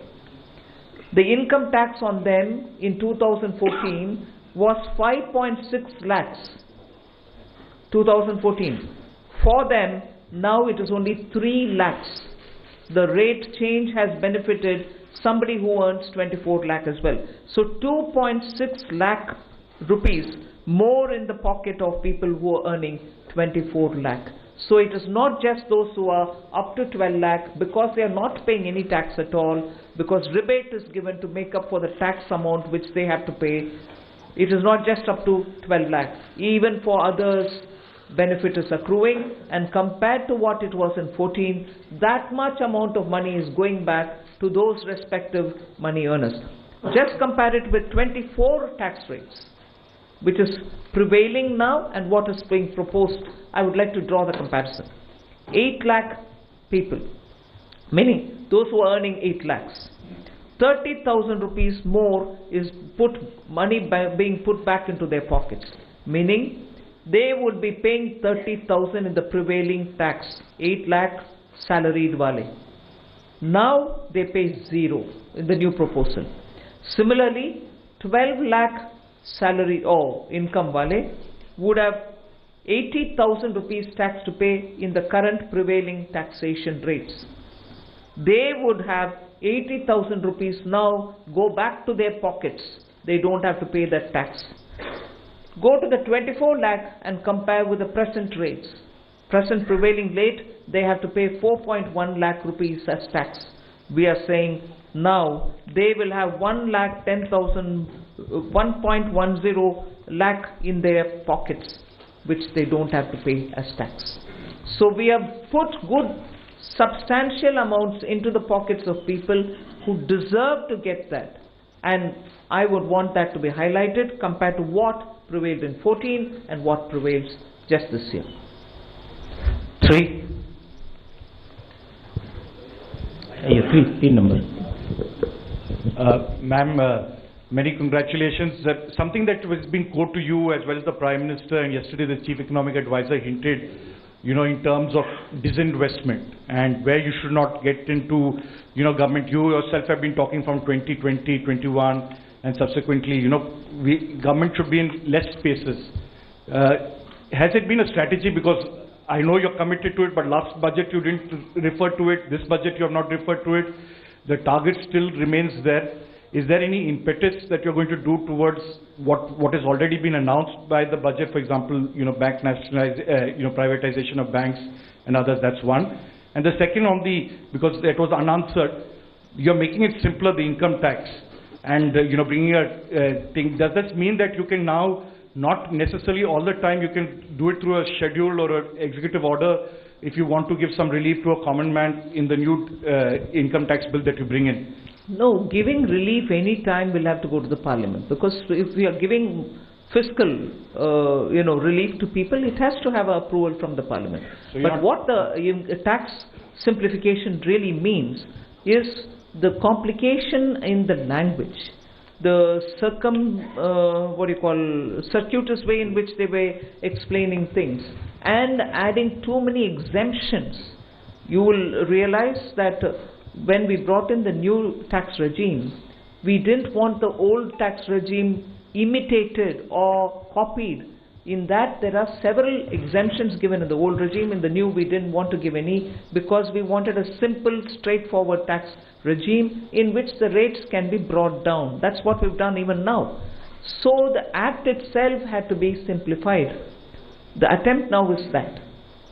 And on the disinvestment and... No, all that will continue. There won't be a relenting on any of this. On disinvestment, if I can add, you see, the last time July also the similar questions were asked. We have actually since then a value creation strategy, which was actually well explained at that time also. There is no disinvestment target per se. Disinvestment and dividend are both looked at together, because both are money and money is fungible. And it has got 5 elements. The first element is that we are saying CPSC's performance.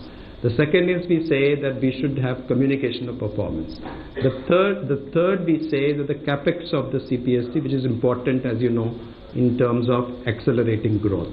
The fourth is the consistent dividend policy. And the fifth is there is a calibrated disinvestment strategy. And the disinvestment also is there. The listing is a part of disinvestment itself. So if you really look at it, both dividend and disinvestment is about 80 to 90,000 crore per annum are being raised, but in a manner which are beneficial to the minority shareholders who are there in all our listed companies. 65. That's it.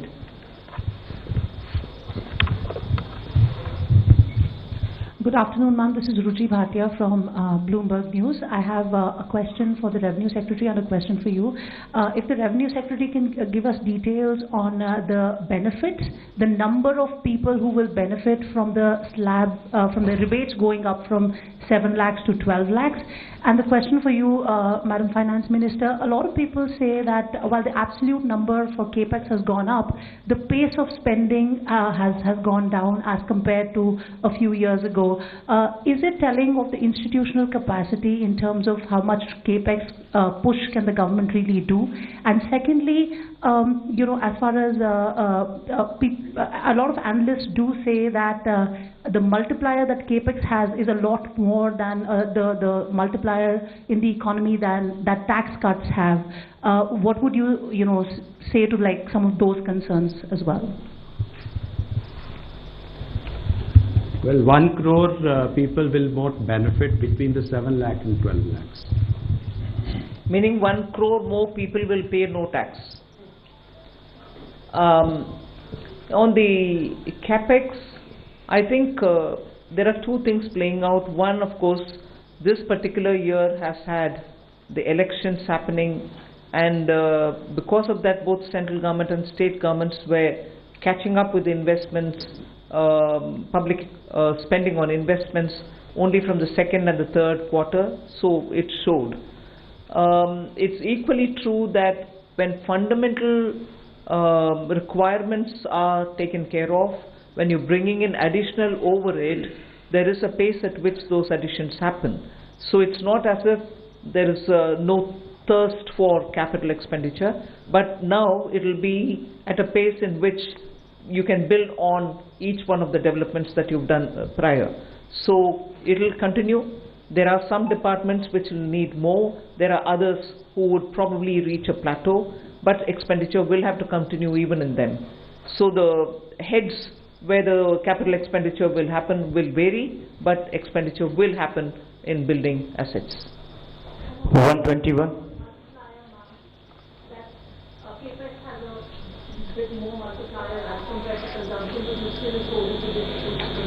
No, Capex is also continuing. I have not foregone Capex to give for revenue expenditure or consumption expenditure. So both continue. Yeah, Ajay. Look at what the overall numbers are.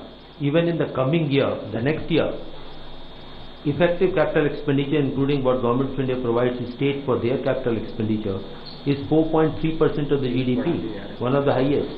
It is not just what Government of India departments spend, it is the total money which goes for the capital expenditure. And if you look at that compared with this year's RE, there will be 20% increase. If you look B to B, still there will be a 10% increase. And it is not a capacity issue, it is a new sectors coming up.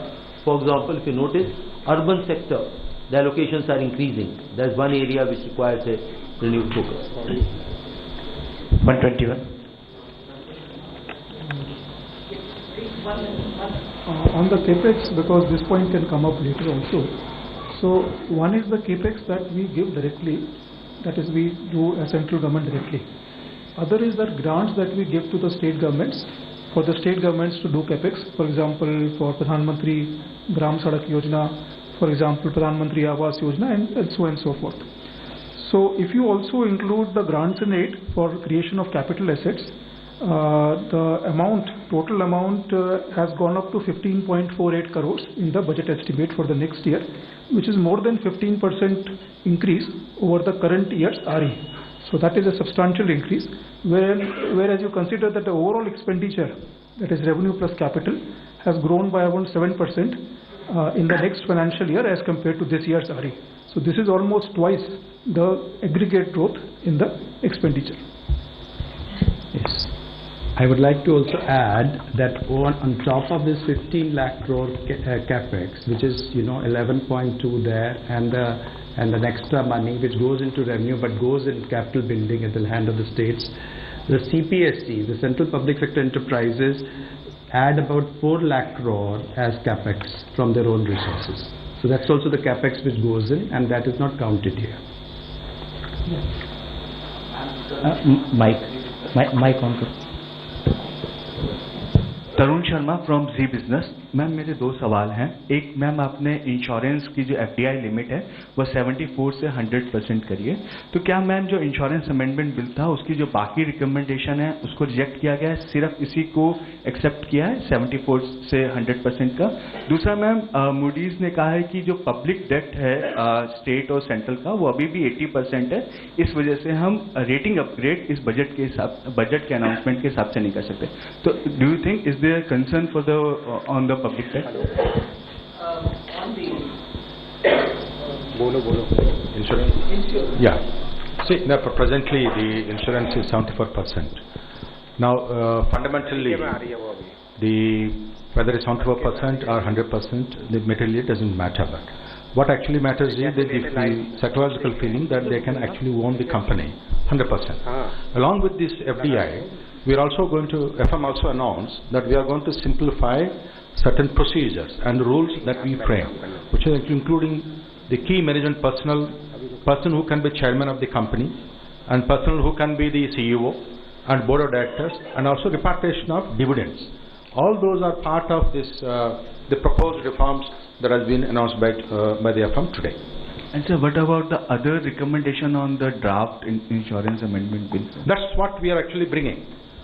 The draft insurance bill is the one FM has announced, but the main point she has mentioned that 100% FDI, including simplification of existing rules for FDI investment. The draft bill is also coming. Is coming. And the list? Yes. And then the public debt, on the public. Serial number 2, Finance Minister has also announced, this answer complete his question. the roadmap for fiscal consolidation by the center. And please have a look at the FRBM statement, which carries the different scenarios, and over a period of next 6 years, how that will be brought down. Similar work has to be done through the state governments as well. So it is a process which is on. Number 2. Hello नमस्कार ma'am, मैं आलोक प्रियदर्शी हूँ CNBC आवाज़ से। Ma'am मेरा सवाल है कि middle class के लिए काफ़ी बड़ी राहत है, 12 लाख तक जो टैक्स छूट दी गई है। इसमें आपने बजट स्पीच में कहा जो कैपिटल गेन से लोग कमाई करेंगे उसको इसमें शामिल नहीं किया गया, उस पर नॉर्मली टैक्स देना पड़ेगा जो स्लैब के रेट से है। तो ज़्यादातर लोग आजकल मार्केट में इन्वेस्ट करते हैं, उनको लॉन्ग टर्म इन्वेस्टमेंट होती है, उनको कैपिटल गेन्स होते हैं कई तरह से, उनको बाहर रखने का, उनको केप्ट असाइड रखने का क्या रीज़न है, क्या उसके पीछे वजह है? मिनिस्टर सेक्रेटरी उसके ऊपर ज़्यादा विस्तार से बोलेंगे। बाहर रखने वाले चीज़ नहीं है, इनकम का कैलकुलेशन कभी भी वैसे ही होता है, उसमें कैपिटल गेन्स का जोड़ते नहीं है। मैं स्पष्टता के लिए उसको जोड़ रखा है उधर सेंटेंस पढ़ने के समय। ये नया मेरा पद्धति नहीं है कि इसको अलग रखो उसको अलग। Income calculation in general is done without the capital gains. You want to explain it?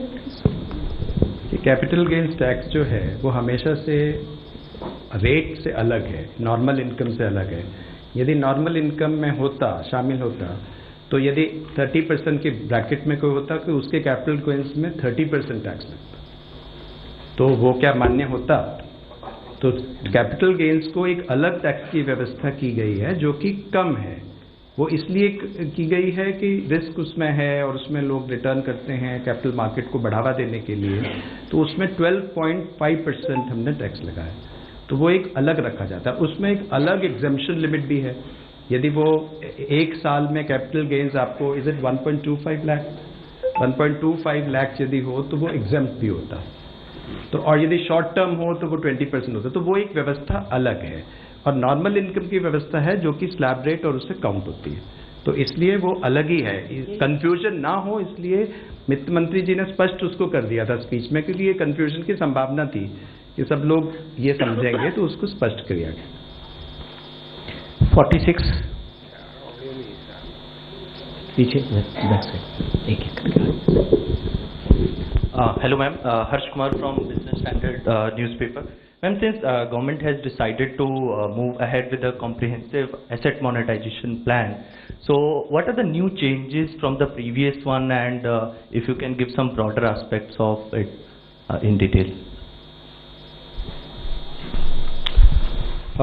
See, as we are aware that till the last year, the first program which was launched in 2021, achievements have been of the order of about 90%, which is a good progress. Based on that success is the next leap, almost double the amount which are coming up. And there are newer asset classes will also be come up. For example, transmission assets, and not just of the Government of India. Government of India doesn't own, say, power corporation, power transmission corporation, but state government's assets are also there. So they will do the monetization, and you will hear very soon that entire plan will be out. Sir, can we, in future, can we get a separate number of asset monetization and disinvestment? See, this money, what the intent is, there's already an investment, or rather the assets are there, which may be owned by Government of India, which may be owned by, say, NHAI, or they may be owned by one of the PSUs. They disinvest, not disinvest, they monetize that asset and use that money to build a fresh or a new project and a new asset, plow back that money back into the economy. So these are not necessarily money coming to Consolidated Fund of India. Very rarely the money comes in. NHAI doesn't invest, money remains with them, they build another road by using that money. 13.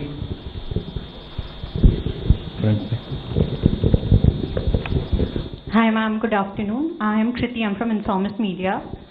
So right now you just said that your fiscal prudence has finally aligned with your glide path that you had announced in FY21. This year you have given a new roadmap, so mentioned debt to GDP roadmap.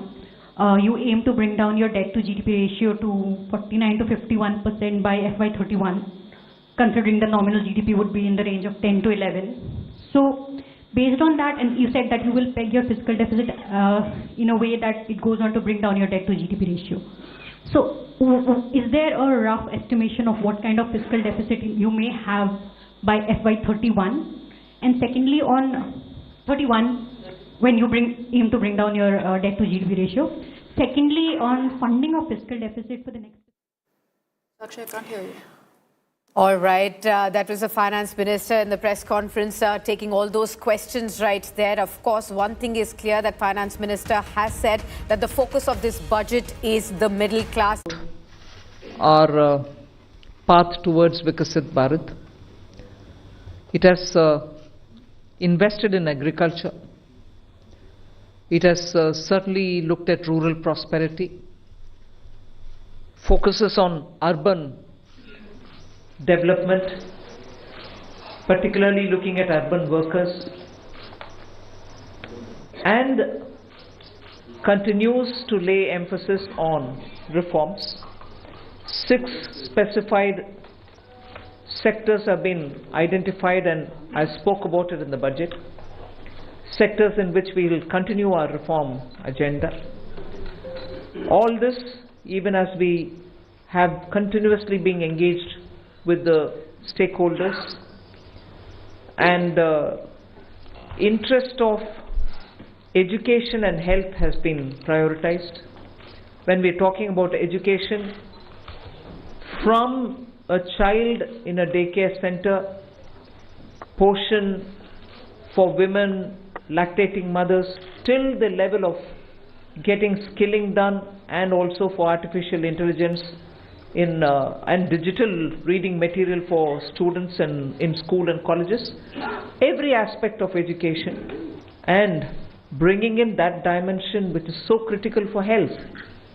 Daycare, cancer centers, and making sure more medical seats are available. These are kind of things with which I'm trying to highlight.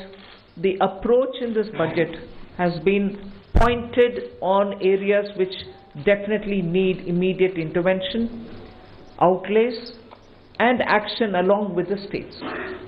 So Vikasit Bharat is not just being described. I've given you also what we mean by Vikasit Bharat, or what is it that we expect to achieve for Vikasit Bharat. So this budget actually has given you several things on which you can understand how this economy is being planned to take forward a route towards Vikasit Bharat. Secretaries have joined me. All of them would also come in to explain or answer and give clarity and so on. But one thing which I certainly would like to highlight is responding to the voice of the people, which is what Prime Minister Modi is known for in his administration. It's a very responsive government. And as a result, the income tax simplification, which I announced in July, is already completed in its works, and we shall bring the bill in the next week. So the income tax simplification, about which in July budget I have gone in detail to say, the work is completed within 6 months is what I said. Within 6 months we've brought the bill. It will be coming into the parliament next week. So if we are talking of reform, inclusive of taxation, the work is done. This budget also speaks about rationalization in customs. Tariffs are being brought down, tariffs are being simplified, and also the basket which consisted of so many different tariffs for so many different commodities are now reduced. 8 were taken off earlier, 8 has been taken off now. So whatever remains now, 7 I think remains, and that is all about India's tariff picture. So the usual narrative which goes on, saying is India being too heavy on tariffs? No, you find that we've drastically reduced and also simplified. So this budget has so many things for all of us to talk about.